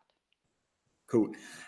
We have built a product between $500 to $5,000K, depend the need to the customer. So you're able to buy a product for $400 to $5,000.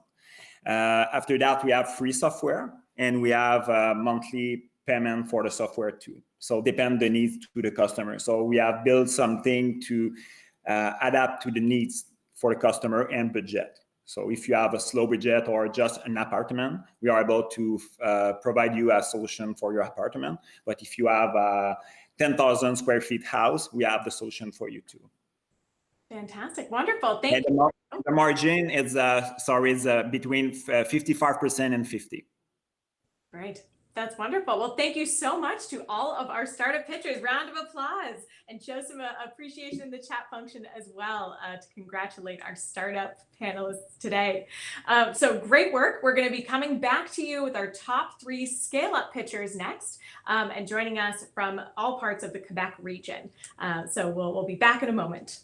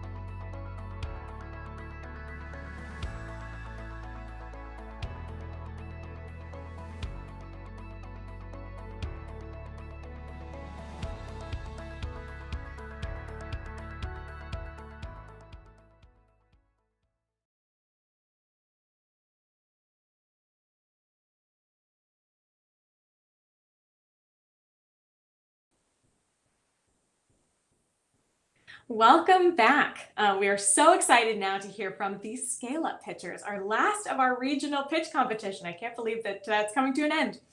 Pitching today, we have three incredible scale-ups. We have Elephant Medical, you can say a quick hello, Mark, My Smart Journey, and Precare. Fantastic. So let's dive right into the pitch competition. First up, we have Mark from Elephant Medical, and I'm going to count you down, Mark, to begin your pitch in 3, 2, 1, go ahead. Thanks, Kayla. So, hi everyone, I'm Mark from Elephant Medical. By now, all of us are unfortunately quite familiar with the spread of COVID-19, but this degree of infection is actually nothing new when it comes to STIs.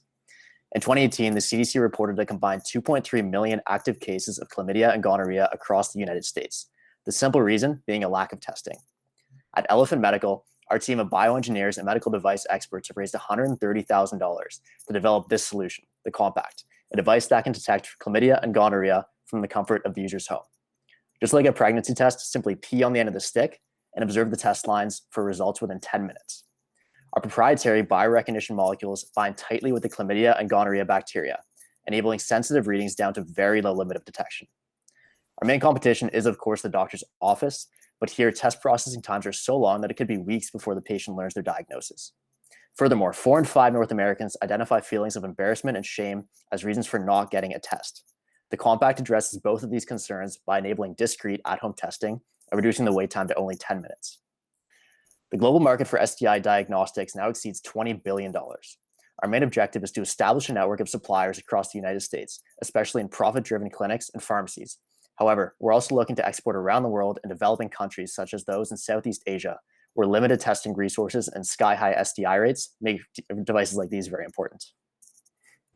Fantastic. Well done, Mark. Round of applause for our first scale-up pitcher. Fantastic. Let's kick off some feedback from JF from Google. Over to you. So your target market is the US, as you said, for-profit clinics. How do you see this working in a market like Canada or some of the European countries that have state-run care? Yeah, for sure. That's a great question. That's something that we're very conscious of, the fact that the US is very different than, like you said, countries where healthcare is run by the government. So in that sense, we'll be kind of talking more with the government rather than going to the clinics directly, as we would in the States. And so we need to have those conversations with Health Canada, with the major distributors of medical devices up here in Canada, whereas in the States, of course, it's very profit-driven, and we would go directly to the clinic and ideally the pharmacy to sell this test. Fantastic. Deanne from MasterCard, over to you for some feedback. Actually, you alluded to the competition being mostly the doctors, but any other companies that do similar products? Yeah, for sure. So in terms of direct competitors, there's really not a whole lot that we've found. The reason being that the technology that they're using is just outdated. And they actually can't get Health Canada or FDA approval to enter these markets because the test just isn't up to par. And to be honest, they're not really selling in any significant volume as far as we can tell. One other competitor that has popped up recently is send-in services like Let's Get Checked. And how that works is they send you a vial, you pee in the vial, and you send it back to them and they test it in their lab. The issue with this is your urine does contain a lot of private information, whereas this, you take it and you can throw it out and you only know the result. And also it can be quite expensive and it can take a few days to get the results, where with something like an STI, when you want to know right away. Mm-hmm. Fantastic. Paul at UPS, over to you. Obviously, medical industry, very highly regulated. I was curious as to the team that you have that's sort of helping you along the way and making sure that you can navigate that. Yeah, for sure. It's definitely different than every other industry. We do have a regulatory consultant that's been kind of helping guide us through those hurdles. Right off the bat, we've been implementing a quality management system, starting to look at verification validation testing right from the beginning so that, we don't realize a few months down the road that we have to do all that and kind of do it, kind of backdate that stuff. So we do have a regulatory consultant on board, as well as one of our business advisors has done this before, and he's an expert. He has all the contacts with Health Canada that we need, as well as the FDA as well. Fantastic. Well done, Mark. Round of applause for kicking off our scale-up pitchers for the afternoon. So we're going to head into pitch number 2. Mathieu, I'm coming your way. So I'm going to count you down in 3, 2, 1. Go ahead. Hi everyone, I'm the CSO of My Smart Journey, the easiest way to deploy contactless and interactive tours in any public area. For the past 10 years, our CEO has been working with the C-level executive and realized that technological projects were frustrating, long, and sometimes very costly, which is why we created a SaaS subscription-based model for any businesses with non-coding backgrounds to deploy those tours, and also for the users, the visitors, to have contactless experiences using NFC technology, QR codes, or short URLs to be the most accessible possible. We're in the tourism industry, which means that we help museums, especially during COVID, to reopen their exhibits for the public to be able to experience it, but also we help Air Canada doing custom features for ordering at their seat in a sanitary way. So that means that we have no app download, we are under a lot of budgets and RFPs, and we are very accessible. We are also a startup in the Montreal Lab, which is the innovation incubator in tourism industry, which means that we have industry-leading advisors and partners. We have more than 80 projects from Western Canada to Western France, and we are ready to take this technology forward into all the country and even in the world, because we believe in the public places and we believe we have the technology for people to have safe and interactive experiences in the most accessible way. Thank you. Wonderful. Round of applause for Mathieu. Merci beaucoup. Tina, let's go over to you for some feedback from the Trade Commissioner Service. Thank you. Félicitations encore, Mathieu. This is a very interesting product and certainly a very pertinent time. I'm curious to learn a bit more about your user acquisition strategy, and as well as in terms of the data. What do you plan to use with the data as well?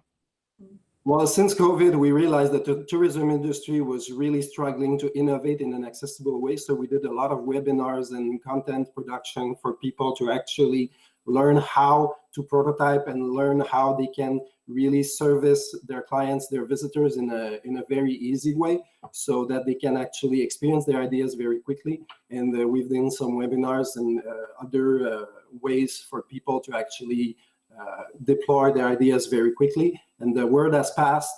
People know that we prototype very quickly in a number of industries. So this is the way we did the customer acquisition. And it has been very well so far. Fantastic. Zishan from EDC, over to you. Sure. Thanks, Kayla. Félicitations, Mathieu. Quick question in regards to the value prop of the company. So, what's your value proposition, and how do you measure success? Because we all know SaaS is probably a buzzword nowadays, right? With everyone hearing technology growing with the COVID, but just curious to know, how are you measuring metrics and success and your value prop in the market, please? Thanks.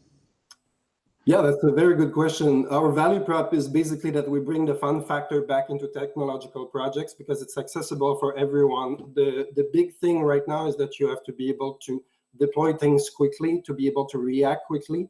And this is what we provide to our clients. That's why they make business with us. And we are very easy to work with, as much as our platform is. And we are very accessible. As I was saying, we are below a lot of RFPs, which is the 25,000 margin for being in projects. So we are quick to deploy. For example, in the museums, we deploy experiences in 2 weeks. And with Air Canada, we work very collaboratively with them. And it allowed us to deploy that technology in less than 2 months, which for this kind of organization is fast and furious. Excuse me the expression. Fast and furious. Absolutely. Merci beaucoup, Mathieu. Really well done. Fantastic pitch. Round of applause. So without further ado, we're going to be heading into our third scale-up pitch. Thank you. And our last pitch of our regional event. So no pressure, Raphael. Do your best. So I'm going to count you down to begin your pitch in 3, 2, 1. Vas-y. Hello, my name is Raphael Gottlieb, and I'm the founder and CEO of Precare. Medical errors are the third leading cause of death in North America after heart disease and cancer, leading to 2.6 million preventable deaths a year globally. During my master's at McGill in experimental surgery, my research led me to discover a fundamental cause of these errors, a lack of efficient and effective patient education. Today, patients forget up to 80% of the information provided to them, and half of what they remember is misremembered. Precare delivers educational resources to tackle these issues. Our innovative web-based platform offers free, evidence-based health education for patient needs. As research shows that people retain up to 85% more information from simple audio visuals compared to text, our platform consists of award-winning engaging animated guides available in 20 languages, reducing dependency on printed media while creating a central hub for reliable online health guides. Our team of 10 is composed of leaders in the healthcare, education, and communication sectors, and we even developed a novel niche sector of doctor animators. Our international backgrounds and networks have allowed us to produce over 150 educational guides in partnerships with governments and hospitals worldwide. There's an exponentially growing demand for our platform, both nationally and internationally. With COVID guides alone, we have done over $100,000 in revenue, and those guides have gone over 100,000 global views. I thank you so much for your time today. Wonderful, right under the buzzer. Well done, Raphael, to wrap up our pitch competition. Great job. JF at Google, over to you for the first question. So, excuse me, my first question would be, what's your business model? How are you charging clients for these guides? So we're creating guides that are generic for the public. So every hospital, like the Africa Health Organization, different societies across the world use for free. And then we customize guides and portals for hospitals and medical societies and things of that nature, where the information is a lot more targeted. And this actually reduces their need for like printing and inpatient session teaching. So they are able to use those budgets for printed media and pay us for the customized solution. But the idea is that we become a hub for good content. And the more partners we have, the more the public benefits and vice versa. Fantastic. Zian, MasterCard, over to you. Yes, great pitch. You've indicated about $100,000 in revenue. What are the hospitals like that you've signed up on your platform? Are they global? Are they more local? So it ranges from having the biggest hospital in Brazil, São Paulo, where they have like 5,000 beds, which means a couple 100,000 people a year at a minimum interacting, and we're doing guides for them and kind of like COVID guides and patient safety at their hospital. So those are huge, to 20 hospitals in Canada, to the Canadian Patient Safety Institute, where I also sit on the board of one of their initiatives. So it really is national and international. We're doing things in Mexico for diabetes. We're doing things for COVID mental health in Mexico. So it really ranges. We're a few things in Israel. So it's kind of like whoever wants to partner with us, because medicine is global and evidence-based is evidence-based in any language. We create simple audio visuals that cross linguistic barriers. Fantastic. Paul from UPS, final piece of feedback from you. Thank you. Great job, Raphael. Question I have is with regards to competition, because I've experienced personally through hospitals where there are some guides. I mean, I do see some out there, and again, I haven't seen yours, but where you actually see some of that information where they're trying to educate and help. What competition do you have, and how do you sort of differentiate yourselves from that competition? So there's a ton of competition. Obviously, it's going to be a $70 billion industry, patient engagement. The idea is that you'll have hospitals like the Mayo Clinic, the Cleveland Clinic, which are amazing hospitals and have amazing resources. And if everyone could understand their sophisticated language, that would be awesome. However, it's very not necessarily user-friendly. And then in Canada, there's not necessarily a hub. Like Canadians go to American websites, and those are only in one language, and they're only text. So the idea is that we're creating a free, non-associated with one specific hospital organization that provides evidence-based standards to everyone. So that doesn't exist yet. And then we're doing it as strict audio visuals because there's so much research that shows that people retain significantly more information. Fantastic. Wonderful. Well, thank you to our scale-up pitchers. This is definitely going to be a challenging adjudication process for our judges. So round of applause to all of our scale-ups and our startups today, and to our incredible judges for asking such thoughtful feedback that will hopefully really help these businesses scale globally. Winners or just semi-finalists. We're all winners here today. So our judges are now going to go back to our virtual backstage to discuss the various pitches that they saw today and identify one startup and one scale-up that are going to bring home the regional prizes in the Quebec region. We heard some really fantastic pitches today, so I know this won't be an easy task, as it has not been this entire Canadian Export Challenge digital tour. We will be back shortly with the final results, but for now, I'll send it back over to you, Catherine. Now, we know you all want to know the results, but you're going to have to wait. The judges' scores will be tallied, and the winner of the 3rd annual Canadian Export Challenge pitch competition will be announced after our last panel. Today, entrepreneurs are building global businesses from the onset, leveraging the global marketplace for foreign investment, access to talent, new market expansion, and leveraging collaborative partnerships to innovate and grow. Our second panel is composed of leading entrepreneurs who bring unique global perspectives and who want to help you scale your business through their experience. Please join me in welcoming our moderator, Melanie Carter, Knowledge Partnership Lead at Export Development Canada. Melanie is EDC's Knowledge Business Team Partnership Lead, where she helps develop and deliver an expanded solution suite that goes beyond financial products. Florent Thévenin is passionate about international current affairs, business, energy, sustainability, travel, and social media. He's the director of thefutureeconomy.ca and has over 15 years of experience leading business media projects in 12 countries across North America, Europe, Asia, the Middle East, and Africa. Andrew Lockhead is the CEO and co-founder of Stay 22, a location-based and interactive map that helps event goers and travelers book accommodations and travel experiences near events or destinations. He is passionate about creating products that solve problems and thrives on revolutionizing the event industry. Stay 22 recently won the 2019 Disruptor Award at the Ticketing Business Forum. They made it to the Hot 25 Startups 2019 at FocusWire and won the Quebec Canny Award in the Global Entrepreneurship category.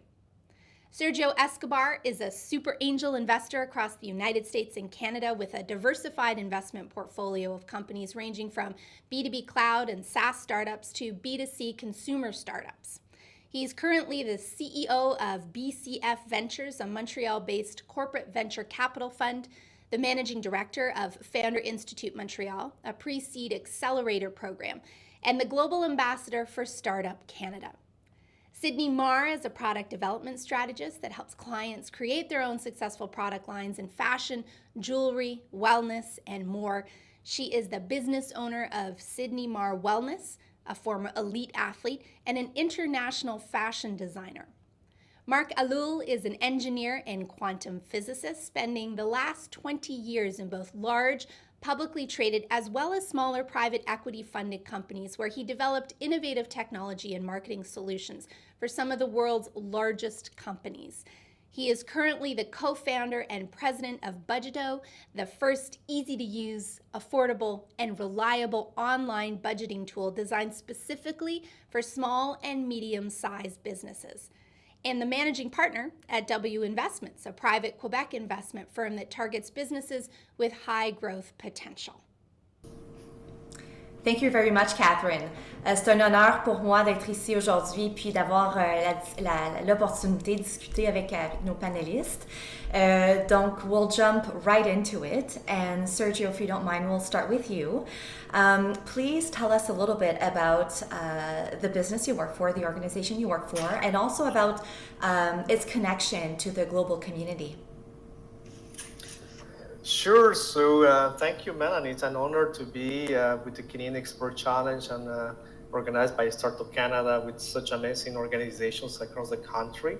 So myself, I run 2 organizations in Montreal. One, it's a Canadian corporate venture capital fund called BCF Ventures. So basically, we invest in technology-based startups at the seed and pre-Series A levels. We're investing across Canada, US, and Israel. And of course, we're investing in global born companies that are going to disrupt massive markets in the B2B enterprise software space. And parallel to that, I also run an accelerator called Founder Institute Montreal, which is actually a franchise operation from a Silicon Valley-based program that operates in over 80 countries. And I was the first one to open operations from Founder Institute in Canada. So we are training entrepreneurs at the launch and the growth phases so they can be born global entrepreneurs. And of course, we have this connection with Silicon Valley. So every time that one of the companies is incubated or accelerated in Montreal, automatically from day one, we're thinking how to penetrate the US market and global markets. That's excellent. Thank you for sharing that, Sergio. I appreciate that. So Sydney, I'm going to ask you the same question. So please tell us a little bit about your business and about your connection to the global community. Well, thank you, Melanie, for inviting us to this wonderful export challenge. Yes, I've been an entrepreneur here in Canada for over 35 years and spent most of it in being an international fashion designer.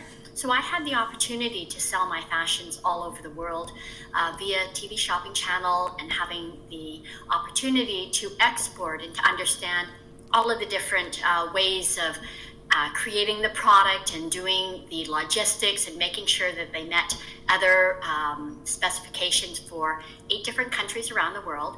And today what I do is I have a couple of different avenues for my business. Now I've retired from my design studio, but I do help entrepreneurs figure out how to create their own products, how to launch them, and what the interesting and fabulous and scary scalability of going global. So not only do I have my own experiences in businesses in products that I have fun exporting around the world, such as vitamins or face masks, but I also help my entrepreneurs navigate the scary, scary world of, oh, now how do I go global? Very good. It is scary, but fortunately there's a lot of people to help.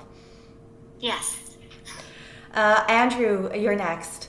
So Andrew, please tell us a little bit about your business and about its connection to the global community. Sure.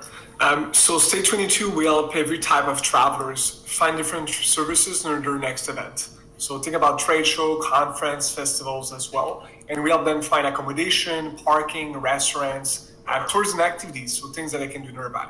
Obviously now is not the best timing to do something around travel and entertainment, but we did manage to get our way out.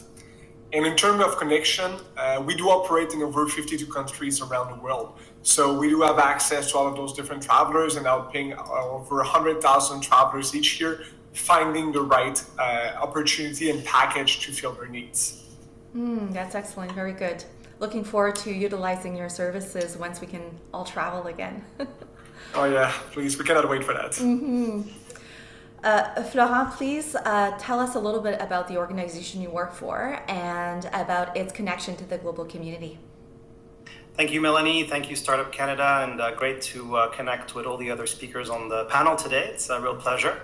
And it's a great topic. It's a really important topic for Canada's economy. How do we export? How do we grow our companies and create anchor companies for our sectors and lead in foreign markets? I think it's a real systemic challenge, you could say, but it's also a great opportunity, especially right now. The futureeconomy.ca, for which I'm director, is a fast-growing Canadian media, online media, that produces interviews and with leaders from government, from industry, from academia, youth, and other key stakeholder groups to define a strong vision for Canada's future economy. We actually believe this is really important, that we have a collective vision. Where are we going together with Canada Inc., let's say. And so our content generates key insights, calls to action on what we must do now to improve our competitiveness, our sustainability in the future economy. Now, our connection to the global community comes from the thousands of readers who follow the futureeconomy.ca from around the world, but in particular from the US, India, or Mexico, for example. This is encouraging for us as a business because it tells us, one, that people are interested in Canada and what it represents. And it's also an opportunity for us to grow the business, to grow our audience significantly in the coming years, especially if you consider translating our content on the site in French, in Spanish, or in Mandarin, for instance. Very good. Excellent. Mark, please tell us a little bit about your business and also about your connection to the global community. Hello everyone, I'm glad to be back again involved with Startup Canada in this panel, but as well as the organization at large. As a physicist, engineer who turned entrepreneurs, I worked in a large corporation that took me to 49 countries in the world. And as I was launching my first business, I realized at that time that not a lot of resources was available for entrepreneurs, and I had to learn the hard way per se. And across the years, I've built, closed and sold about half a dozen businesses, turned investor through a VC fund here locally in Quebec, and realized that providing the right tools for entrepreneurs and providing them some element of confidence is critical for the launchpad of companies. So that is why I co-founded a few years ago a company called Budgeto, which is providing entrepreneurs and would-be entrepreneurs, SMBs, small, medium businesses, tools to build and maintain financial projection to help them guide and modelize their businesses in the future, and most importantly, react in real time when they need to revisit their plans. And more than ever in today's environment, it is critical for entrepreneurs to do so. Andrew, je vais te poser la même question. J'aimerais vraiment savoir c'est quoi les leçons que vous avez retenues au cours de votre carrière, au cours de vos démarches pour construire cette belle entreprise-là que vous avez. Donc, au cours de notre carrière, une des plus grosses leçons que j'ai apprises, dans le fond, c'est de faire les choses dans la bonne étape. Souvent, en tant que start-up, on veut changer le monde, puis on se dit merveilleux, on va aller partir sur le gros projet, puis on va réussir à lancer ça, ça va bien se passer, mais ça arrive jamais comme ça.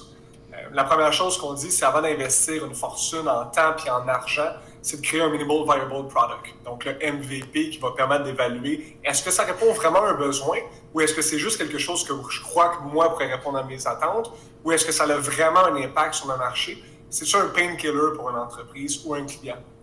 Et une fois que ça c'est fait, bien évidemment, on peut aller faire un product market fit. Donc, on confirme le tout avec des clients puis on augmente tranquillement, pas vite.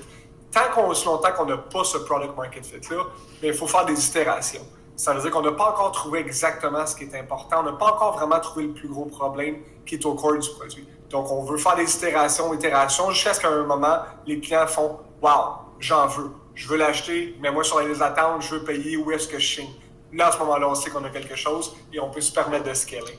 Mais avant d'avoir fait un minimal viable product puis d'avoir atteint le product market fit, selon moi, il y a beaucoup d'argent et de ressources qui sont investies dans des endroits qui ne sont pas nécessairement optimales. Et c'est la première chose qu'un entrepreneur devrait aller chercher. C'est une excellente leçon à retenir, ça c'est certain. Merci pour ça. Sydney, you've had a fantastic long career. You've exported in so many countries. Please tell us a little bit about your lesson learned throughout your career. As Florent was saying, there are a lot of opportunities that are right on our own doorstep. In fact, for myself, what's happened with my career is, as I was saying, I started in figure skating, then I went into fashion design and had the opportunity to sell my fashions all over the world. So realizing, that I was sort of had this sort of multi or international looking face, and people would say, "Are you Eurasian? Are you this? Are you that?" And actually, I discovered that was was really a strength, and it made me more. How can I say that people sort of were more open because they couldn't figure out what I really was.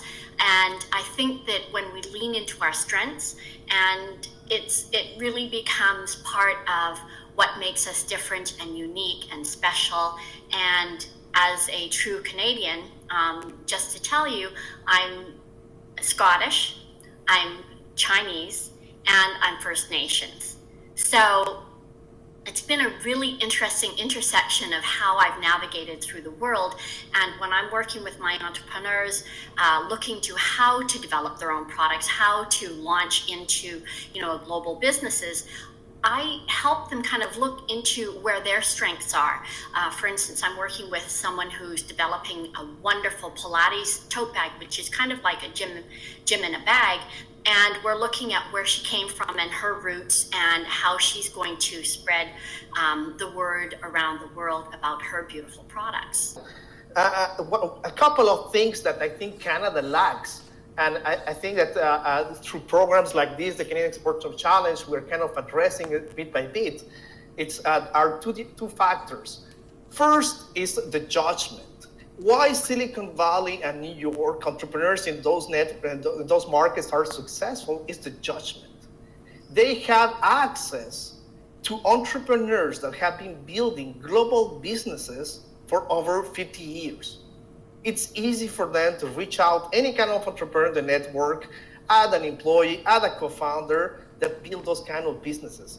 In Canada, we lack a bit of kind of that experience of like network of entrepreneurs that build these global businesses. So it's the judgment, the ability, to surround yourselves with like minded entrepreneurs that have built that kind of global business before, so they can guide you.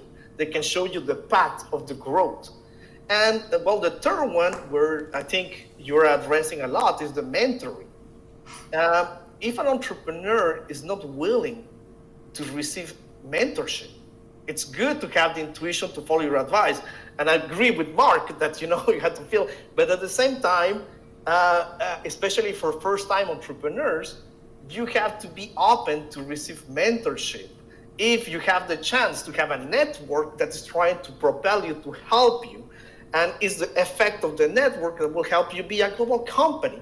So those are the three factors that I'm always looking at as an investor: ambition, good judgment, and the ability of the entrepreneur to show me that he can be mentored. I have two great quotes that support what Sergio was saying about judgment, if I can just read them out. One of them is from Elspeth Murray, who's director of the Center for Business Venturing at the Smith School of Business. And she said, the US has more talent available in critical scale-up roles such as sales and marketing, which are essential to growing companies. And the second one I have is from Jonathan Rohn, who's the founder and CEO of Axine Water Tech, which is one of the top 100 clean tech companies in the world. And he says, the challenge of scaling up comes down to the caliber of our management class. We need a lot more experienced management, particularly in commercial disciplines such as sales, project management, marketing, and finance. So there you have it.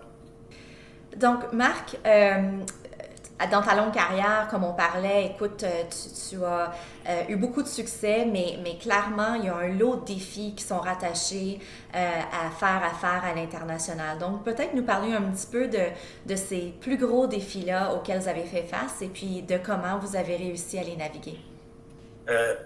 Les plus gros défis, je pense que c'est effectivement de comprendre les mentalités des différentes régions que nous essayons de rejoindre. J'ai beaucoup aimé l'exemple de Sergio parce que se transposer de l'autre côté de la planète, ça aide beaucoup à s'ouvrir les horizons. Il est clair que un marché comme les États-Unis, avec plus de 350 millions de personnes, ça représente pratiquement 50% du marché mondial.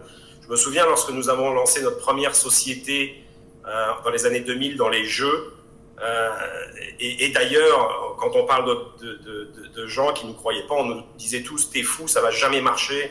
On se projetait tout de suite à l'international, mais on a réalisé tout de suite que les États-Unis, c'était 50% du marché.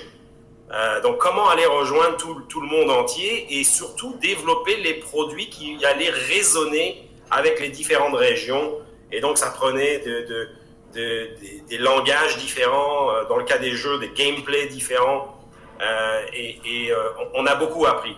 Dans le cas de la société dans laquelle je gère en ce moment, Budgeto, j'ai réalisé des choses beaucoup plus en temps réel. Avec les outils de nos jours, on est capable de voir d'une façon importante d'où vient notre trafic. Donc là, on parle d'une plateforme logicielle en SaaS, Software as a Service.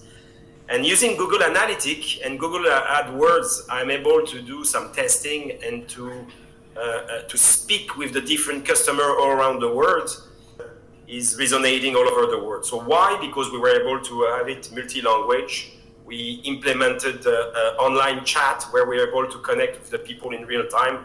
We have agents speaking with the customers and as well as online support. We are very lucky nowadays that technology and numerical data actually helps us in overcoming all of these challenges of be able to connect with our customers for sure. Florent, I'm going to go to you next. So certainly, as we talked about, there's significant challenges that come with going international.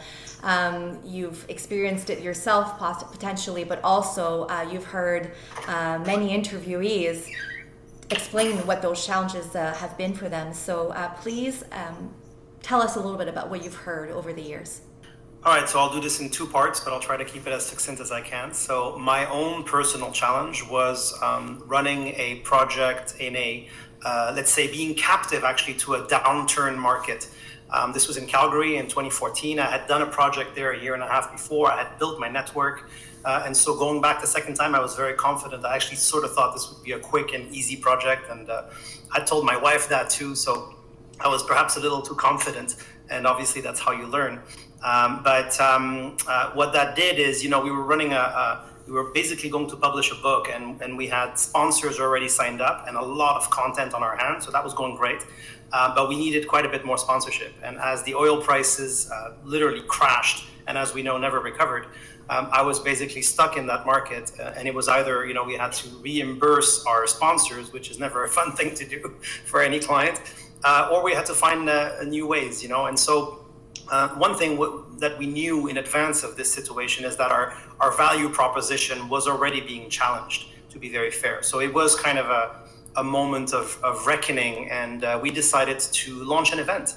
And so we basically doubled down, did something even bigger, because at that time, of course, there were a lot of very critical questions for the future of the energy sector and the oil and gas industry in particular. And so given we had all this content, all these contacts, it made sense for us to actually try to, launch an event, which at the same time would be the launch of the book. And sure enough, it worked. So I would say that the lesson there for me is to ultimately be adaptable. Of course, that's always the case, but also to read the signs as soon as you can. And of course, sometimes a challenge presents an opportunity. And I would actually say that this not only saved my project, but probably saved our organization. In terms of what our interviewees at thefutureeconomy.ca tell us, there's a lot. But one of the greatest challenges in Canada, I would say we hear the most, is about access to capital. And it was sort of alluded to earlier that a lot of capital comes from the US. I think things are improving in Canada right now, but I'll just mention two quick quotes. One is from Lorna Wright, who's a professor at Schulich in entrepreneurship. And she says, SMEs need better access to capital, talent attraction, and global connections to scale up. Again, back to some of the points we touched on earlier. And the other one is from Elspeth Murray from Queens. She says, in the scale-up phase, having access to funds is critical because without it, you cannot spend on talent acquisition, R&D, product development, or global outreach. I'll leave it at that. Thank you so much for that. Great quotes. That's awesome. Thank you, Florent. Andrew, dans ton cheminement à l'international, certainement tu as fait face à plusieurs défis. Je me demandais si tu peux partager avec nous comment est-ce que tu as navigué ces défis-là. Quels sont ces défis et comment tu les as navigués? Oui, bien sûr.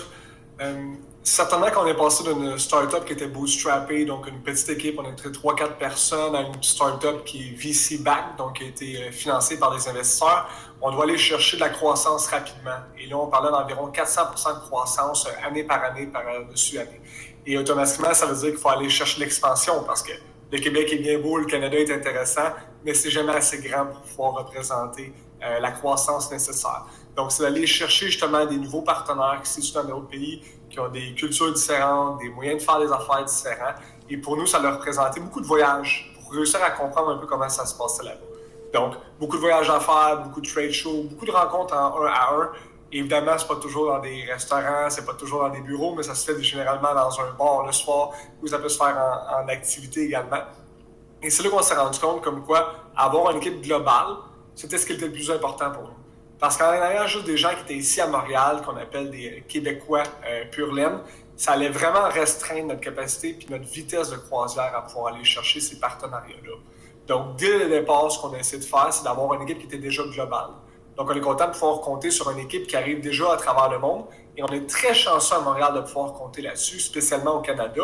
C'est qu'on a une très belle diversité. Ce qui permet d'aller chercher des gens qui viennent d'un peu partout à travers le monde, qui sont ici sur place à Montréal et sur qui on peut compter, qui vont nous aider à comprendre comment est-ce qu'on fait affaire là-bas, qui réussissent à diminuer les barrières de langue, barrières de culture, puis qui facilitent dans le fond la vente et l'utilisation de nos services et du moins l'adaptation de nos produits lorsqu'on arrive le moment de pouvoir faire de l'exportation. Donc on est très chanceux d'avoir compté sur cette équipe-là dès le départ. I'm hearing great people to help overcome those barriers. One barrier that we're all facing right now is COVID-19, right? It's impacted the whole world. It's impacted entrepreneurs, of course.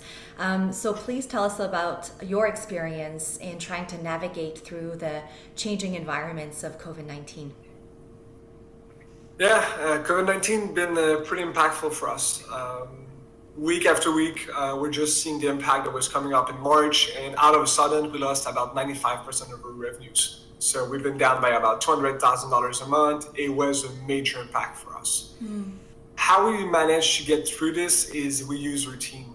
So those people are the first one that are talking with their customer, right? They're the frontline soldier. They're the one having those partnership calls. They're the one talking with their customer base.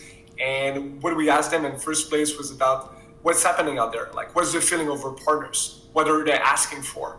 And we decided to hold a hackathon just to test out, like, what can we do with this? Like, we have a great team that's been working together for 4 years. We have an amazing technology. Maybe we can decide to upsell something different for our customer base. Maybe we can just decide to launch something totally new with the people that we have right now in the team, because we know how to build stuff and how to improve us at this. So for us, I will say that COVID-19 was a way to just rethink, like reset, rebuild, and relaunch. And this is how we came up with new product line. So as of now, we have 2 new product lines that are helping out Stage 22 recover, while our previous business model is still running, but only about 30% of what it was before. So this is a way for us to just reinvent yourself. And we're entrepreneurs, right? We're used to this. Like, it's always a roller coaster of going up and down. So for us, it just meant, you know what, let's put our back out founders and let's try to reinvent ourselves once more. It goes back to what Mark was saying earlier, right? L'acharnement, persistance, c'est super important en tant qu'entrepreneur. Grit. It's all about grit. The day you stop, you're dead. Exactly. Okay, Sergio, you're working with a lot of companies. Definitely, COVID-19 has had an impact on so many companies. Decisions need to be made. Pivoting is happening. What has been your experience in navigating through the changing environments right now? Thank you, Melanie. Yes, so that is kind of also linked. Your question is also linked with the challenges. So I have heard from the other panelists lots of challenges on the business side, but sometimes we tend to forget about the personal challenges. Entrepreneurs, we are humans. We have families. We have children. We have wives, spouses. Through COVID, what I made sure myself on the portfolio companies that I have with the investment firm or with the accelerator was to make sure that every single entrepreneur was personally, on a personal level, on a good state of mind, that the families were taken care, that the entrepreneurs were taken care, and that's actually something that we don't talk too much.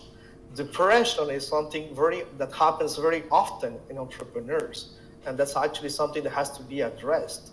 So, that's something about the COVID. It increased dramatically the anxiety in entrepreneurs. And as a responsible investor, I had to make sure that every single CEO in the company, it's mentally focused to the right things and to the right priorities in time and in good health. Thank you for this. So I know that the entrepreneurs that are listening to us today would love to come out of this conversation with tangible action items, right? Key tools and resources that they can themselves utilize to achieve success internationally. So Andrew, I'll start with you and I'll ask you about those tools or resources or programs maybe that you've leveraged that could also be of use for someone who's trying to scale internationally. Sure, of course. One of the first things you should do as a founder is similar to what Sergio mentioned, use your network.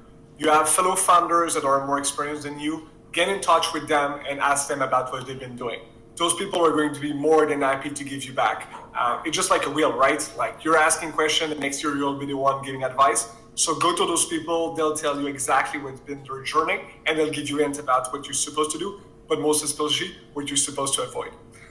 There's a few programs like Can Export and Quebec Export that can give you a good amount of advice and help out in terms of financing and idea about what you can get out of this.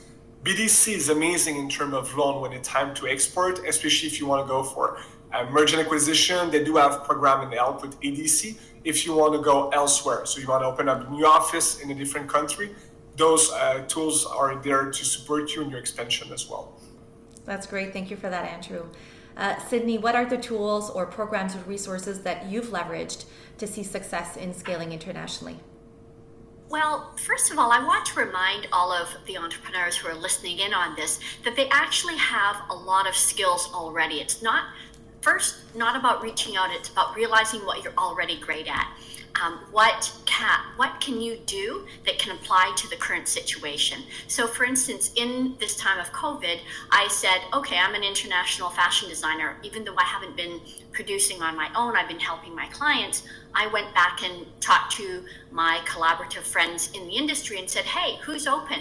How can we get the factories restarted? So I ended up reapplying my skills in a very different way because I was walking around in the streets saying, hey, I can't, if I see one more ugly face mask out there, like I can't. So I ended up designing my own collection and, wanting to make it available for civilians, and then ended up working on city, provincial, and federal large tenders. So this is really interesting. So I want to encourage every entrepreneur to start with looking at what their skill set is and then go out and see what is available. As we were talking about, there's EDC, BDC, there's wonderful programs for getting the programs, getting your own products out there, but it's all very possible. But look to yourself first.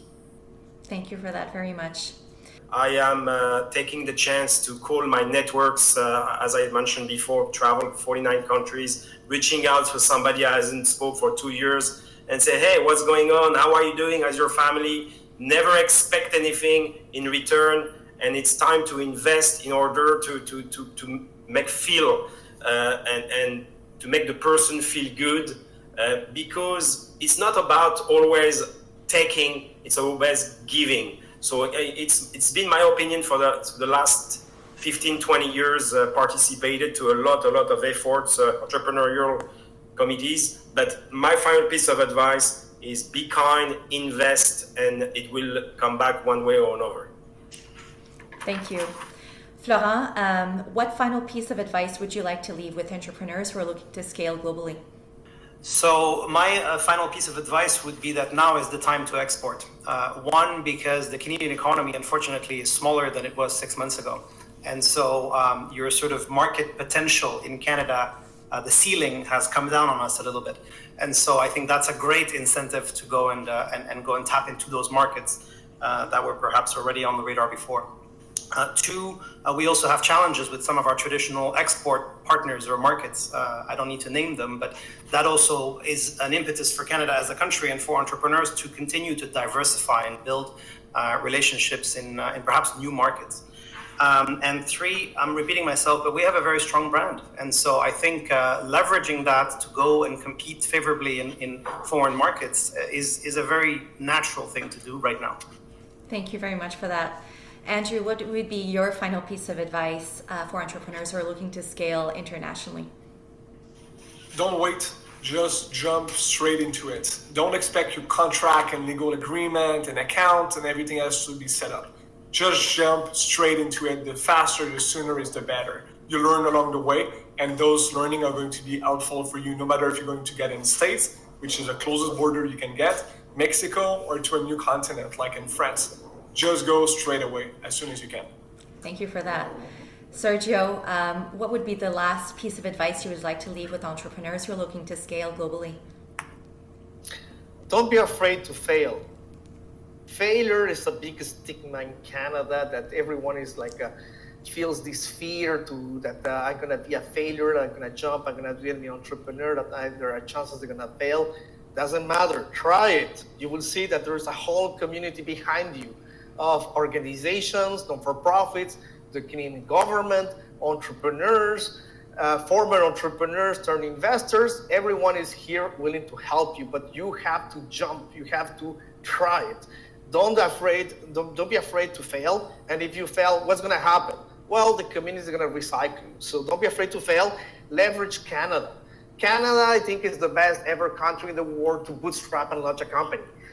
If you check on the websites of the Canadian government for the procurement side, even if you are being affected by COVID, you will see that there is like tons of opportunities on the procurement side with the Canadian government to actually find a way to sell something that you can adjust your business.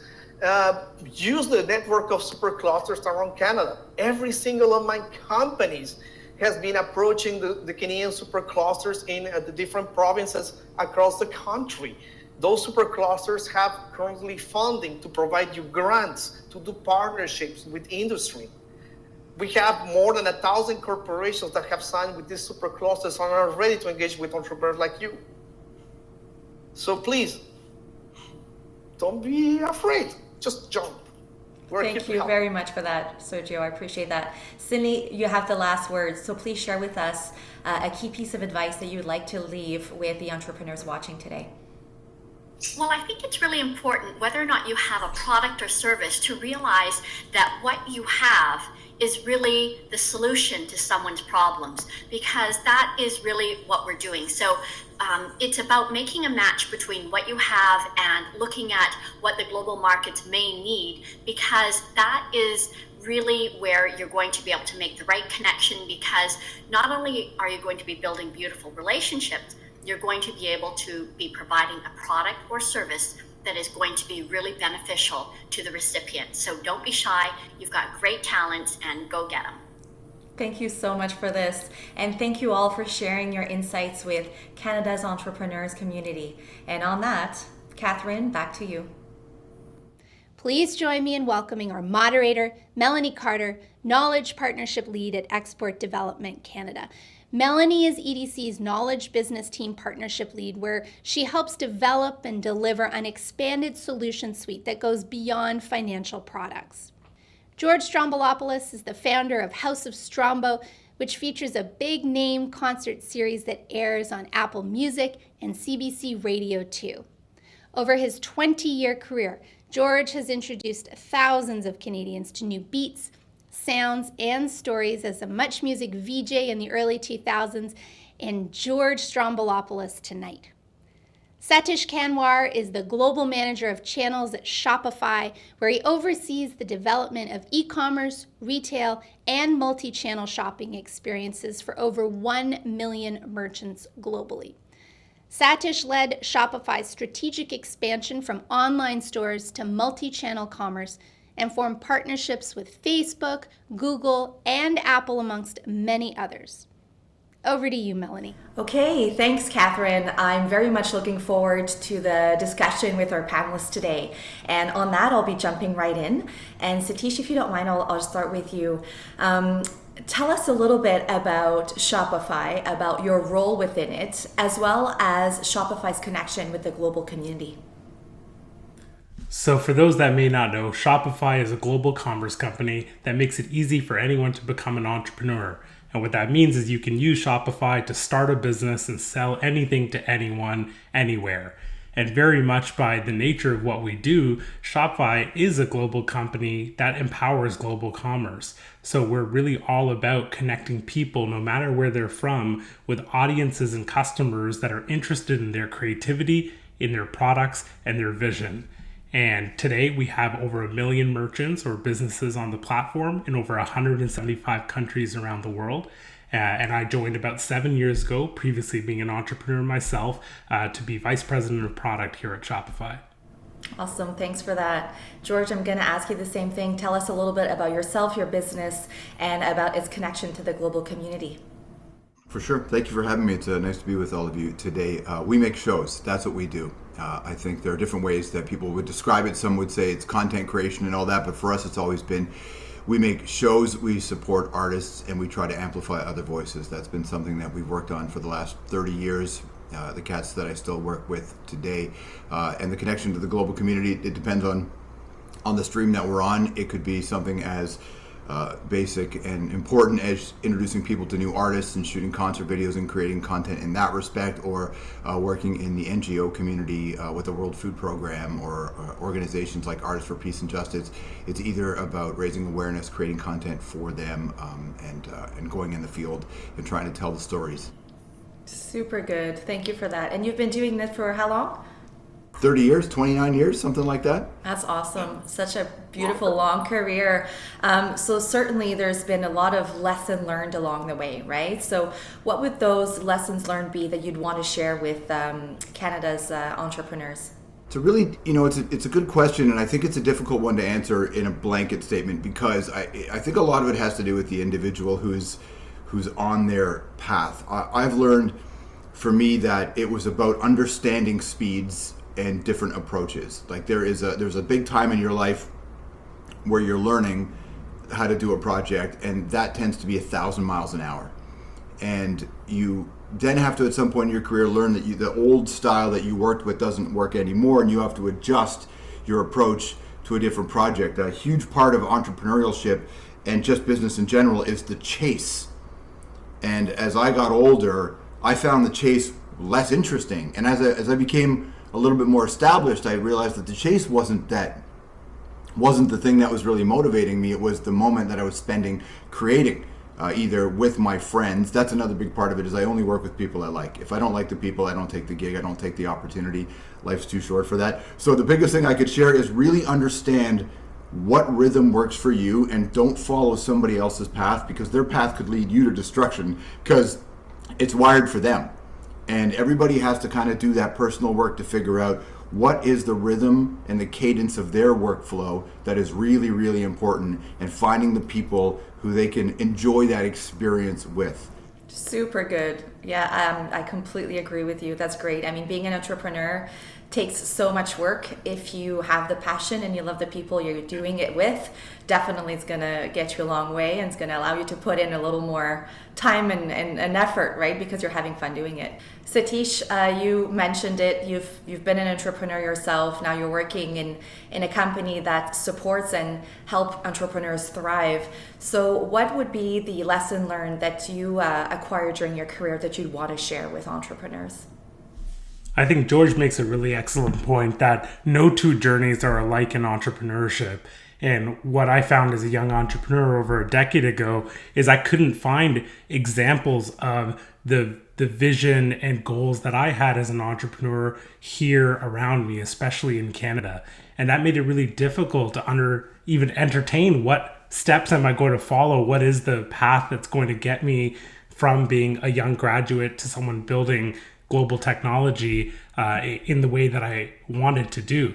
And so what I leaned on, and what I encourage everyone to, is just being experimental, is just understanding that that journey is going to require a lot of lessons, both good ones and hard ones along the way. And the most important thing you can do is exercise your creativity and experiment with things.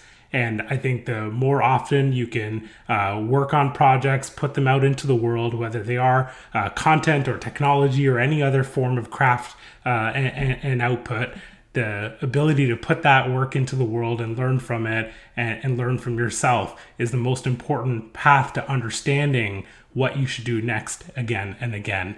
And so experimentation has been so critical through my career. Adjusting and learning from those experiments is the most authentic way to teach yourself what the best step ahead in your journey is. And especially being in such a dynamic and challenging market as we all are, it's not good enough to look at someone else's journey. That's a really interesting, that's an interesting point, man. And you're totally right, because I think that we have been conditioned to believe in this results-based business, the quarterly reports, everything about how we're raised is that this must lead to this. But in actual fact, the biggest successes in business that we look at have R&D departments, and that's what you have to do. You have to, a lot of the things you're working on today will not have an immediate payoff, and they shouldn't. But there's going to come a time in your career where one of those lessons learned that he's talking about, then you can draw on that, and you'd be surprised. And there's all of us have something we believe we are authentically great at.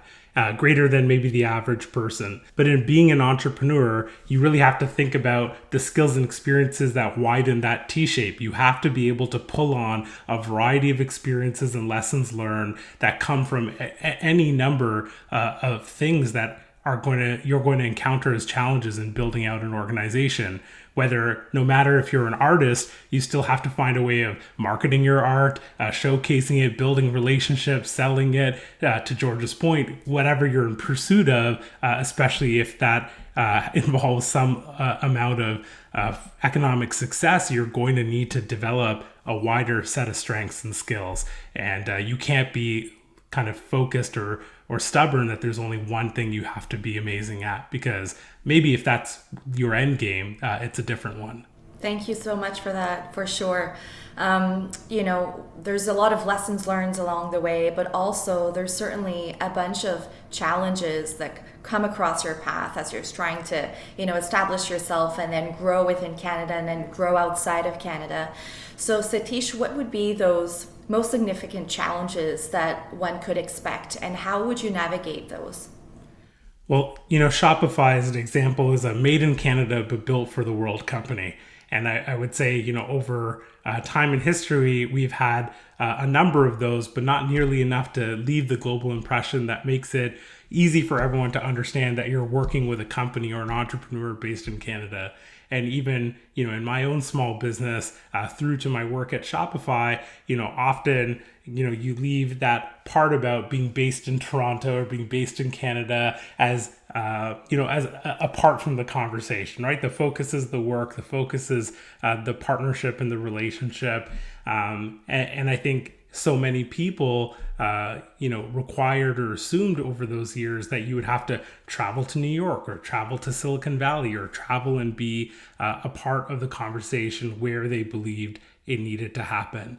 And, a lot of what I'm the silver lining of a lot of what we're experiencing in the world today is it's really making this dynamic of global organizations and global individuals and, the removal of that kind of identification of borders is a real part of how we work. We're all sitting in our homes. It doesn't matter where we're from. It doesn't matter where the company or person is based. But that was a very real challenge for many years, especially when the local market wasn't, the densest or most successful for technology. It was not Silicon Valley. It was, not LA maybe for content and other things. But I feel like those challenges are changing now. Certainly, and you've been touching on it, but definitely COVID-19 and the changing environments have had a huge impact on companies. So what has been the impact on you guys? Well, for us, just inherently, it's very much shifted everyone's behavior towards e-commerce, which, has been a very positive kind of headwind for Shopify in terms of more businesses and individuals looking to e-commerce to connect with their customers. And, we're very, we take it, with a lot of responsibility that we want to help these businesses make that shift and change and still be able to survive and thrive inside the environment. And it was for those reasons that we made the platform free for a long period of time and put out a lot of resources and energy to help these traditional businesses make that digitization shift along with everyone else. And so, for us, we really removed this idea that we were all going to go back to some normal state from before COVID-19 and accepted that for us to thrive and for us to make sure more small businesses could survive, we had to be there for them to get across that same line. Very good, thank you. George, you mentioned you've been doing this for multiple years. Certainly along your long career, you've had multiple challenges, right? So maybe talk to some of those challenges and how you would say entrepreneurs should navigate some of those challenges. I think this might be one of the reasons why I've been able to keep doing this over the time is that the challenges never really register with me because my expectations have always been pretty grounded. In that it's like there's a great record from the streets which was called "A Grand Don't Come for Free," and that's sort of how it is. Like the number one thing that I think everybody needs to focus on is to get out of their own way. This is the thing. There will be obstacles, but the obstacles aren't really personal. They're just things you have to learn and navigate to get to that next step. But most people get in their own way, and that stops their progress. That stops their ability to push themselves. So that's just an inherent challenge with most people that I come across in this business. But I mean, the basic challenges are: does the market want what you are providing? And when I started in this career, my first venture was in an illegal pirate radio station before the internet existed for people. So for us, so that somebody had to steal the plans to build an illegal transmitter. So from that to where I'm broadcasting to 164 countries around the world, essentially off my phone, in just my lifetime, and I don't even feel old, like that's the enormous amount of change.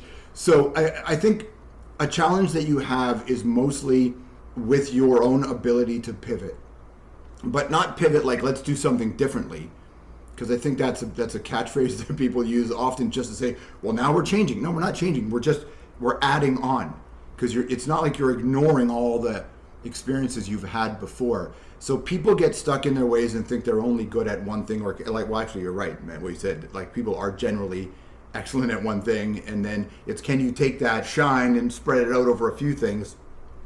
I got into this business as sort of person who was interested in all of it.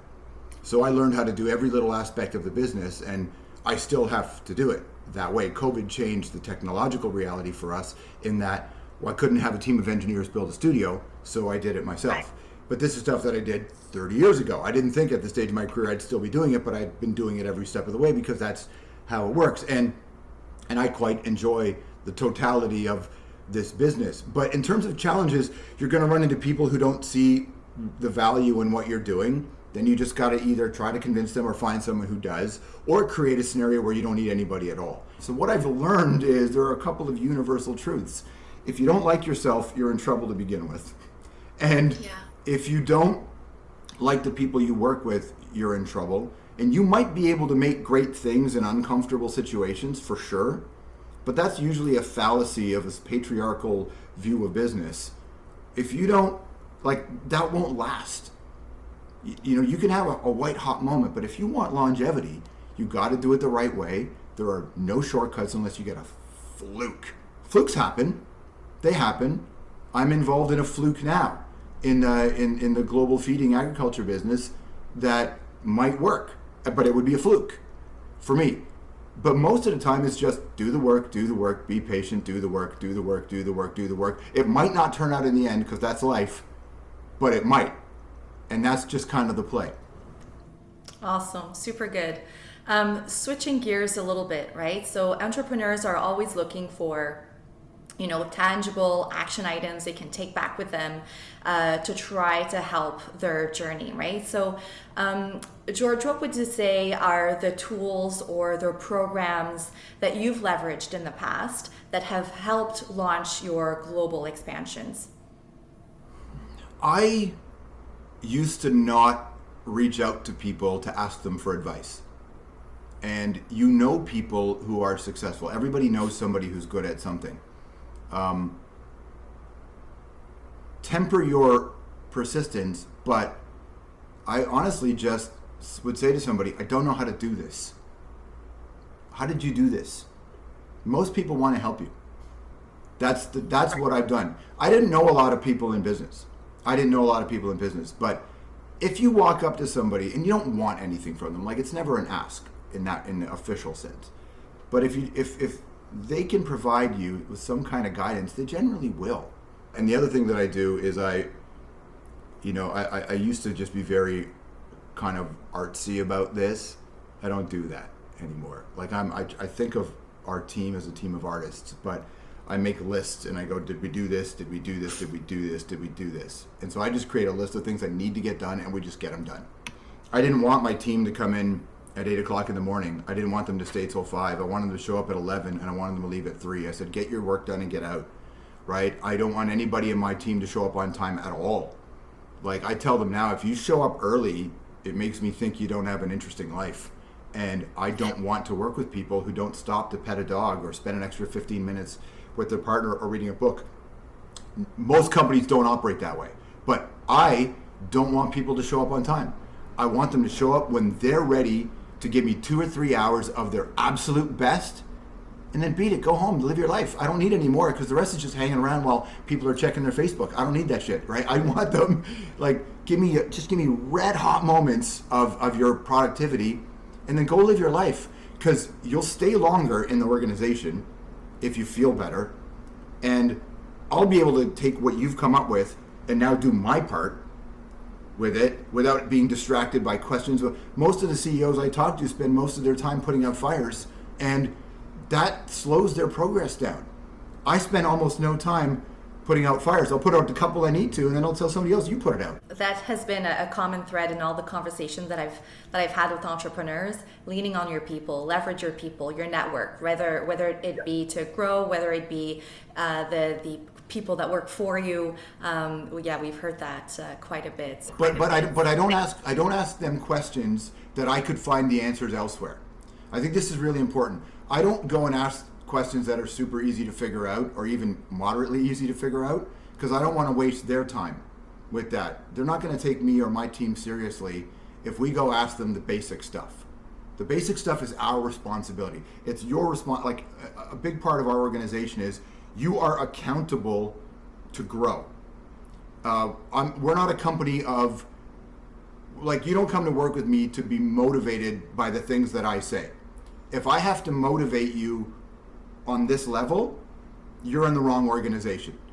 I learned how to be a better communicator. It took a long time to learn how to say to them, here's what you have to turn into. I have answers to some of your questions, but I won't give them to you because you need to build the mechanisms to figure this out on your own. And I approach my network the same way. I build the mechanisms within myself to try to figure things out. So I only go to somebody for that Gandalf level question, you know. I think what's cool about what George is saying is how many parallels there are from, you know, his universe to ours, because though it might appear off the bat that we're in completely different industries, what George is talking about is what creative, high-performing organizations are all about. You know, we often at Shopify talk about the fact that someone probably only has 5 creative hours of a day. And what we want is, as the part of being at Shopify, give us 4 of them. You know, everything else is your journey in learning, relationship building. You know, there's so much more to being at Shopify than the work you do. It's the community, the education, the mentorship, the ability to pursue your own ideas and teachings. But we only want 4 creative hours a day because you probably only have 5. And you deserve 1 for your own work, because that's what makes you interesting. So I think there's so much of that just, it speaks to like entrepreneur and founder-led organizations. You know, you want to work with people you like because your life and work are so unified. They're so much the same that you wouldn't spend your day with people you wouldn't spend your life with. And so I think, there's so much to take from that when you think about being an entrepreneur and thinking about how you're going to build up to that point. Those lessons go to every industry. They go to from the start through to scale. And, the best asset you have is your people and the people you admire around you. Super good. So George, your business is anchored here in Canada, right? Definitely there's some benefits to being a Canadian business. So please share with us what those benefits are from your perspective and why you would continue to be anchored here in Canada. What I like about being from here, and to be honest with you, I am Canadian, but really I'm a Toronto boy, is that, and I identify as a Toronto ethnic kid, right? Is that our experience being Canadians is the integration and the diversity of ethnicity really informs our organization. And it really truly informs our organization that when we are making projects, it's not an us or them mentality. We are driven by, I grew up in neighborhoods, I don't know if anybody's listening from Toronto, I grew up in Jane and Wilson, Jane and Finch, Rexdale, Malton. So I grew up in very specific communities in Toronto where it was hyper-integrated, hyper-compromised, economically depressed, sketchy. And none of that to me has done anything but make it positive for my business and our business. So we are a diverse company. We have diverse values. Inclusivity isn't a new thing for us. It isn't. We see the world through that prism. I wouldn't have that if I didn't grow up in Toronto. I ended up at Much Music, which was designed to reflect our neighborhoods. Much was a really diverse place where people went on the air and kept their last names. Like, you didn't have to whiten yourself up to be at Much. Moses created a place where, so City TV and Much created this, kind of extended our neighborhoods, and I learned how to make TV in that environment. I learned how to make shows in that environment. I learned how to integrate politics and heart and ethnicity into one show. That stuff, I think that's the biggest impact I've had. The benefit of being from where I'm from is that I grew up where I did, and I got to work at Chum in the last era where networks really truly did it, where it was intrinsic to their values. Super good. Satish, obviously Shopify started in Canada, in Ottawa. Tell us a little bit about what the operations looks like today, and also touch on the benefit of being a Canadian anchored company. Well, now I have to shout out Scarborough and the Malvern community because George did. So, can relate to a lot of that. And I think, the immigrant story is the entrepreneurship story, which is that of persistence and resilience. And, I grew up in communities full of small businesses and family members who were, new to Canada, starting small businesses to seek economic independence here. And that to me is really the foundation of the economy in Canada, is the entrepreneurs and small businesses that make up such a rich part of what we all do and how we employ people. And that's really ties back to, why Shopify was able to be created here in Canada, is because the inspiration was here in Ottawa. And now we have people coast to coast and working from home and in big hubs through all the major cities. Is each of those individuals has a completely unique background and story from how they and their families have come to be in Canada. They all have ties to entrepreneurs and small businesses around them. Many of them are Shopify merchants, or their families and friends have Shopify businesses. And as a part of that, we can tap into this kind of culture of small business and this appreciation of the persistence and struggle that goes into creating something of your own. And we can channel that all into building technology that helps people in that exact situation cross those hurdles faster and stronger. And, so today we very much are still, a made in Canada company, though we have operations all over the world and people working in every region around the world. We are especially investing in growing our teams in Europe and in APAC right now, and really doing that so we can expand this mission to people in every country around the world and tap into that same thinking and that same insight. But a majority of what we do and build still comes here from Canada, and it comes because of that culture that we can tap into, and because say we want to expand to a different region in the world, we can first and foremost find insights on that region from Canadians who have come from that region before. And I think that's just such a powerful asset that we have when we think about the diversity of people and perspective and background that already exists right here at home. And that's what's allowed Shopify to become a global player while staying primarily in Canada for so long. What would be the final piece of advice that you would like to leave with entrepreneurs who are specifically looking to expand globally? The advice I would offer anyone starting out is to really think global from the beginning. And that is especially in today's environment and world. You have everything that's made you who you are and brought you to this point of what you're trying to pursue physically around you, but how you become successful and the path that you seek to making an impact on the world really has to be a global one. And that is because what you output is something that everyone in the world can experience through technology and through consumer behavior that exists today, that there is someone who's interested in what you're putting out You just have to kind of seek them, and that you can look at the whole value chain of what you do to figure out how to be global. It doesn't mean that you have to, sell your products globally, or that you have to source things globally, or that your audience has to be global. It can be any one or all of those things. There's an entire system that goes into building and producing what you're doing. And if you can even just make one part of that, something that is globally infused and minded, I think that will set you up for the decades to come. Awesome. Thank you for that. George, what would be the last piece of advice that you would like to leave with entrepreneurs who are looking to scale globally? Steve is right. You have to, your entire organization has to be on the same page in terms of the goals, and you have to do it the right way. You have to start from the very beginning. As you said, it has to be enormous in your brain to begin with. You can always adjust as time goes on, but you have to make sure that you are surrounded by people who understand that. They have to understand the goals of the organization, and it has to come to them naturally, I think. I think that's your best shot at doing it. I also think it's important to identify what's not working.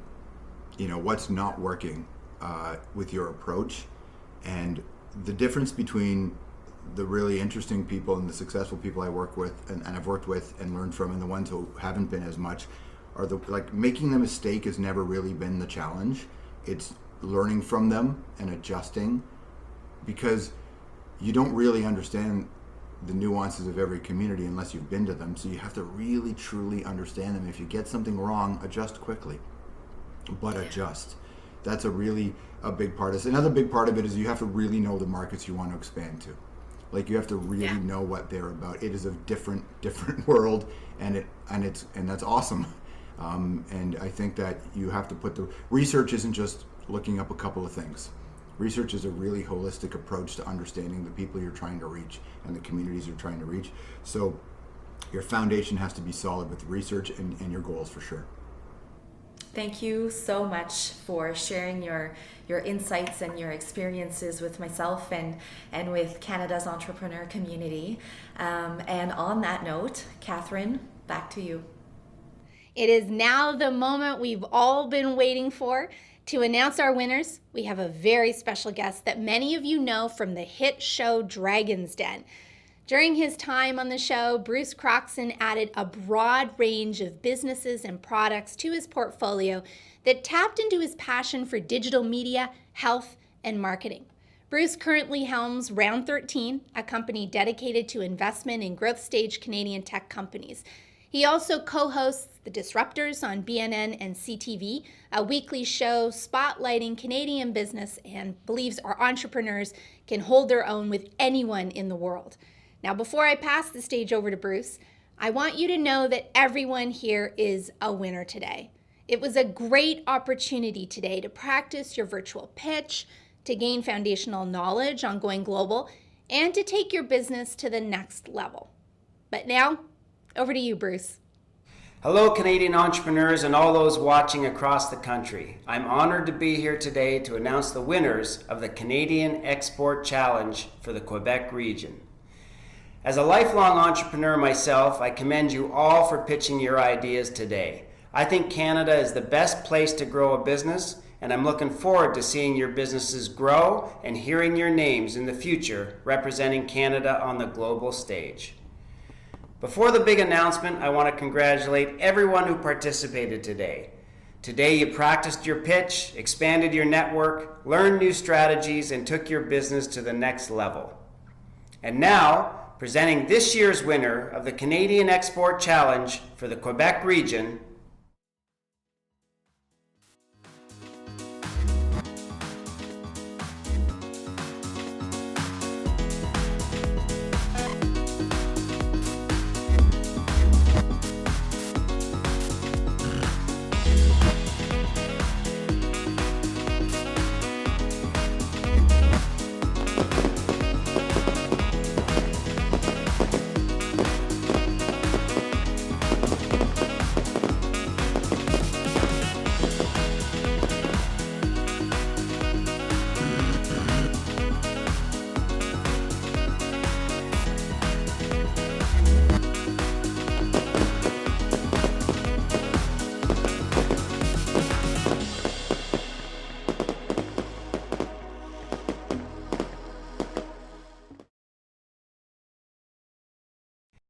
Congratulations on this major accomplishment, and I wish you all of the success in your future.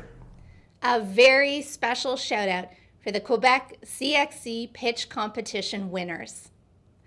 Aujourd'hui, nous avons couvert des panels inspirants, des ateliers pratiques et un concours de pitch.